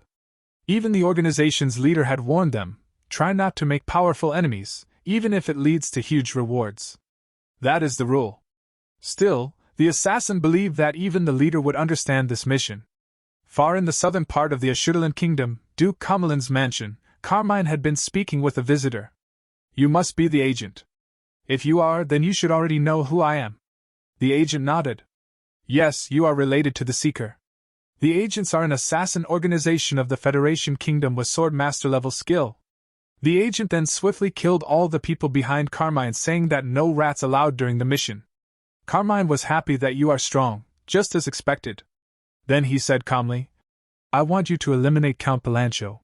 You wouldn't refuse this request from me, who is called the Tyrant of Ashudalan, The agent replied confidently. As long as the payment is correct, there will be no failure, even if the target is royalty. But I'm not so sure if you'd be able to afford the cost, Lord Carmine. Carmine then revealed something and said 4 of these. The agent's eyes widened. These were abyss entities, not even abyss orbs. An abyss entity is an item that Duke Komaan distributes in extremely small quantities on the black market. Unlike abyss orbs that only enhanced physical abilities, these entities could grant special powers. They were worth astronomical amounts. The agent thought to himself, thanks to the leader, I've already experienced a bit of their power once. If I used all of these, how strong would I become? He nodded. I'll return with results soon. Then he vanished. Carmine watched him leave. Palancho, do you really think you can live peacefully after looking down on me? Not a chance. However, the agent did not immediately begin the mission. Instead, he went to meet someone else. That person was none other than Duke Komoan, the head of the nobles of the Ashudaland Kingdom, and the true power behind the Federation Kingdom's underworld. The Duke looked at him calmly. I was wondering what my useless son was planning after stealing those abyss entities. The agent bowed. Although the reward was tempting, the organization's leader had given strict orders, never oppose the ducal house under any circumstances. So the agent came to confirm something first. The Duke waved his hand. I didn't hear anything. Now get lost. The meaning was clear. The Duke would turn a blind eye to the coming conflict. The agent smiled. Shall I send our leader your regards? The Duke replied calmly, nice excuse for this sudden visit. Do as you wish. The agent left. Later, the Duke spoke to another person in the room. So, you were saying that you can't exercise any influence on the Asteria Kingdom? He responded with yes, Seeker. Because the Cal faction, with Count Palancho as the head, is growing rapidly. The other person is Shutro, the underworld power of the Ashudaland Kingdom. The Duke sighed. It would have been a bother if I had to deal with it personally. At that moment, the agent had already begun moving toward his target. Back in the present, the assassin was flying through the night sky. Soon, the abyss entities would belong to him. No hard feelings, Count Palancho, he muttered. But the moment he prepared to attack, his hand was suddenly cut off. The assassin froze and looked back in shock. Someone grabbed him and slammed him violently into the ground. The impact shook the area. Then the assassin was on the edge of death. It was the true protagonist of the story. You're wasting your energy, he said calmly. You can't move anyway. With a simple flick of his finger, the assassin was thrown away, saying no hard feelings, you just chose the wrong target. He was following Count Palancho as an guardian angel, to protect him. If your target hadn't been the Count, you wouldn't have died by my hand. Then he crushed the assassin's feather pen. Alan and Evan were traveling toward the colony. The land had already turned into a completely deserted wasteland. The sun blazed overhead, and the heat was unbearable. Evan felt as if his lungs were boiling. Alan glanced at him and said, It's been 5 days, and I still haven't gotten used to this heat. Evan let out a tired sigh. If we had an ice crystal, we wouldn't be suffering this much. Count, don't you want to practice your magic? Alan shook his head. Not really. Evan continued. Well, it can't be worse than ending up roasted like a barbecue. Despite the harsh conditions, joining a caravan had been a good decision. Alan nodded. Yeah. We don't know this desert at all. Beside Alan's carriage was a woman who suddenly noticed them staring. Hey, why are you looking at me like that? She asked. Do you enjoy spying on people? Is that it? Alan looked at her calmly. She was Lyanna Gulls, daughter of the Red Magic Tower Master and a rank 4 mage. Alan replied bluntly. Not really. Hearing that, she became annoyed. Ha! Feigning ignorance. That's exactly the kind of attitude I'd expect from the Blue Tower. Alan sighed internally. Can I ever get a moment of peace? Evan then whispered. Whoa, did you see that? She has tons of ice crystals in her carriage. Alan thought to himself, the Magic Tower Master is a complete maniac. Better not get too close to his daughter. He decided to keep a low profile. But that night, everything changed. Her carriage was suddenly attacked. A few of her guards were killed in an instant. It was a perfectly planned ambush, and she was quickly captured by the leader of the attackers. Listen up, the bandit said. For your own safety, cooperate quietly. When her subordinates saw their symbol, his expression stiffened. The Sand Bandits. They even managed to capture Lady Lion before she could do anything. The bandit laughed. Heh. I heard the Tower Master's daughter was here. Looks like I found her. Want some special treatment, little girl? She struggled to breathe, coughing weakly. I can't breathe. Then suddenly, a wave of cold air spread through the area. It's ice magic. The temperature dropped instantly. She felt relief as the cool air filled her lungs. It helps. I can breathe again. She turned in shock. It was Alan, she couldn't believe it. The entire area had transformed into something resembling a snowy landscape, as if they had been transported into a snow world. Lion, the daughter of the Tower Master, had developed trauma due to the many trials she endured growing up. She had developed trauma and an aversion to lies. That's why, even though she's only a rank 4 mage, she is exceptionally sensitive to energy. Earlier, she had sensed that Alan barely possessed enough mana to reach rank 2. Meanwhile, Alan and Evan had been casually eating potatoes. Evan had even commented, "It's much cooler now that night has fallen." Lion couldn't help but feel conflicted. And I'm supposed to believe he played a major role in the battle against the outer god? They say he's the benefactor of a master knight, but it feels like he's just taking the credit. At least, that was what she had believed. But now, Alan was using combined incantations. He had linked at least 3 elements. The success rate of combined incantations dropped exponentially with each added element.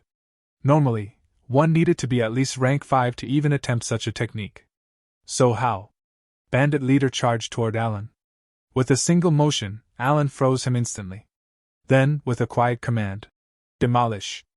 The frozen bandit shattered into countless pieces and vanished. Alan looked at the remaining bandits. They usually scatter once their leader is eliminated. "I'm giving you a chance. Leave." The bandits fled immediately. Lion stood there stunned. So the rumors were true. Afterward, her subordinates prepared food and drinks for Alan and Evan. "What do you think of this wine, Count?" one of them asked. "It pairs remarkably well with the ham." Alan nodded, "Thank you." But they insisted, "Not at all. You saved our lives. This is nothing compared to that." Later, Alan quietly said to Evan, "Fortunately, everything went according to plan." Then he continued, "Reducing the constraint penalties was the right decision. This snowy land spell I developed during my vacation uses space magic, frost magic, and maintenance magic simultaneously. Even if its only effect is turning the surroundings into a polar zone. In snowy terrain, his magic remains stable and unaffected. When he is near death, his weakened condition causes his magic power to decrease, making each spell less effective. Against weaker opponents, his magic does not reach its full strength, as if it naturally holds back. However, when facing Arthultus, the great god of duels, his magic is suppressed by an external force, reducing its power regardless of his state. This method lets me limit those penalties to just 3. He sighed. Still, combining 3 incantations just to last one measly minute isn't efficient. I'll have to need to improve it more. Thanks to the bracelet, my power has increased. Now I just need to solve the penalty issue. At that moment, Lion approached him. Count. She bowed her head. "I was wrong about you. I'm truly sorry." Then she added, "If you don't mind, I would like to discuss magic with you. Would you be willing?" Alan and Evan exchanged glances. Wasn't she picking fights with us the whole time? What changed? Alan cleared his throat. Fine. I accept your apology. I am a magnanimous person." Evan nodded in agreement. "Truly noble." She smiled with relief. Their conversation soon turned into a deep discussion about magic.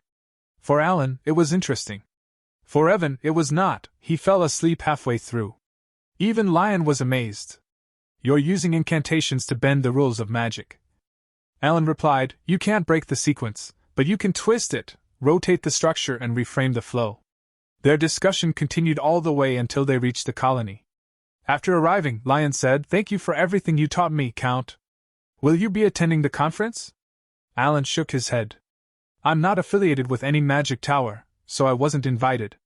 She smiled. "In that case, why not join the Red Magic Tower? I truly enjoyed our conversation." Alan replied politely, "Thank you for your kindness." As she walked away, she turned back and said, "I'll see you there then." Alan thought, I actually needed something from the conference, so this works out. Evan returned shortly after. "I've taken care of the carriage and luggage," he said. Suddenly, a massive explosion echoed nearby. Several people were blown away. Evan tensed. What was that? Another blast followed, like a yellow lightning. Alan and Evan looked toward the source. And then they saw her. It was Seorang. Evan stepped forward. "Count, stay back," but before he could finish, in a flash, she appeared behind Alan and wrapped her arms around him. "Hello, Godfather." Guys, it wasn't Godfather in the literal sense, not like the figure from those underworld tales. But considering the influence Alan unknowingly held, the title suited him surprisingly well. Alan froze. "Seorang?" She smiled brightly. You should have told me you were arriving. This place is full of nasty thugs. Even Evan was shocked. The Golden Flash. Seo rang.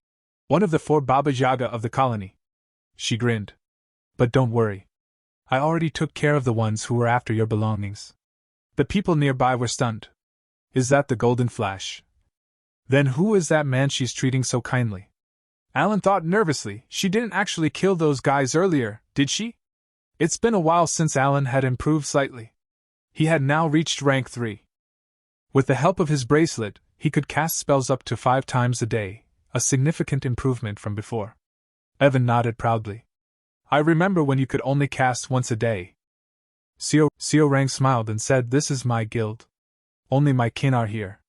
Come in, come in. Evan looked around in surprise. I didn't expect it to be this big.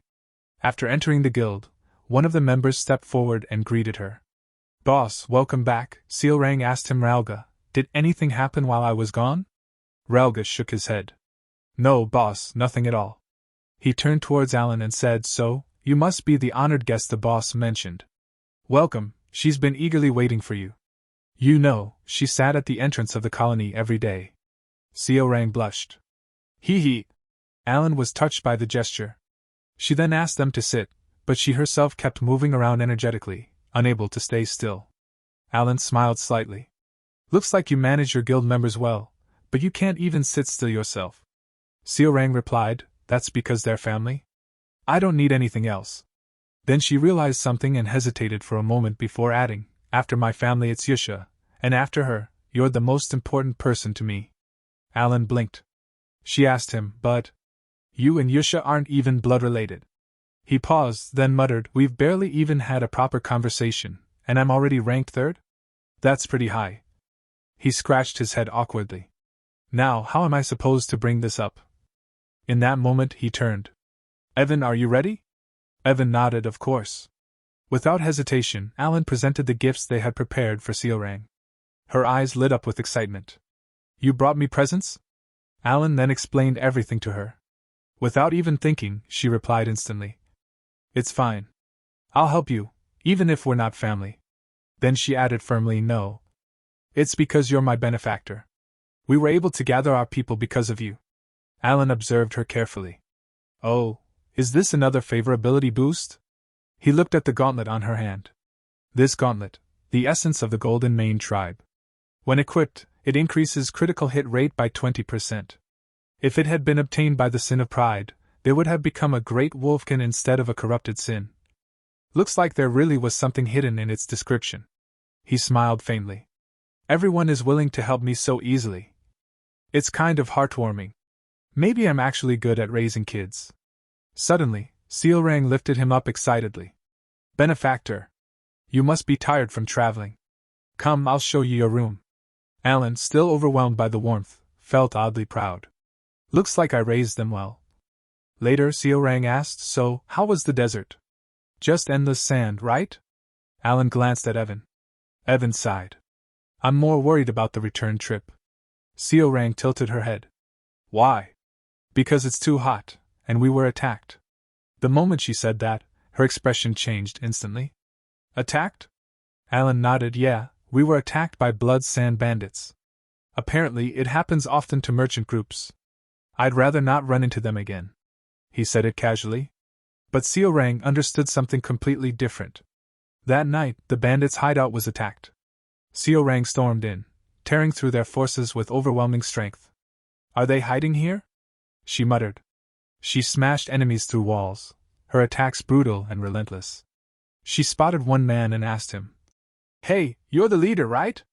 The man trembled and was surrounded by the pitiful level of mana and said, I'm Kalman's younger brother. I'm under the protection of the strongest Baba Yaga. Are you trying to pick a fight with my brother? Seo Rang tilted her head slightly. But you touched my benefactor first, didn't you? And besides, I don't like trouble. That night, the entire Blood Sand Bandit group had been annihilated. The next morning, Alan got the news of the Blood Sand Bandits' annihilation even before he could properly wake up. Seo Rang grinned proudly. I wiped out the Blood Sand Bandits. Alan froze. Overnight? She puffed her chest confidently. If they're gone, they won't cause problems anymore. Problem solved. I'm a genius! Alan stared at her in disbelief. That group had hundreds of night-level fighters. That was a difficult quest in the game. She leaned closer. I did it all, so praise me. Alan swallowed. Now he truly understood. The title Baba Yaga wasn't just for show. She was someone destined to become the sin of pride. Meanwhile, in the colony's Colosseum, a gladiator stood victorious as the crowd roared. He was one of the 4 Baba Yagas, and the longest-standing champion. Kelman. He sat calmly, looking down at the arena. Still plenty of fools around. At that moment, Ralga entered. I agree. I can't believe they thought a few hundred people could defeat a Baba Yaga. Kalman smirked. It's been a while, Ralga. He replied, the Blood Sand Bandits. They were completely wiped out by Seorang. I know. Wasn't your younger brother part of them? Kalman chuckled. That was just a rumor I spread. I only kept him around to control the underworld. Ralga narrowed her eyes. I thought you'd use this as an excuse. Kalman shook his head. No, a proper match between Baba Yagas isn't easy to arrange. He leaned forward. But now, the excuse is perfect. He placed a box in front of him. Take it. What is it? A gift from our father, the Seeker. Use it. Once we take over the underworld, we can aim for the throne. He smiled coldly. Let's see how long you last. 2 days later, under the guild's protection, Alan and Evan departed for the ancient city of Kahara. At the entrance, Alan turned to Seorang. I'll be going now. She smiled brightly. Okay. See you later. Inside the ruins, Alan and Evan explored carefully. Evan pointed ahead. There's a light, that must be it. The ancient city, Kahara. When they entered, they were amazed by the structure. Then suddenly, a voice echoed. Mage. Alan froze. A voice? If you can hear me, come in. Alan turned to Evan and said, I think I need to go alone from here. I'll be back. Evan nodded, all right. I'll wait here. Inside the central tower, Alan stepped forward. Even in the game, this place couldn't be entered. Welcome, the voice said. Since you can hear me, you at least meet the minimum requirements. A shadow appeared, dark, in a woman's form, cloaked in complete darkness. Alan was about to say Altera's name, but refrained and said, I came here after hearing the Wicked One's words. Oh, you know my true name. Then perhaps, you're worth testing. However, you lack the proper class, so there's nothing more I can tell you. Alan frowned. That's what the Wicked One said too. What exactly is this class? The shadow replied, it is the standard by which the world judges you. An outer god will descend soon. Prepare yourself and deal with it. Alan tensed. Then what? The voice continued, you'll meet the conditions for conversation. Since you are slightly better than those fools who imitate magic, I'll teach you something. Magic is the law imposed upon the world by the Archmage. The magic of this world is built upon 3 things: phrase, principle, manifestation. After the phrase comes the principle. The phrase must unfold according to the principle, and only then can it manifest. You must recite its name, for it to become magic. Alan's eyes widened. Principle. I've never heard of this before. The voice continued calmly, even if I explained everything, you wouldn't understand. So I will teach you. True magic. This marked the beginning of yet another step in Alan's growth. The voice said, then I will teach you about principle, true magic. Outside, after some time had passed, Seorang began to worry. Her benefactor had been gone far longer than expected. Then, suddenly, 2 figures appeared. In the blink of an eye, they slaughtered her clan members. Before she could even process what was happening, everyone around her was dead. It was Kalman. He had come personally, and his brutality was merciless. Seorang's eyes burned with rage. How dare you do something so immoral outside the Colosseum? Kalman laughed. Immoral? Ha ha, immoral. He smirked coldly. I heard you annihilated Blood Sand, my precious little brother in particular. This is revenge for my family, you see. Then he lunged toward the remaining clan members, intending to finish them off. Seorang immediately charged the gauntlet on her arm.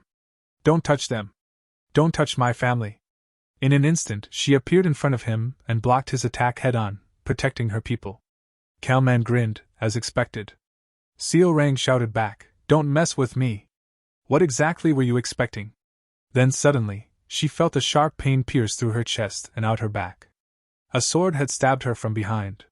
Her eyes widened in disbelief. When she turned around, it was her own guild's second-in-command, Ralga. He smirked.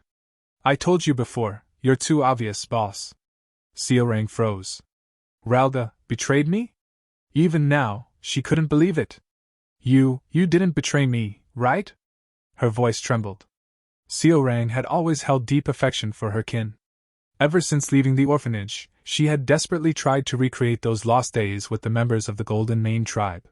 She longed for revenge against the black dragon that had destroyed everything, and she wished to find her kin once more.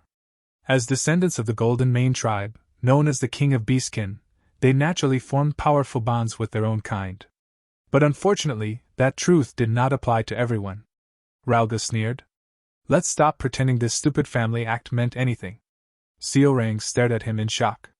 Why? Why did you do this? Kalman rushed forward. Ralga, stop wasting time and kill her already. A massive explosion followed, but Seorang barely escaped. Kalman clicked his tongue. She's good at running away, like a little rat. He flexed his arm as dark power surged through him. But I've increased my strength several times over with an abyssal entity. Then he landed a brutal punch. The battle turned savage. Despite her injuries, Seorang matched Kaman's speed and power blow for blow. Then suddenly, Ralga attacked from behind. Using dark smoke, he formed a blade and lunged at her. I'll definitely win this time. Farewell, boss. But to his surprise, she dodged. Ralga gritted his teeth.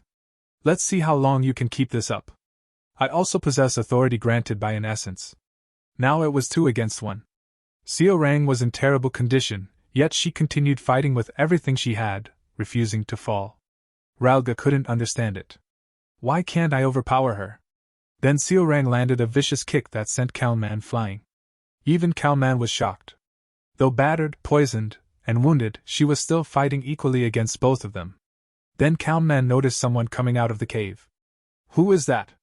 His eyes narrowed. That's her benefactor, right? A cruel smile formed on his face. Perfect timing. I was ordered to kill him anyway. I'll use him as a hostage first, then kill him. He charged toward Alan. Meanwhile, Seorang suddenly stopped moving. Ralga smirked. Looks like the poison is finally kicking in. I coated the blade with Kamanace's poison. You won't be able to move for an hour. Then he leaned closer.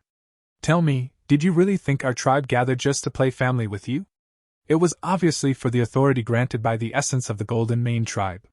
You simply happened to possess ownership over it. His voice turned bitter.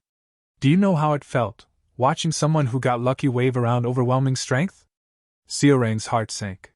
Still, she whispered, even if you came seeking power, the time we spent together was real. We became family, just like before. Ralga laughed. Then he signaled. Several figures suddenly appeared from above. They were members of her tribe. Seorang's eyes widened. Everyone betrayed me too? Yes, Ralga said coldly. Black smoke gathered into a sword in his hand. The essence belongs to someone more worthy. Well then, I'll gratefully accept it, boss. He raised his blade, but before he could strike, a brilliant blue wave of sword energy tore through everything in its path. Ralga's eyes widened. What was that? He turned. Kalman had already lost half of his body. Standing there was Evan. His attack had been devastating. Ralga trembled. Who is he? The sheer pressure radiating from Alan's presence was overwhelming. His sharp eyes alone were enough to make Ralga feel death looming over him. Alan, meanwhile, stared at Kaman's dark power. Black magic power, an abyssal entity? How? Abyssal entities were supposed to appear much later in the original story. Because of their mysterious descriptions, there had been endless speculation surrounding them. Alan quickly poured a high-grade healing potion over Seorang's wound. This is the highest-grade healing potion. You should be able to move soon. He looked around and understood the situation instantly. It seems your guild members betrayed you. Then he added calmly, also, those people should be the only traitors. So don't worry. Seorang looked at him in disbelief. You really think so? Alan nodded. I do. From what I've seen, your guild is a warm place. His words struck deep within her heart. Emotion welled up inside Seorang. Her spirit returned. I see, then she stood. Can you hold them off until my spell is complete? Alan asked. Can you do it? She nodded firmly. My family is waiting for me. Then Seorang and Evan charged forward together, attacking the rebels. Meanwhile, Alan began chanting. He only had one spell left. So he chose carefully. Frost form, he began weaving ice magic into shape. Then he remembered the shadow's words. It seems you only know a few words, but you understand how to connect phrases. Words can alter laws. Phrases are the key that brings you closer to them. Yet after losing that great legacy, humanity learned only crude abbreviations. Alan's eyes sharpened. Then he spoke, phrase, trio of snowy mountain. A burst of ice mana exploded outward. From that freezing storm, a single massive ice petal formed. Its sharp crystalline edges gleamed brilliantly. It towered over him, nearly 5 times his height. No, it was a spear. A colossal spear of ice. Even the entity was surprised. Ice spear, is it? Its voice echoed. Its true name, forgotten by those fools, is the painted halberd of ice crystal. Then Alan launched it. That single attack tore through several people in its path as it flew straight toward Ralga. Then, in the blink of an eye, Seorang moved. The attack struck Ralga head-on. Everyone was left speechless by the sheer force of the impact, and by how massive the attack was. In an instant, everyone caught in its path was wiped out. Cowman, however, refused to stop. Nothing else mattered to him now. I just have to kill you. With that thought, he lunged toward Seorang. As he charged, a desperate thought ran through his mind. If I can just gain control of the essence, I can start over. But before his attack could reach Seorang, Alan stepped in front of her. Seorang's eyes widened. Benefactor! He had shielded her. Then Kamen's blade cut into Alan, leaving a deep wound. He wiped the blood from his mouth. Seeing that, Seorang's expression twisted in fury. You! In the next instant, she delivered a brutal kick straight to Kamen's face, obliterating him completely. Afterward, Evan rushed over. Count, are you really all right? Alan let out a long breath. Phew, yeah? I wasn't hurt badly to begin with. It was only a scratch. I was coughing up blood because I exhausted my mana. That spell was definitely powerful, but I didn't think it would be so draining that it would cause internal damage. Then Alan remembered something Carmen once said. You know, Shutro told me father thinks you're an eyesore. Alan still had no idea who Shutro was. But he quickly dismissed the thought as unrelated. Instead, his mind focused on something else. When facing an opponent that has absorbed an abyssal entity. Third restriction, when magic is used against a god, it may twist the laws of the world. When facing a god, I become stronger. Then Alan turned to Seorang. I can't let her sink into dark emotions and become a sin. Should I try to help you calm down first? Tears filled Seorang's eyes. Her voice trembled. Why didn't you dodge? He was aiming for you. It's all because of me. Alan smiled faintly. You said you could block him. You believed in me, didn't you? Inside, Alan thought, it was more like, I can't dodge, so please block it. But before he could say anything else, Seorang interrupted him. Then why did you save me? You got hurt because of me. Alan thought for a moment. Considering I watched her grow for so many years, and she was about to die. I guess my body just moved on instinct. He looked at her and answered honestly. I didn't need a reason to save family. Then Seorang suddenly gave him a blunt reply. But my family is my tribe. That caught him off guard. Then, with a shy blush spreading across her face, she quietly added still. Benefactor. I want to become a family with you. Alan was so happy about it, just like when an adoptive father didn't receive recognition for years, but ended up being called father. But to his shock, Seorang wrapped her arms around his shoulders and said softly, but not like that. I'm a golden mane, and you're human. So, let's get married. Both Alan and Evan froze. It was such a sudden shock that neither of them could process it. Alan's mind went blank. Why? Why are we suddenly talking about marriage? 5 days later, word of Kamen's atrocities spread throughout the colony. Most people condemned Kalman as a cruel Baba Yaga, while Seorang gained overwhelming support and became recognized as the strongest among them. But despite all of that, she still followed Alan everywhere, repeatedly asking him to marry her. Alan was completely exhausted. I don't even have a skip button as I did back in the game. At first, he had found it somewhat heartwarming. When she was younger, hearing things like, "When I grow up, I'll marry you, Dad," had been unbearably cute. But now, not at all. This is the 19th time, Alan said with a tired sigh. I think of you as family. Seorang smiled brightly. Exactly, benefactor. If we get married, we'll truly become family. I'll definitely make you happy. I'm serious. Alan shook his head. I'd be perfectly happy with sweet potatoes and a quiet, noble life. Eventually, it was time for Alan and Evan to leave. Even as they departed, Seorang called after him. You'd better give me an answer next time. Alan waved casually. Sure. Inside, he thought, she'll eventually give up if I leave her alone, right?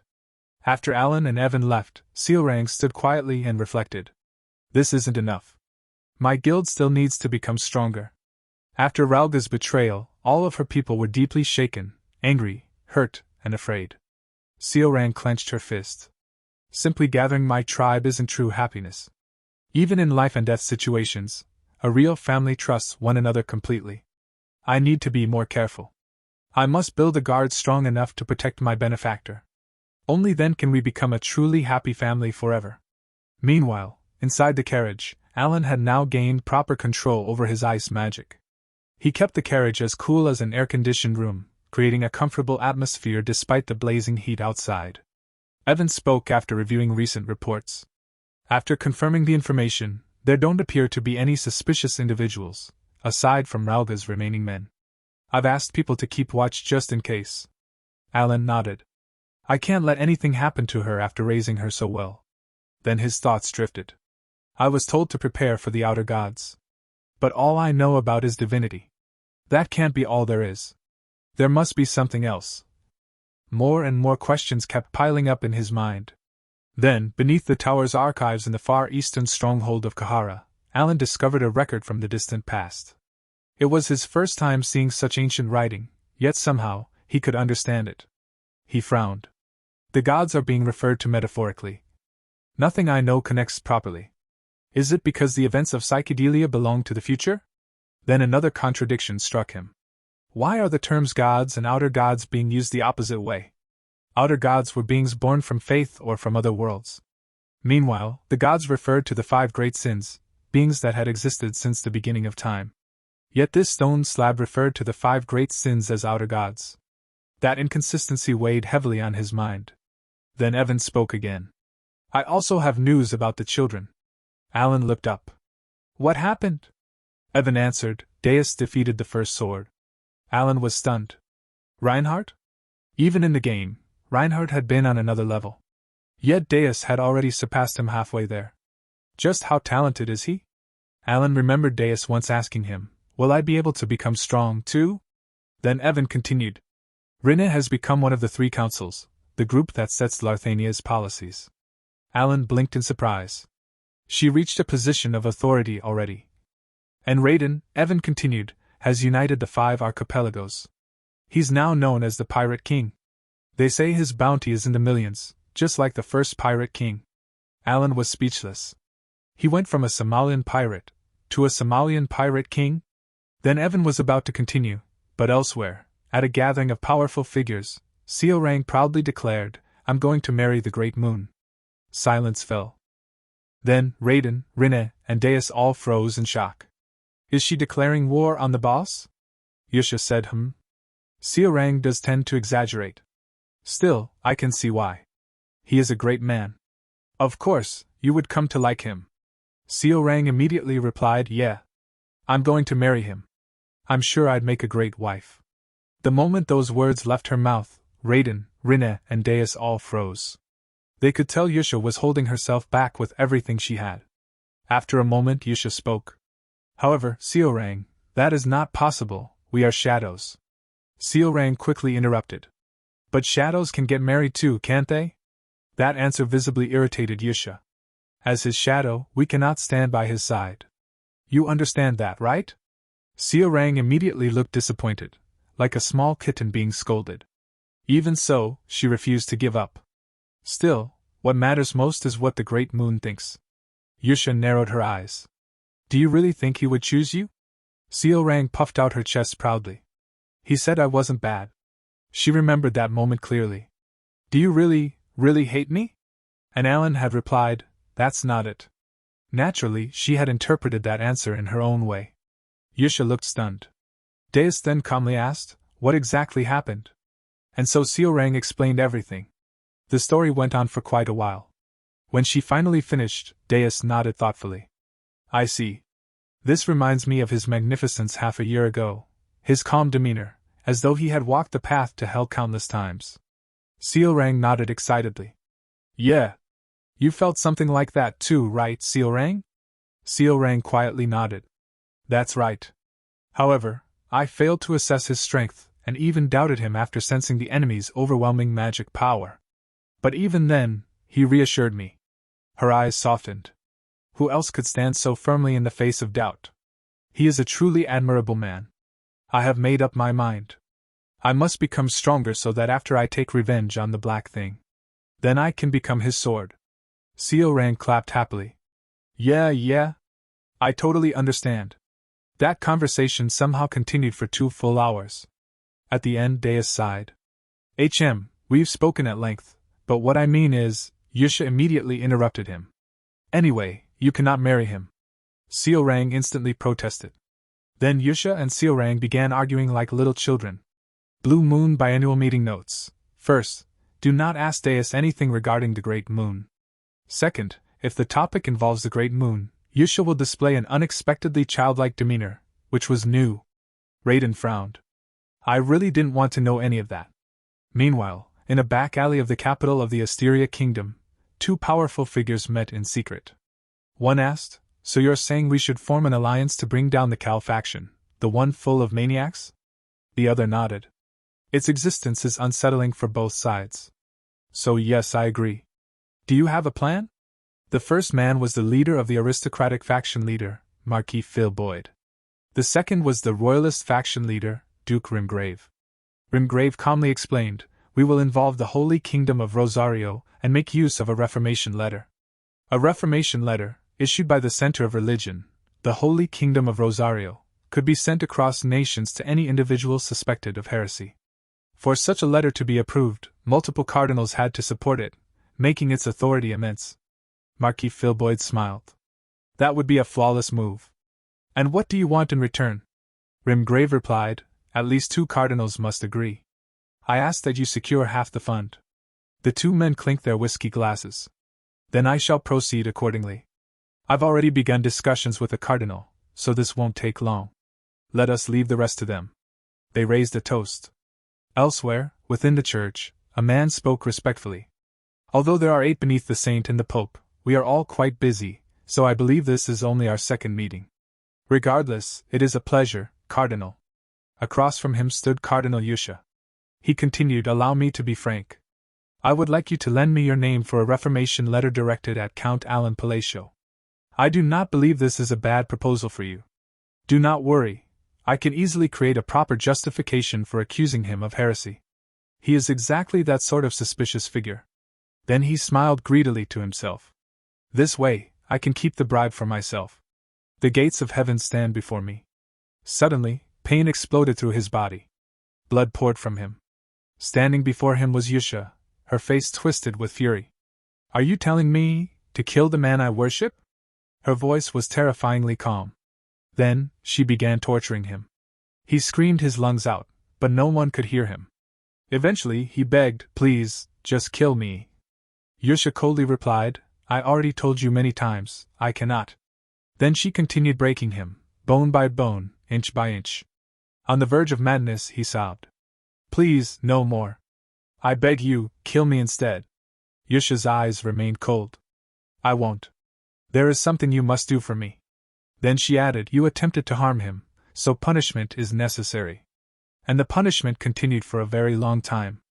Recognize your sins, so that you may be forgiven. 1 month after returning from the desert, Evan approached Alan. My lord, the preparations are complete. Alan nodded. I understand. Once preparations are finished, we leave for the magic conference. He sighed.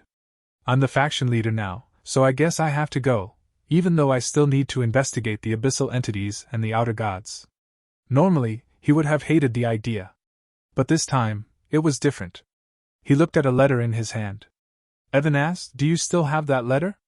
The one that came 2 weeks ago?" It was a certificate officially recognizing him as the leader of a faction, along with his legal wages. The amount was far beyond anything he had expected. Before receiving that money, Alan used to think, why would anyone willingly hold on to a position full of endless hardship? But after the deposit, his attitude changed completely. With great power comes great responsibility, he muttered like some enlightened sage, sounding suspiciously like Spider-Man. Then he stared at the numbers again. I have no idea how this faction is structured to make this much money, but considering my current finances, this is pure magic. Money, wages, actual income. My poor, wounded soul is healing. Is this the true magical nature of capitalism? That night, at Viridium Marquis, the site of the magic conference, Alan arrived with Evan. Evan observed the crowd. There are plenty of renowned individuals attending this conference, but it's surprisingly diverse. Warriors, merchants, and even princes. Soon, Alan spotted Altia and Zenonia. Zenonia greeted him warmly. "Lord Count, so you came." Altia smiled. "Have you been well?" Alan nodded. "Yes." Afterward, he thought to himself, I rowed a boat here with 2 underworld bosses. Thanks to this misunderstanding, all I want is to exchange greetings and quietly disappear. Then Evan suddenly rushed over. "My lord, I have hot news." Alan looked up. Evan grinned. The leader of the royalist faction received a reformation letter and was dragged away to the Holy Kingdom. Alan blinked. Really? Then he casually reached for some financiers, small French almond cakes, and quietly enjoyed them with tea. At that moment, someone approached. Zenonia stepped forward protectively. "Excuse me, what business do you have with him?" The newcomer trembled. It was Marquis Phil Boyd. Sweating heavily, he bowed deeply, almost 90 degrees. "I've lost. Please spare me." Everyone present was stunned.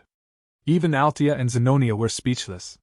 The leader of the aristocratic faction, the man standing at the peak of politics, was bowing his head before Alan. Unlike the underworld, the political world ran on power and legitimacy. To bow before another was equal to surrendering authority. Zenonia watched Alan's calm expression and thought in awe, incredible. Even now, he remains calm, as though he foresaw all of this from the very beginning. Just a few days ago, Marquis Phil Boyd had received a mysterious letter. It looked disturbingly similar to a letter of reformation. Attached to it was a magic crystal containing a 5-second recording. In the crystal, the royalist faction leader was screaming in terror. "I'm sorry! I'm sorry! Look upon the holy letter. Come to the Holy Kingdom and witness the holy moon. We were wrong." The image then shifted. It showed Duke Rimgrave, who had also received a letter of reformation. Then the letter displayed another chilling message: "You are next." Marquis trembled. "Why? Duke? We were only trying to maintain political balance." A single letter of reformation was enough to destroy a person's political career. Normally, such letters only targeted those connected to heretics. And yet, even Duke Rimgrave, who supposedly had no such ties, had suffered overwhelming backlash. Marquis' face turned pale. "I'm sure Palacio is behind this. How does he have connections greater than ours? No, more importantly, I'm next." Back in the present, Marquis was kneeling before Alan. "I simply wish to live the rest of my life in peace. I shall retire from politics. So please, about the reformation letter." Alan blinked in confusion. Why is he asking me? Did those two do something again? From the perspective of the others watching, however, the scene meant something entirely different. Incredible, as expected of the Count. At that moment, any suspicion that Alan Palacio was merely a puppet figure raised by Altia and Zenonia for their convenience completely vanished. No, it became clear to them that Alan was the true mastermind. On the 3rd day of the conference, Alan headed east toward the main magic conference grounds. Evan spoke as they traveled. It seems Marquis Phil Boyd also received a letter of reformation and was taken to the Holy Kingdom. Alan sighed. So he got dragged off in the end. Evan looked at him. "Weren't you the one who sent him, my lord?" Alan stared blankly. "How would I send him there?" Evan remembered Alan's words from the previous day. "I will take that into consideration." Alan rubbed his forehead. Is that really how it looked? In truth, he had only wanted to escape the awkward conversation. They soon arrived at Labyrinth City, Larthania, a city of endless exploration, famous for its 5 great guilds. At one guild headquarters, an expedition was being prepared. One member said, Really? 1,000 New York yourself? Another laughed. You're a newbie. Guild leaders are basically superhuman, got it? The guild leader waved his hand. Don't praise me too much. There's nothing special about this request. This man was Aldrich, the leader of one of the 5 great guilds, Bloody Iron. A woman beside him asked, The request is to capture a monster from the 20th floor, right? Direct nodded. Yeah. I took it because the advance payment was huge. He frowned. But floors that are multiples of 5 are safe zones, so this request feels strange. He shrugged. Still, even if it's a trap, I've gone as far as the 50th floor. And if we fail, we still keep the advance payment. Soon, they entered floor 20. As they moved forward, one of them suddenly pointed. Boss, something's there. Standing in the distance was a small elf-like figure. Isn't that a goblin? Another member laughed. I can't believe it, it's the weakest monster. If we just hand it over, we'll double our payment. Then someone noticed its appearance. Wait, what's with those clothes? Are those Eastern garments? The goblin slowly turned. Huh! You brats are noisy. He casually raised a finger, and a wave of sword energy cut through the air. In an instant, 4 guild members were sliced apart. Direct's eyes widened. He immediately lunged forward, planning to finish the goblin in one blow. But with nothing more than a flick of its finger, he was cut cleanly in half. The king of starving demons, adorned in pride and contempt, had begun his ascent to the surface. Meanwhile, Evan stared upward. Whoa! It's huge. Alan looked at the towering structure ahead. It looks like the central tower is especially tall. Perhaps around the height of the loaded tower. A guide approached. Welcome, Lord Count Palatio. It has been a while since we last met. I will guide you inside. The conference begins tomorrow, so today you may spend at your leisure. Alan nodded. Thank you, Leanne. Then he immediately asked, by the way, where is the library? There's a book I'm looking for. Leanne smiled. I'll guide you. Evan waved cheerfully. Have a good trip. Since Evan could not enter the main conference building, he remained in the lounge. As Alan walked with Leanne, she explained. A friendly match with the Green Magic Tower is scheduled for tomorrow. They will also present their thesis. Then raised voices echoed nearby.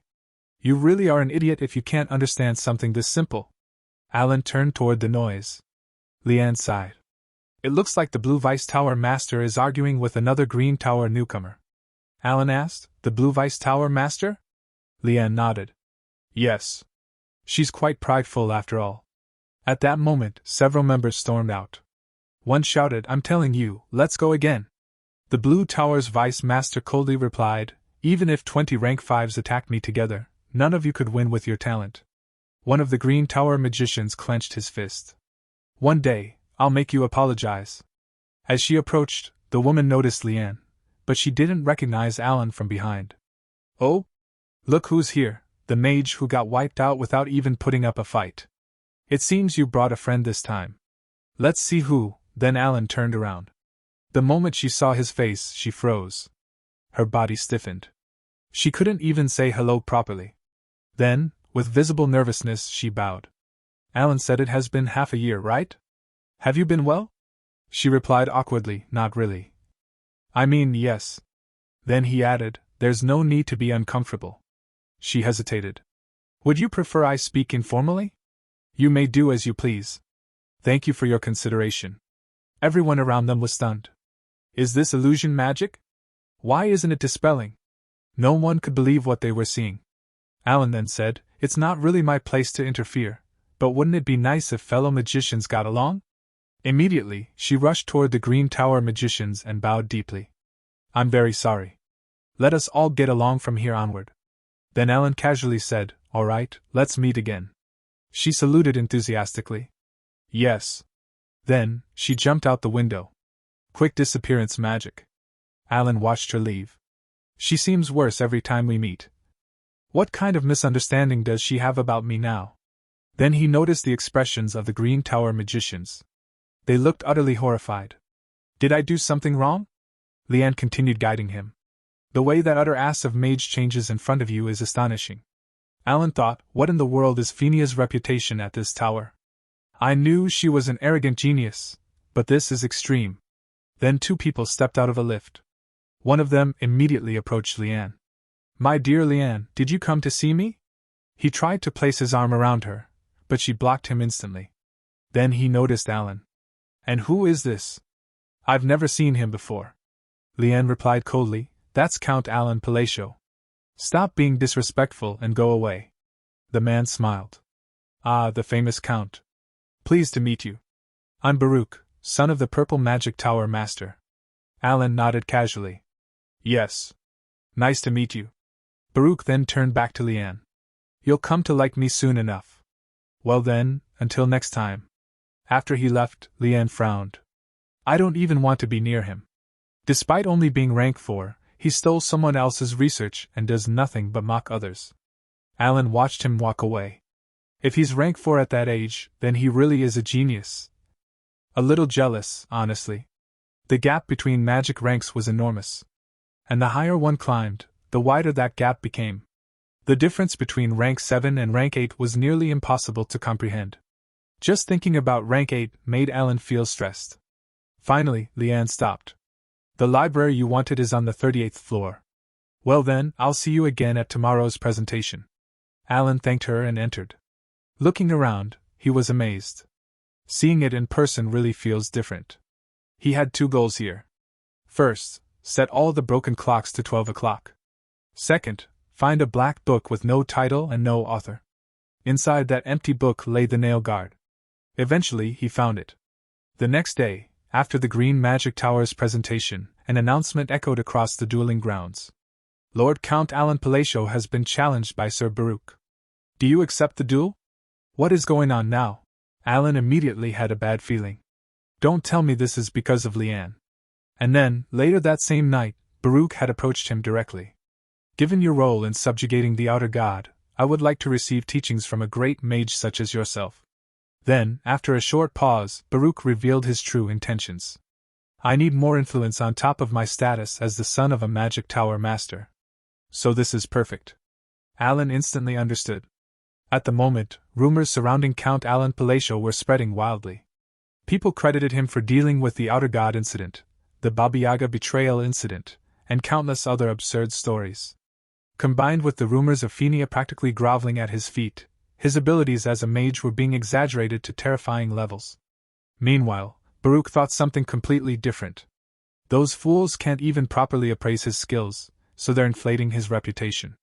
At most, he's probably rank 3. A mage whose pride exceeds his talent will make the perfect stepping stone for me. Then Baruch smirked. Don't tell me you're scared. It's just a friendly match. Alan sighed internally. If someone picks a fight with no reason, then you might as well give them one. So he calmly answered, I accept. Baruch smiled arrogantly. He's just as dumb as he looks. No decency whatsoever. Later, the arena for the match was prepared. The referee announced, lethal spells are prohibited. Ready. Begin. Baruch immediately thought, I need to finish this quickly before everyone realizes how weak he really is. Otherwise, I won't be able to use the rumors surrounding him to elevate my own status. Then suddenly Baruch felt cold. Why do my feet feel heavy? He looked down. Ice had frozen his legs all the way up to his knees. It was Alan's magic. The entire battlefield had silently transformed into a frozen field. Meanwhile, Alan calmly moved his hand signs while quietly chanting phrases. Renown of a snowy mountain. Not long before the match, outside the arena, Phenia apologized. My disciple, have you finally studied yourself into madness? The disciple replied, it's true. Ever since seeing Count Palacio, she's completely changed. Maybe the ridiculous rumors about the Count are actually true. Just who is he for her to act like that? Before the match began, all around the arena, people continued discussing Alan. The Green Tower mage quietly commented, knowledge is what matters most to a magician, but lacking mana should still make things difficult. However, the moment Alan's spell spread across the battlefield, everyone fell silent. The entire arena froze solid, even the air itself seemed frozen. Yet Alan stood calmly at the center, carrying the presence of the underworld's true sovereign. One Red Tower mage stared in disbelief. He nearly perfected the simultaneous usage of 3 spells. The Green Tower mage muttered, "He's doing something even I, as a rank 5 mage, cannot. How is this possible?" Alan calmly continued his phrases. Crystallization, then another hand sign. Rotation, the frozen air twisted violently as rotating spears of ice formed around him. Baruch panicked, realizing he was losing, and he immediately began casting a lethal forbidden spell despite the rules. The spectators gasped. Wait, isn't that forbidden magic from the restricted archives? But before he could even complete the spell, he froze solid instantly. The entire audience sat there in stunned silence, unable to comprehend what they had just witnessed. The referee finally announced shakily, "Victory goes to Count Alan Palacio." After the match, several magicians immediately surrounded Alan. "Incredible! How did you arrange your spell structure? I apologize if it is an original spell." Another said thoughtfully, "I believe I've seen the use of hand signs as a magical medium in ancient practices." Alan blinked. "I thought signs and chants from ancient eras were common knowledge. Why does nobody seem to know them at all?" Alan answered honestly, "I'm roughly rank 3 mage." Silence. "What? He just said rank 3? There's no way. There's no need to be so humble." Alan immediately felt his social battery draining, so it was time to leave. Ahem, well then, I should get going. Then he turned around and fled at full speed. The mages were surprised by the way he left, as they wanted to discuss with him even more. Finally, some peace, Alan let out a deep sigh. The ornament on his pointer finger glowed faintly. The name of the ornament is Memories of the Black Eye. He knew this thing would come in handy. The item specializes in storing magic. It could preserve one spell and release an enhanced version of it later. The frigid cold restriction already consumes 3 out of my 5 spells. But if I use the finger ornament to release frigid cold, not only does the power increase, but I can still use my remaining spells separately. He closed his eyes, remembering the shadow entity's words. Phrases are the key to approaching the laws. Alan slowly began understanding. If I use phrases while truly understanding their meanings, then instead of merely changing characteristics, I can manipulate the laws themselves. I originally thought phrases simply strengthened spells like chants. But this is developing far beyond that. His curiosity only deepened. That night, Alan headed toward the 38th floor. The moment he entered, a voice echoed. "You have arrived at the 38th floor. You came at the perfect time. It is commendable that you solved the riddles." Alan froze slightly. "I came to solve further riddles." The voice laughed softly. "Oh? You hear my voice, yet you do not panic, how surprising. I am the executioner feared and worshipped by those that disturb the world, the eternal fear, and yet I am also the one that mages call the chalice of beginnings." After hearing those titles, Alan immediately realized who it was. After the forgotten era of gods, she was the first mage ever to reach rank 8, the genius archmage, Heinkel. A figure appeared before him. Alan's thoughts raced. This could go very badly if I make a mistake here. In the game, players called Heinkel the retry witch. To obtain her item, players had to choose the correct dialogue option. If they chose incorrectly, instant death. Though after repeated attempts, she eventually became slightly friendlier. Still, if players mentioned certain things, she would instantly kill them. Because of that, players had nicknamed her the Angry Milk Witch. No wonder she feels dangerous. Alan quietly formed hand signs for defensive magic. He absolutely could not afford to die instantly here. Then Heinkel suddenly stared at him. For the first time, fear appeared in her eyes. Alan carefully said, "Now then, I am prepared for your riddles." But before he could finish, she abruptly threw an item directly at him, and said, "Take it." Alan caught it reflexively. He blinked, then she immediately disappeared. Alan stood there in confusion. I even prepared defensive magic just in case. Wait, was she looking behind me? He turned around. There was nothing there. Of course, Alan couldn't see what some gods and mages see him as. After a moment, he shrugged. Well, whatever. I'm just glad I got the item so easily. The day after the friendly match, Alan began attending the conference presentations while also participating in magical discussions. Honestly, this was far better than studying alone. Unlike Alan, who specialized in magic control, Leanne possessed exceptional talent in magic arrangement theory, so their discussions proved extremely helpful. At one point, she suddenly asked, "Are you really rank 3? Alan sighed. "You've asked me that 15 times already." "I understand," she replied immediately. Which clearly meant she did not understand. Alan thought to himself, should I start trying practical magic theory now? Though my mana capacity still wouldn't be enough. Then, on the 4th day of the conference, Alan received urgent news. An outer god had appeared in Larthania's labyrinth. Evan explained, this caused massive changes in labyrinth. The Information Guild estimates the outer god actually appeared about a week ago. Alan's expression hardened. "Evan, send this letter, and we're leaving immediately." As he prepared to depart, Phinia approached him. "Lord Count, are you leaving already?" "Yeah, that's just how things turned out." "Right." Then she bowed repeatedly. "Please have a safe trip." Alan stared at her strangely. "She came all the way out here to say goodbye, but why doesn't she look particularly sad that I'm leaving? Seriously, what is with her?" Meanwhile, Phinia was practically glowing with happiness. Several days later, Alan arrived at Labyrinth City, Larthania. The moment he stepped out of the carriage, he froze. Is this place really Murd? Even Evan looked shocked. "I heard Rinna was climbing the ranks quickly, but I didn't know it was to this extent." Honestly, Alan had already heard that magic tool appraisers had a great influence. Still, seeing it personally was unbelievable. As they approached a large building, an attendant stopped them. "Dear guest, do you have an appointment?" Evan whispered, "It looks like we need one." Alan replied politely, "This matter is somewhat urgent, so could you simply tell her Count Alan Palacio is here?" The attendant tried to smile, while he was thinking this is the 325th Karen I've dealt with today. Then he answered mechanically, "Entering without an appointment costs 3,000 gold." Alan nearly choked. "That's the price of an entire mansion. How long would it take without paying?" The attendant checked calmly. "From today, approximately 10 months." Both Alan and Evan froze. 10 months?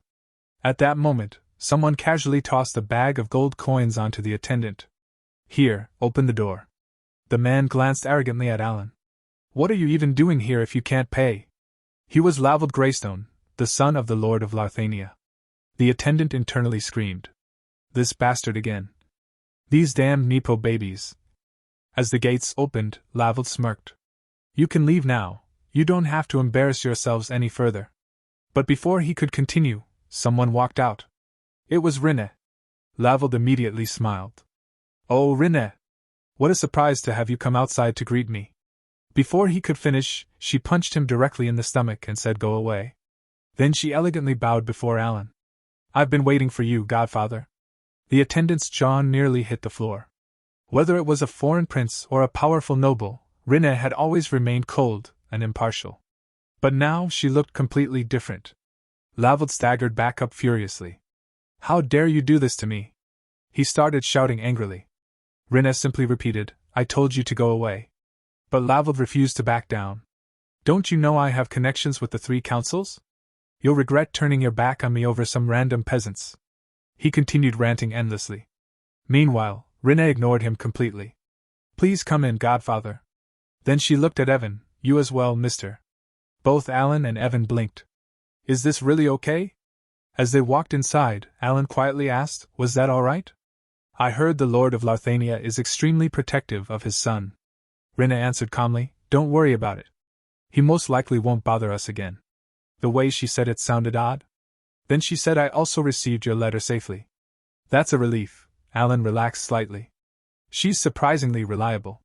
Before long, the two naturally fell into comfortable conversation. Still, Alan couldn't help thinking, how did I end up casually sitting in the head position? Then he finally asked the question bothering him. "By the way, why Godfather?" Rinne tilted her head. "What do you mean?" "The others usually call me a benefactor, so I was curious."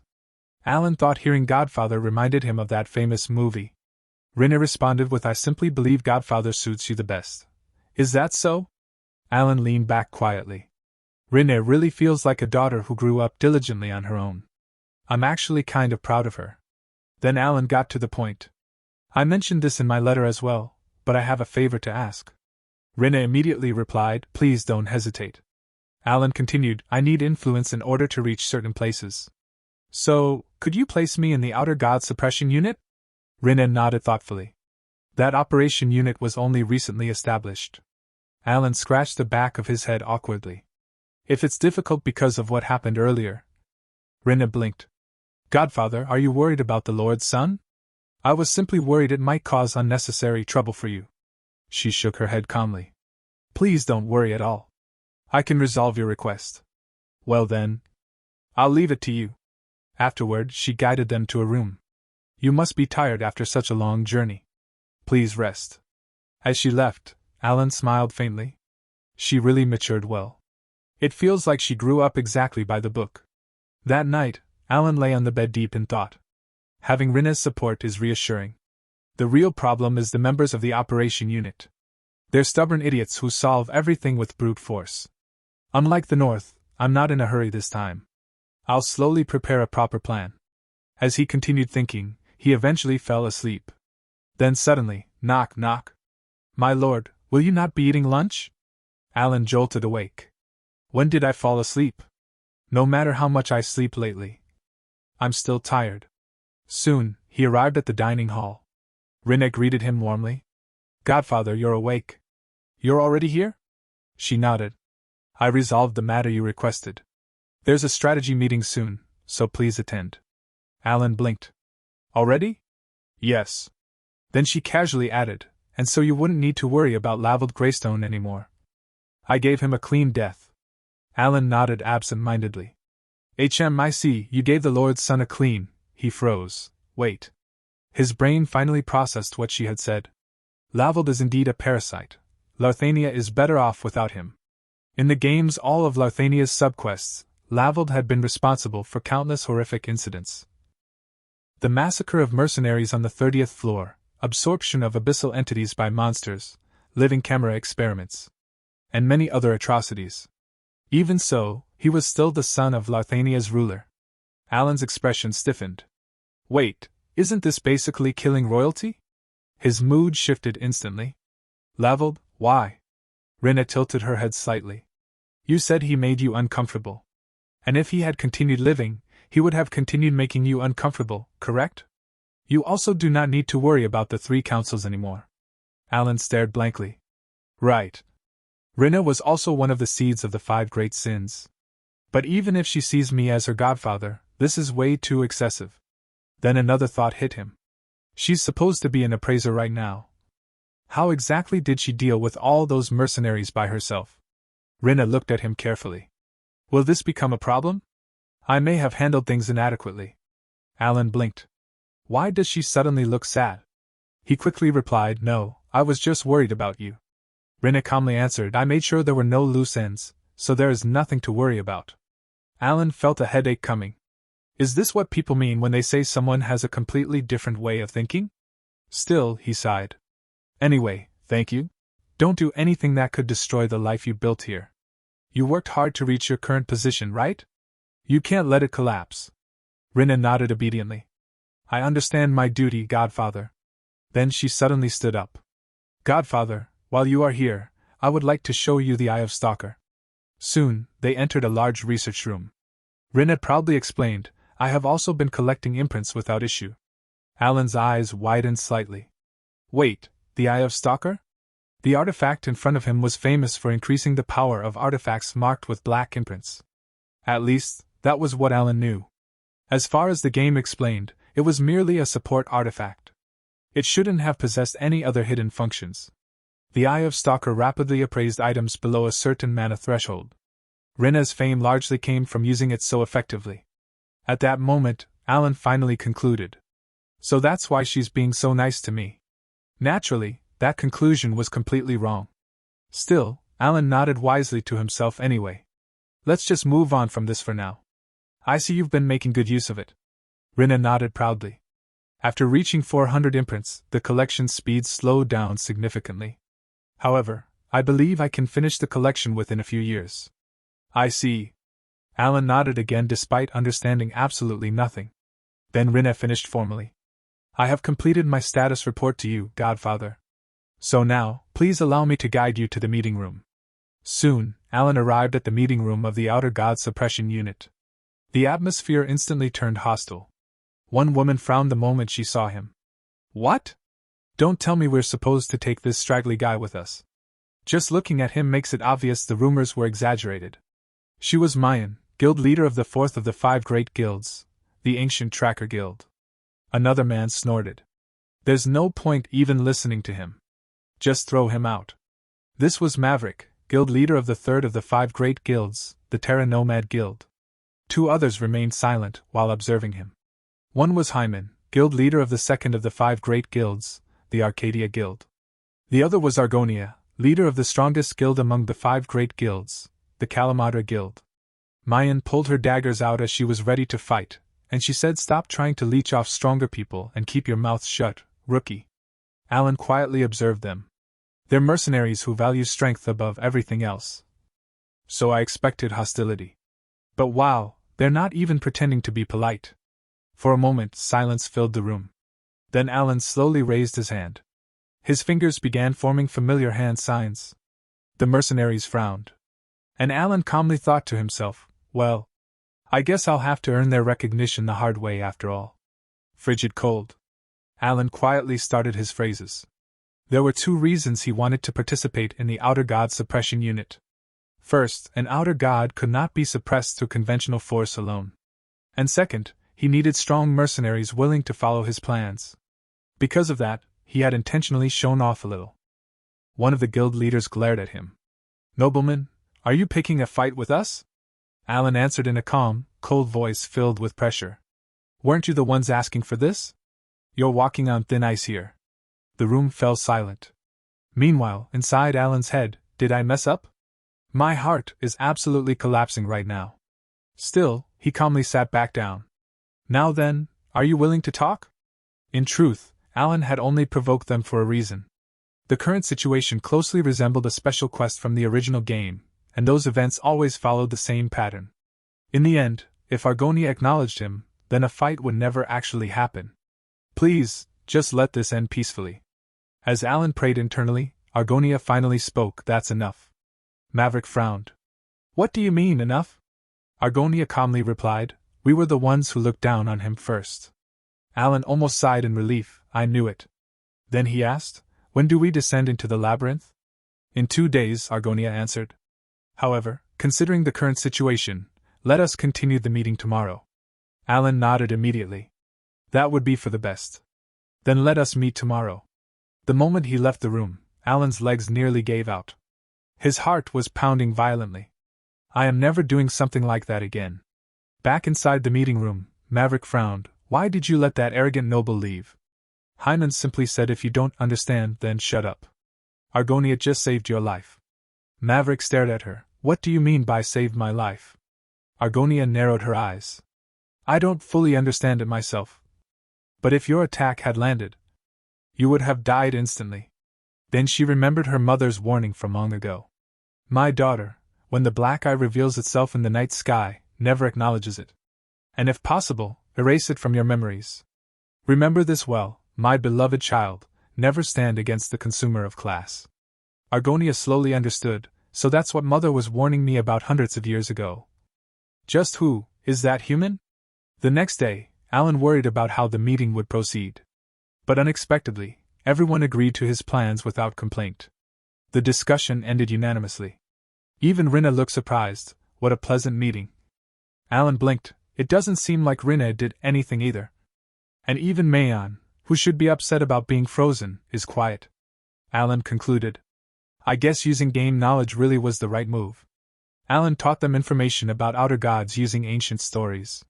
Afterward, preparations were completed, and the suppression unit began descending into the labyrinth while eliminating monsters along the way. Looking around at the powerful mercenaries nearby, Alan thought, there's absolutely no way I could have come here alone. Still, there was an important magic-related item on the 40th floor. As they continued walking, Mayan suddenly approached him. Are you not okay with the beastkin count? Alan blinked. I guess she's still upset. Then he said, no, what I did before was not a show of discrimination. Mayan suddenly moved closer with a faint blush on her face. Do you want to make a kitten with me? I think we'd make a really cute one. We've come to naturally understand each other better, too. Alan froze. She just casually said something absolutely insane, like it was a normal conversation. Meanwhile, Mayan blew him a flying kiss filled with little heart gestures. I understand how strong you are now, too. The cat tribe puts strength above all else. Alan answered immediately, I would like to refuse. Mayan placed a hand over her chest dramatically. Wow, my heart skipped a beat. Won't you change your mind after getting to know me better? I'm pretty charming, you know. Before Alan could respond, Rinne stepped forward with terrifying rage. What a crude thing to say to Godfather. Shall I silence her? Alan quickly intervened. You absolutely do not need to do that. The beast can simply think differently. Which was Alan's polite way of saying, please stop trying to solve every problem with murder. On the second day inside the labyrinth, the group reached another lower floor. Maverick groaned. It's such a pain searching this place one room at a time. Alan looked around carefully. We're still only on the 4th floor. In the game, players could progress quickly as long as they met the requirements. But reality was different. They had already spent half a day simply searching for the correct entrance. Looking around the massive underground structure, Alan quietly muttered, how was a place like this even created? Then Argonia called out loudly. Everyone, gather up. We're moving to the 5th floor. Soon they entered. Unlike the floors above, the atmosphere here was peaceful and quiet. Rinne explained, every 5th floor is considered a safe floor. Alan nodded, that's right. Back in the game, these floors functioned as save points. Argonia crossed her arms. After maintenance and rest, prepare for the operation. The outer god was last sighted on the 12th floor several days ago, so we still have time. And so everyone began preparing. Mercenaries sharpened weapons, adjusted equipment, and discussed strategies. Meanwhile, Maverick noticed Alan breathing heavily. What's so impressive about a guy panting after walking a little? Then suddenly, something cut through the air. A massive blade wave. It sliced through the mercenaries instantly. Blood was scattered everywhere. Everyone froze. The outer god they had been searching for had descended before them. Mayan's eyes widened. Maverick stared ahead in shock. Standing there was the goblin. Then the creature spoke. Who dares look into my eyes without permission? Instantly, Alan activated Frigid Cold. The entire area froze as he immediately attempted to contain the outer god. Then he shouted, You there, Maverick! Pull yourself together! The outer god casually shattered the ice. Oh? You are doing something rather interesting, Bug. Alan recognized him immediately. He is a being who, despite starting insignificant, sought knowledge endlessly until he broke the law and ascended into the class of divinity itself, becoming the king of starving demons, Salus. Salus smiled. You even know my name? What a commendable little bug. Alan's thoughts raced. According to the reports, even moving at full speed, he should have needed 3 more days to arrive here. So why is he already here? Salus continued casually, I am in a good mood today. So I shall spare those around you, bow your heads. Then I may allow you to live. Alan's expression sharpened. Everyone, prepare yourselves. Immediately, Argonia shouted orders. Combat formation. Still, Alan noticed something important. This is different from Ultoris. The mercenaries are far more prepared this time. And Salus's incarnation state hasn't fully progressed yet. Then Salus laughed softly. If you insist on drinking poison, then I shall gladly indulge you.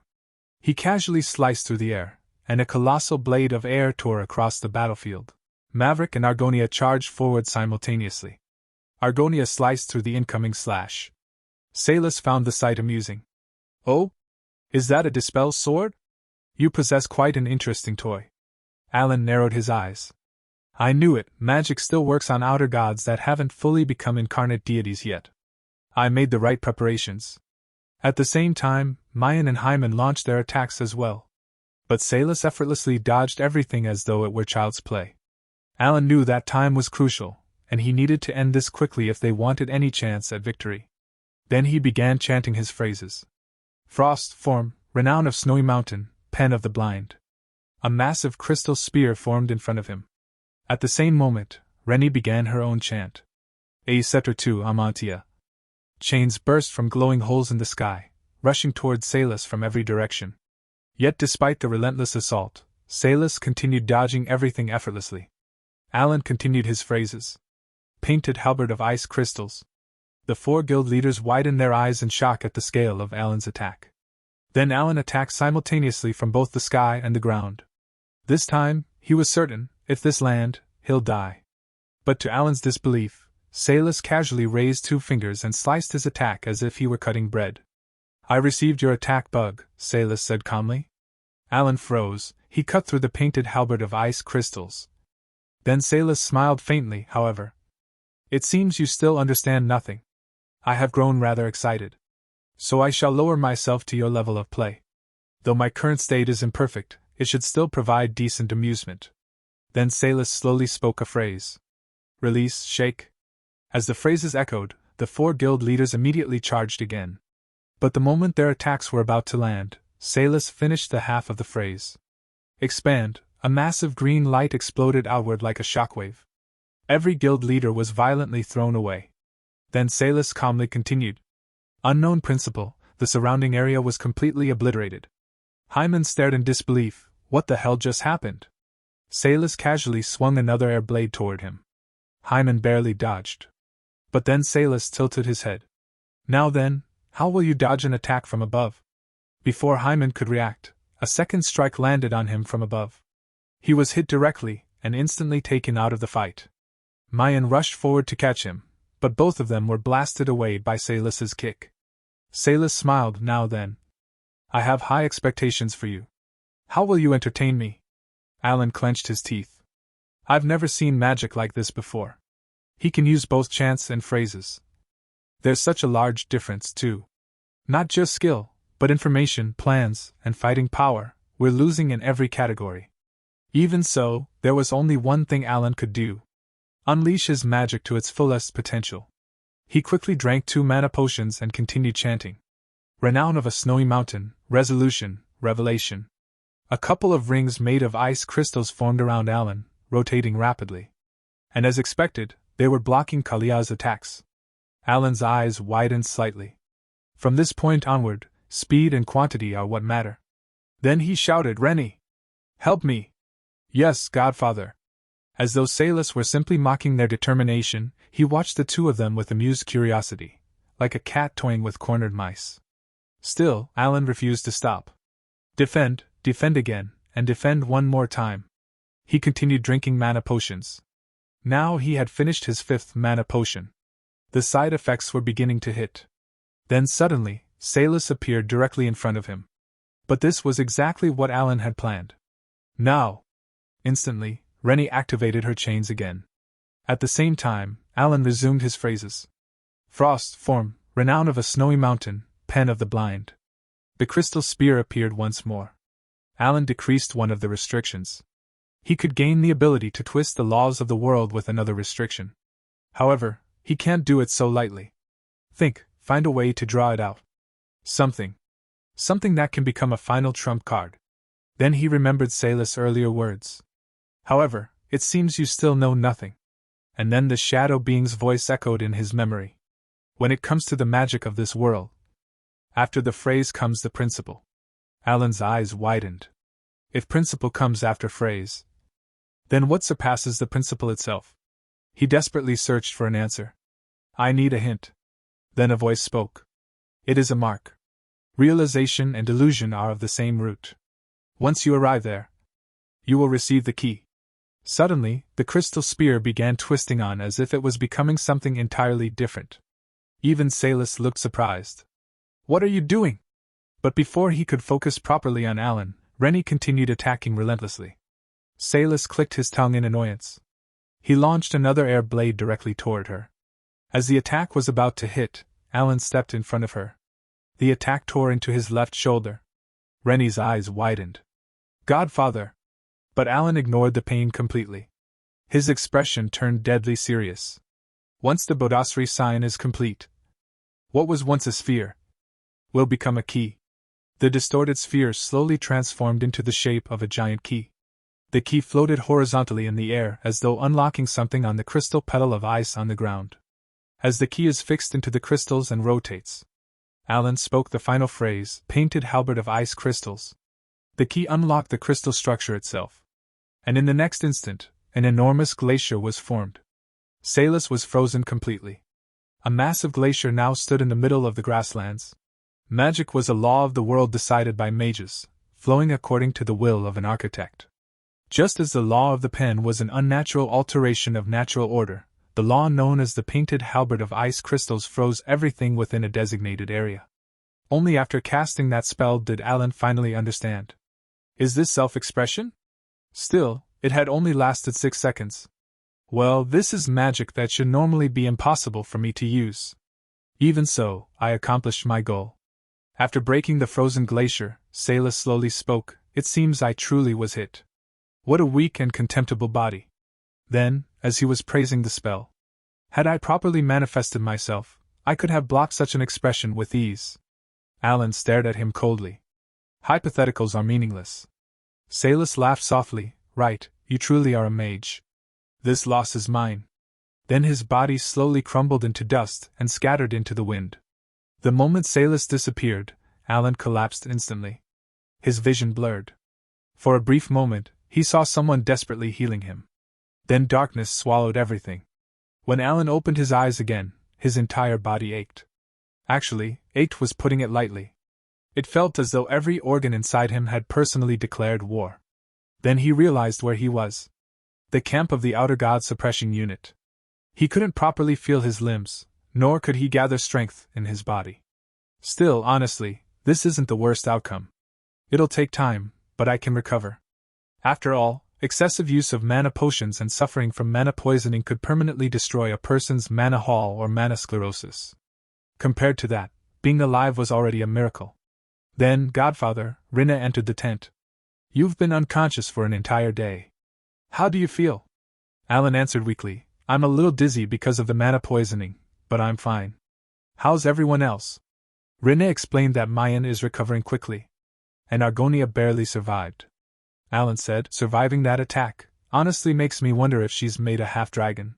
Then Rinna hesitated slightly. Godfather, there is something I wish to ask. What is it? She looked directly at him. Why did you save me? Was my life truly worth risking for? Alan stared at her in disbelief. What? What are you even talking about? Suddenly, a sharp wave of pain hit him. Even while grimacing, he still answered. Why are you saying it like that? Rinna lowered her gaze. I was useless. You endangered yourself to save me. Even if I possess value because I can complete the Eye Stalker. From a logical standpoint, your actions were inefficient and irrational. I cannot understand it. Alan blinked slowly, then he realized something. Hold on. I'm saying this just in case. I didn't raise you all so I could use you. Rinna tilted her head slightly. Is that so? Meanwhile, inside Alan's mind, wait, is that honestly what they thought? Why does every single one of them think I raised them as tools? Do I seriously look that villainous? Am I fated to become some final boss mastermind no matter what I do? Then Alan spoke honestly. I think of all of you as family. So, of course, I'd save you if you were in danger. Our relationship isn't one-sided. It's not about profit or using each other. Then he awkwardly added, and if you really want to repay me, just celebrate my birthday occasionally or something.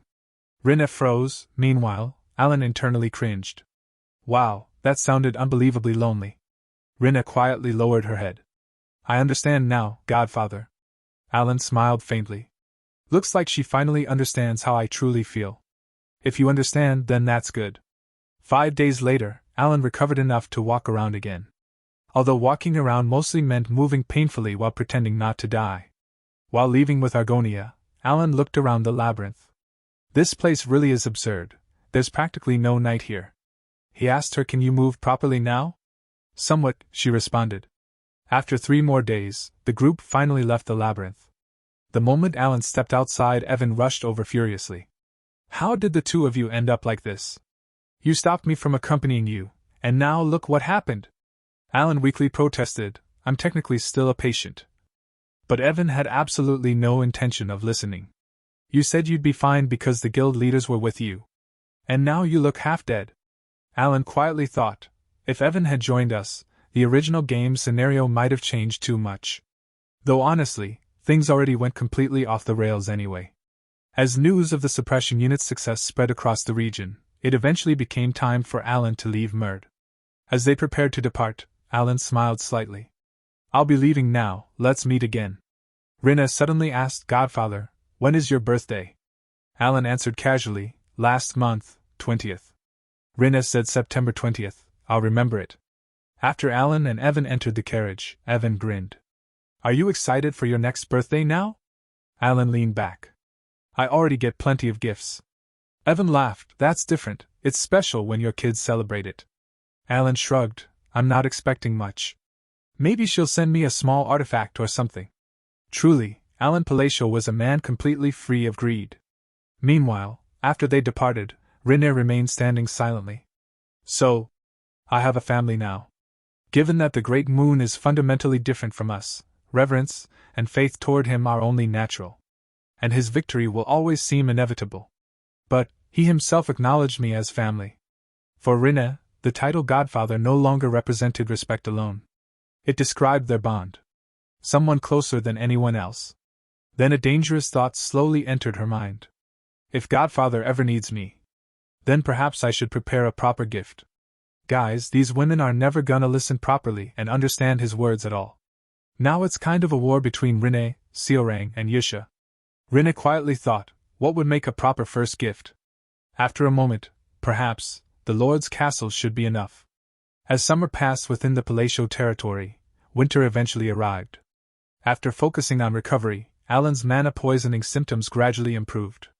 At the same time, he drowned beneath an endless pile of territorial paperwork while replying to Yusha's letters. Evan entered the office. My lord, a parcel came from the Altia estate. It seems to be a communication crystal. Alan accepted it. When the crystal activated, Altia appeared. I shall now deliver my report, Lord Count. Alan still wasn't used to this. Technically, he was now the head of a faction. Yet somehow, everything still felt absurd. Altia calmly continued. I have also resolved the matter you mentioned previously. As of yesterday, the Asteria Kingdom's underworld is now under the control of the Cal faction. Alan blinked. How? When exactly did I ask for that? Then he remembered his earlier words to them. We'll clean up the underworld first. Oh. Apparently they had interpreted that far more aggressively than intended. The underworld of the Asteria Kingdom consisted of countless organizations and criminal groups. Completely controlling it should have been nearly impossible. So how had she actually succeeded? Altia answered calmly. It became significantly easier after the royalistic and aristocratic faction leaders were dealt with. Alan was nervous and he thought, wasn't that your doing too? Then Altia asked, what shall we do next? I assume, the king is next. Alan immediately panicked. For now, just maintain the current status quo. Understood, then I shall end my report here until we meet again. The crystal disconnected. Alan sat there silently. I somehow went from becoming a shadow mastermind overnight to ruling the underworld in a single breath. Then he noticed another letter on his desk. An invitation to the royal ball. 1 month from now, the royal family will host its first New Year's ball in 5 years. And personally, the king had requested the attendance of Count Alan Palacio. Alan started crying. All he had ever wanted was to slack off peacefully as a lazy noble. Yet somehow, he now stood between politics, the underworld, outer gods. At this point, even Alan had lost count of how uncontrollably things had spiraled. In the 5th level of the labyrinth, the same mysterious figure who had appeared at the northern site visited once again. He laughed quietly as he observed everything. He never expected Alan to make it this far. That alone made things interesting. More importantly, he was curious. How much longer will he endure next time? Meanwhile, back with Alan, he was still wondering why the queen had summoned him. Is this because of the KL faction? The ruler of the kingdom, Asteria's 8th monarch, Sion Crytenia, was no ordinary monarch.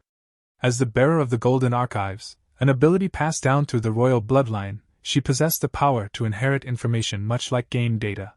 The ability allowed knowledge, skills, and strength to be passed down to future generations. The existence of the Golden Archives itself was one of the greatest symbols of royal authority. When the 5 great sins appeared in Asteria during the original story, she briefly joined the players' party and displayed overwhelming power. Still, Alan couldn't help thinking, is the queen really going to intervene in underworld affairs? Among players, Sion had been popular enough to earn countless memes comparing her to a guardian dragon. Given how indifferent she usually was toward whatever chaos happened inside her own kingdom, Alan wasn't overly worried. Honestly, this might not be so bad. If this incident weakens the KL faction a little, and if I avoid upsetting the queen, then maybe I'll finally get an excuse to take it easy. I'm basically a bystander here. It's not like we're challenging royal authority. Everything would surely be fine. Elsewhere, a bald man was examining a corpse. What's this? Is he already dead? The man's neck had been twisted around twice. Earlier, he had been receiving constant complaints from Carmine. After making that request to eliminate Count Palancho, I haven't heard a single update. What exactly is wrong with your agents? Are you looking down on your clients? Bring your boss out here right now. The bald man sighed. I'll go confirm the situation immediately. Damn it. I'm definitely going to become the scapegoat for this. As he investigated the body, he noticed something strange. Anti-decomposition magic? What is this? Then realization struck him. This was left behind as a warning. His expression darkened. What an outrage. If the boss hears we lost our 100% mission completion rate, he'll raise hell.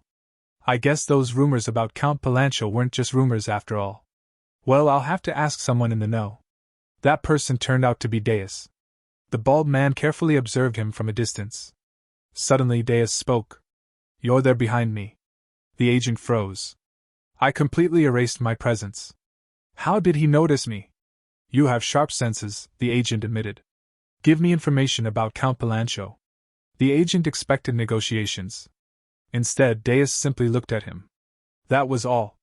The pressure alone made the man's body lock up. Confused, he glanced behind him. Then he saw something horrifying. His fellow agents had already been captured. Deus calmly said, It seems you are one of those agents. The next thing the man knew, he was pinned to Deus's threads. It was time for the Blue Moon's semi-annual meeting. As expected, chaos erupted immediately. Seorang insisted she was going to marry the Great Moon. Yusha insisted that, as shadows, they could not. The argument had apparently resumed right where it left off. Raiden rubbed his temples. What is going on here? Meanwhile, Rina was actually trying to calm Seorang down. Please don't take it personally. Yusha has supported the Great Moon longer than any of us. Yusha immediately responded, See, quiet down and listen. Unfortunately, Seorang had no intention of calming down at all. Then Rina suddenly spoke. Yusha, I would like to make a proposal. Yusha blinked yes? What is it? Rina said I was considering sending reports personally. Yusha frowned, I have already been compiling and sending reports, have I not? I would like to personally report on the Eye Stalker. Yusha immediately replied, If you tell me, then I can. Rina interrupted her. Given the circumstances, I would prefer to report directly. Yusha's smile became noticeably sharper. I have been delivering reports without issue until now. Rina smiled even wider. I would simply like to personally convey information regarding the progress of this project, and perhaps a few reports regarding myself as well. She giggled, but that smile on her face was deeply unsettling for me. The room went silent. Raiden, Seorang, and Yusha all stared. Why is Rina smiling like that? Even Seorang looked slightly frightened. Then Rina said, Excuse me? Something amusing just came to mind, but nobody felt reassured. At that moment, Deus entered. Sorry for being late. Seorang immediately looked at him. There are still 5 minutes before the meeting begins, you're fine. Raiden blinked. For once, you're actually on time. You're usually ridiculously early. Deus ignored the comment. Before we begin, there is an urgent matter. An organization known as the Agents is targeting the Great Moon. Everyone froze. What? The Agents? Yusha asked him to explain immediately. Deus nodded, there are 15 in total. I have already dealt with 3. There are 12 remaining. I have also located several of them. Except for Raiden, everyone's expressions became frighteningly serious. Seorang stood up. Kill them all immediately. Rina nodded. I wonder whether breaking their legs first would be more effective, Raiden quickly interrupted. Wait, we should first determine how strong they are. Sharing information and creating a plan would be the logical approach. They slowly turned toward him. Yusha narrowed her eyes, and what if they harm him while we are gathering information? Rina gave him a side eye. Seorang looked genuinely betrayed. Raiden, are you a traitor? Raiden nearly fell out of his chair. What? Why am I suddenly a traitor? Seorang crossed her arms. You opposed killing them immediately. That sounds suspicious. That is not what happened. I simply wanted to assess the situation first. The three women continued staring at him. Raiden immediately surrendered. I was wrong, we should attack first. Yusha nodded. Good, then we shall resume the meeting after dealing with this matter. Everyone stood up. The meeting ended before it even properly started. As they left, Raiden slumped back in his chair. Seriously, being called a traitor is too much. I would never betray him. He gave me power and the opportunity for revenge. My loyalty is unquestionable. He sighed deeply. You people are just completely fanatical. Back in the capital of Asteria, Tyria Royal Castle stood in all its grandeur. Alan arrived alongside Evan, and Evan waved him off. As Evan watched several members of the KL faction gather around Alan, there they go again. Alan thought, why are they all sticking so close to me? This just makes it look like I'm leading them to a frontal assault on the Queen. Then another thought appeared. Actually, if we all get lectured by the Queen together, then my tug-of-war plan might work even better. After entering the palace, Alan couldn't help admiring the scenery. Maybe it's because it's the royal palace, but this place is incredible. At the same time, he noticed the reactions of the nobles. The aristocratic faction and royalist faction were tagged along. Clearly, they believed the KL faction had been summoned to receive a royal reprimand. Alan took a deep breath. Calm down, all I have to do is get scolded and act submissive. If I can survive this, I can finally enjoy a peaceful, noble life. Then the Queen entered. Everyone bowed. Alan respectfully greeted her. I greet the great ruler who leads Asteria. The Queen spoke calmly. Raise your head. Alan looked up. There she was. Asteria's 8th monarch, Sion Crytenia. Yes, your majesty? Around the room, everyone thought the same thing. Finally, that troublesome KL faction is about to be reprimanded. Then the Queen smiled. I see Count Palancho. Everyone waited and waited, then she spoke. I hereby bestow upon you the title of Marquis. Silence, absolute silence. The entire hall froze. That outcome was the complete opposite of what everyone had expected. And Alan's soul nearly left his body on the spot. Why does this keep happening to me? Alan froze as he went from Count to the Marquis. Every noble present froze alongside him. After all, everyone had come expecting a punishment, not a promotion. The Queen calmly continued, I have heard of how you punished those criminals in the underworld who were eating away at Asteria's underworld. This is your reward. Alan's mind immediately went into overdrive. Wait, isn't this just helping the Cal faction? The Queen normally had little interest in state affairs. So why reward him now? Who could have possibly predicted that she would suddenly promote him to a marquis? None of this made any sense. Is this some kind of warning? Is she showing confidence that she could crush me any time with her royal authority? The Queen then said, Raise your head. She gracefully approached him. Alan lifted his head, confused. Then she extended a finger and lightly placed at his face. Alan had absolutely no idea what was happening. Smile, the Queen said. It would make for a much more pleasant sight. Then she turned around. That is all, enjoy the banquet. And with that, she departed for her chambers. Alan remained frozen. The Queen had smiled, actually smiled. That alone felt more shocking than the promotion. Meanwhile, members of the Cal faction quickly surrounded him with congratulations. Altia and Zenonia were equally surprised. Incredible, in no time at all, even Her Majesty has recognized Lord Marquis. Truly remarkable. However, not everyone was celebrating. Standing in a corner, Marquis Philip looked absolutely miserable. Palacio. What exactly did you do this time? Meanwhile, in the slums of the Asteria Kingdom, Marquis Philiboid wandered through the streets muttering to himself. Nothing can stop me now. Despite kneeling and begging, he had spent an entire month being tormented in the Holy Kingdom. Although he avoided suffering the same fate as Rimgrave, he had still lost nearly all of his authority. I eagerly waited for the day you would finally be punished. Instead, things had gone completely the opposite direction.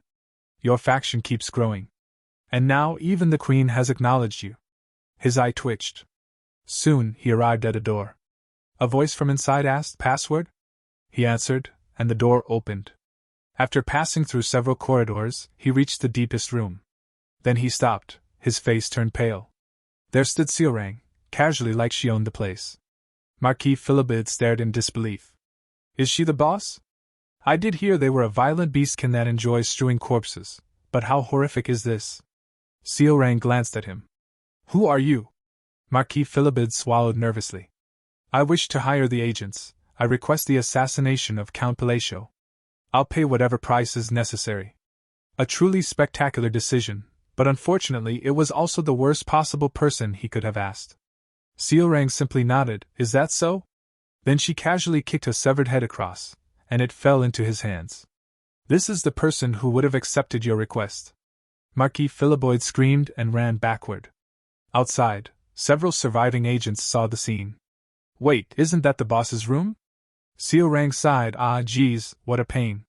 A moment later, the slaughter began. Like a storm tearing through dry leaves, she rampaged through the hideout. By the time she finished, the building looked less like a headquarters and more like a historical tragedy. The Marquis collapsed to his knees. I am a Marquis of Asteria. If you spare me, I'll repay you with anything you want. Seorang tilted her head. Then why did you say that? Why did you ask someone to kill my benefactor? Marquis Philibert stared blankly. Then Seorang corrected herself. No, my future husband. The Marquis looked even more confused. She continued rambling. Anyway, that's not important. The important thing is that nobody is allowed to lay a finger on my husband. The Marquis's head was beheaded in that exact moment. Some time later, the royal ball finally came to an end. Altia and Zenonia were deep in thought. What should the Cal faction do next? Meanwhile, Alan was busy with a much more pressing matter, desserts. He was systematically sampling every sweet available. I must endure for one more week. Future regret is tomorrow's problem. Later, while riding in his carriage, Alan remained lost in thought. I still don't understand what the Queen was thinking. When things started going badly, Evan suddenly spoke. Lord Marquis, Alan immediately opened his eyes. That's the 10th time. The title ceremony hasn't happened yet, so call me whatever you want until then. Evan nodded. Of course, Lord Marquis. Alan stared at him. You're doing this on purpose.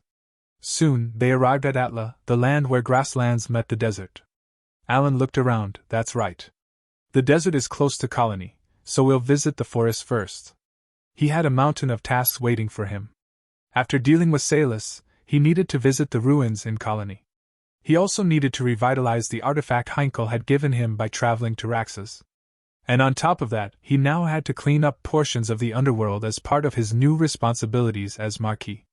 His list of work somehow kept growing. Inside his updated psychedelia notebook, Alan recorded everything carefully. He noted down one thing that the Empire had, Bone Eater. Psychedelia and Calypsophobia were created by the same developers. They take place in the same world and era, and it's called the Ampellan Continent. However, because the stories remained largely separate, there were almost no overlaps. I stopped playing Calypsophobia early, so I don't know much about it. The butterfly effects from psychedelia shouldn't affect Calypsophobia, right?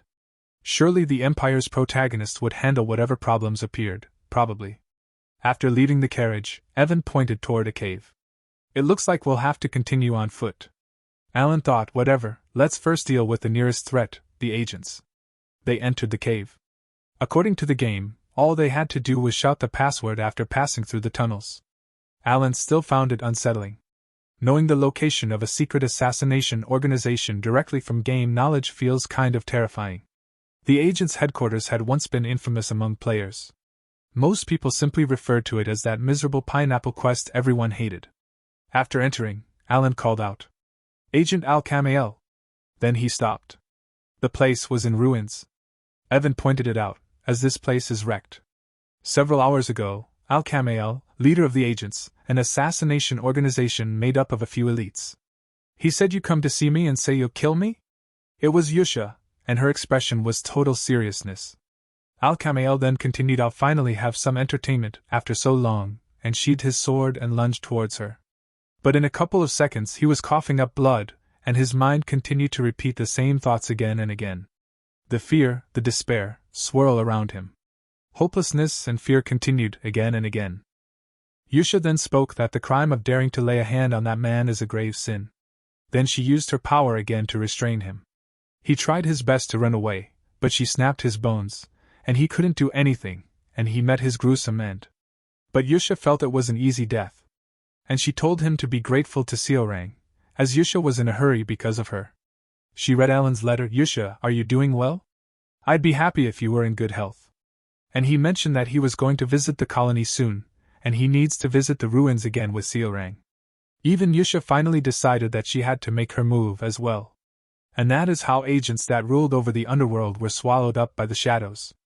Now, back in the present, it looked abandoned. Evan asked Alan what he was searching for here. And he even pointed out that it is fascinating that there's a mansion inside a cave. So this is why you said we should come. This place is a treasure trove, Evan said happily, holding all the treasure. Then Alan said normally, everything here should have been protected by exclusion ownership magic. No one should have been able to touch anything. Evan panicked and asked him, is this like the labyrinth where we shouldn't take anything? Alan thought carefully. If the owner were still alive, nobody could touch any of this. Then his eyes widened. That means Alcamael must have run into trouble. A terrifying smile appeared on his face. The kind of smile that made Evan instinctively take a step backward. We're taking everything, literally everything. Evan immediately protested, I told you not to make that expression. Alan's grin somehow became even creepier. Especially the potions and valuables, we're taking those first. After gathering everything, they continued their journey. Looking at the piles of loot, Alan couldn't help asking, does money grow on trees? Then he immediately answered his own question. It apparently grows here. After becoming significantly richer in both body and spirit, they finally arrived at their destination. The moment Alan stepped out, Seorang hugged him from behind. Benefactor. Hi. As they headed toward the ruins, which were under the Golden Mane tribe's protection. Seorang spoke, Benefactor, can I ask you for something? He said if it's something I can do, then yes. Seorang signaled someone. A document was handed over. Alan noticed she was more affectionate toward them before. Perhaps the betrayal she suffered had affected her more deeply than he realized. I should treat her better. I don't want that trauma twisting her future. Then Seorang handed him the paper. Here, Benefactor, sign this. Alan examined the document. There was even a witness section at the bottom. Is she asking me to act as a guarantor? Seorang smiled brightly, just sign at the top. Then Alan finally noticed it, marriage certificate? Seorang immediately handed him a pen, saying yes, please sign it. In her own flirty way. At the Ashudalan Kingdom, the Komoan Duchy. The agents had completely disappeared. Duke Komoan said we managed to acquire some of their commercial connections, but now we would no longer be able to make use of the organization itself. What a shame. So, what about Asteria? Any organizations worth acquiring abyssal entities through have vanished, the person replied. Duke Komoan frowned. If we can't acquire any more, won't expanding our influence become difficult? The subordinate immediately bowed, my apologies. The Cal faction has experienced unexpected growth. There is no need to bow before me, Duke Komoan replied calmly. You may simply make amends through death. In a fraction of a second, he was cut into pieces. Then he called out, Inzila. A figure stepped forward from the shadows, saying yes, master. You will take charge of this matter from now on. Understood, Inzila nodded. As for the experiment, young Master Carmine can still be found in the isolation ward. The absorption of abyssal gems results in symptoms of severe anxiety. Those affected become unable to control their violent impulses. Only someone truly exceptional can make proper use of them. Losing weak test subjects teaches us very little. All of the subjects selected for my research were strong enough to withstand the abyssal entities from the beginning. He clicked his tongue. Still, losing those assets from Colony was a waste. But yes, Calman was a success. Several weeks earlier, as you wanted, the Seeker has provided extra. The servant had asked Calman, are there any abnormalities? Calman replied, we are finishing the final preparations. Cleaning up the underworld is only a matter of time. The servant asked another question. It seems someone has recently caught the Seeker's attention. They will likely arrive here soon. Calman nodded, I'll take care of that person as well. Who is it? The answer came immediately, Count Palacio. Back in the present, Duke Komoan calmly spoke, I thought Calman alone would have been enough. If he were defeated, then Count Palacio is a far greater variable than expected. He looked toward Inzila. Continue monitoring Colony's underworld. With a yes, he responded. As for Asteria, Duke Komoan said I hold no personal grudge against him. But he keeps interfering with my plans. So removing him sooner rather than later would be ideal. A faint smile appeared on his face. Tell those bribed pigs to convey my regrets to Palacio. If his reputation begins to crack, the rest will follow. The aristocrats of Asteria are always desperate for attention. I'll spread my influence discreetly. Inzila bowed, understood. Duke Comoan continued, the plan must continue, no matter what methods are required. In the end, it will be best for everyone. Meanwhile, back with Alan. Seorang was still relentlessly pursuing her mission. Unfortunately for Alan, that mission was marriage. Alan felt a headache coming on. She proudly waved the marriage certificate. I'll make you mine with this. I refuse your refusal. Alan stared blankly. Her determination has somehow gotten stronger after he came back. Where exactly did my parenting go wrong? He rubbed his forehead. Saying we're already family clearly isn't working anymore. I need a different strategy. Finally, he said, let's reconsider this when you're a little older. Seorang immediately looked up with watery, kitten-like eyes. How much older? Alan thought carefully and said, well, in 2 years, when you're more reliable. Her face instantly lit up. Okay. Alan sighed in relief and gently patted her head. You should marry someone you truly love. I'm sure she'll change her mind once she matures a little. A truly optimistic thought. A very, very optimistic thought. Eventually, they arrived at the ruins. Are you sure you'll be fine waiting here? Alan asked. Seorang and Evan both said we'll be fine, don't worry. Alan smiled, thank you, I'll be back. Then he entered the central tower. Time to face the unknown once again. As soon as he stepped inside, a familiar voice greeted him. Oh, you've come. Alan looked up in surprise. A dragon, or rather, a draconian. The mysterious being tilted her head. Oh? You can see me? It seems your class has risen after defeating the outer gods. Although, judging by your current class, you defeated them before they could fully manifest. She smiled truthfully. I expected you to fail. Alan immediately sighed and said I almost died, you know. The dragon laughed. Naturally, still managing it even then is more fascinating. Human, just how did you do it? Alan answered honestly, I used self-expression. The dragon froze, you used self-expression? My. And you even know conceptualization? Alan blinked, what is conceptualization?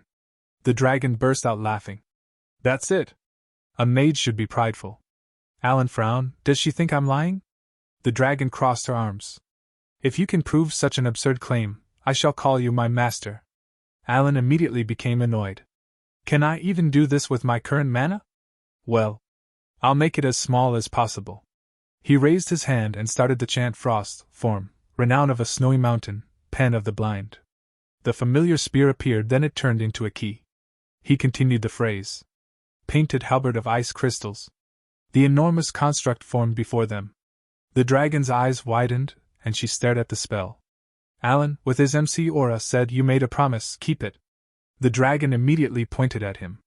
You liar! You said you didn't know what conceptualization was. That's cheating. It's invalid. Completely invalid. She looked less like an ancient dragon and more like a child throwing a tantrum. Alan simply shrugged. So you're not keeping your word? The dragon gritted her teeth with little annoyance. Then she immediately added, Master, do you really not know what conceptualization is? I told you I don't. She came closer. Then how exactly did you do that? Alan thought for a moment. I expressed phrases as principles and memorized their names. I just followed what you told me before. The dragon looked genuinely stunned. To begin with, magic isn't as simple as utilizing superficial principles. One must approach the laws formed by mages and then manifest them. After learning chants, marks, and phrases, a mage must twist and interfere with them to manifest it. Alan thought about it. That sounds suspiciously similar to what I've been doing. She continued, using chants as a key to self-expression requires conceptualization. In order for a mage to first reach these laws, one must recall the memories tied to the creation of those phrases. Alan nodded slowly. So phrases have two uses. The dragon said there are no longer any mages capable of properly teaching conceptualization. That's why I cannot believe what you're telling me. Did those foolish words I carelessly spoke back then really become your clue? She shook her head. Without conceptualization, it should have been impossible. Alan replied, I just used marks and chance like usual. A strange realization hit Alan. The dragon believed understanding had to come first. Alan had somehow developed an understanding through repeated use. They were violating each other's sense of norms. Finally, Alan asked, "There's something I want to know. You learned it by yourself? Is that even possible?" The dragon stared at him. Then Alan said, "That's how I've learned everything until now." Oh my, before she could continue, her body flickered. It seems I've reached the limits of my manifestation. We'll have to continue this discussion another time. Then she quickly added, "If you find Sparrow Wand and receive its chants and phrases."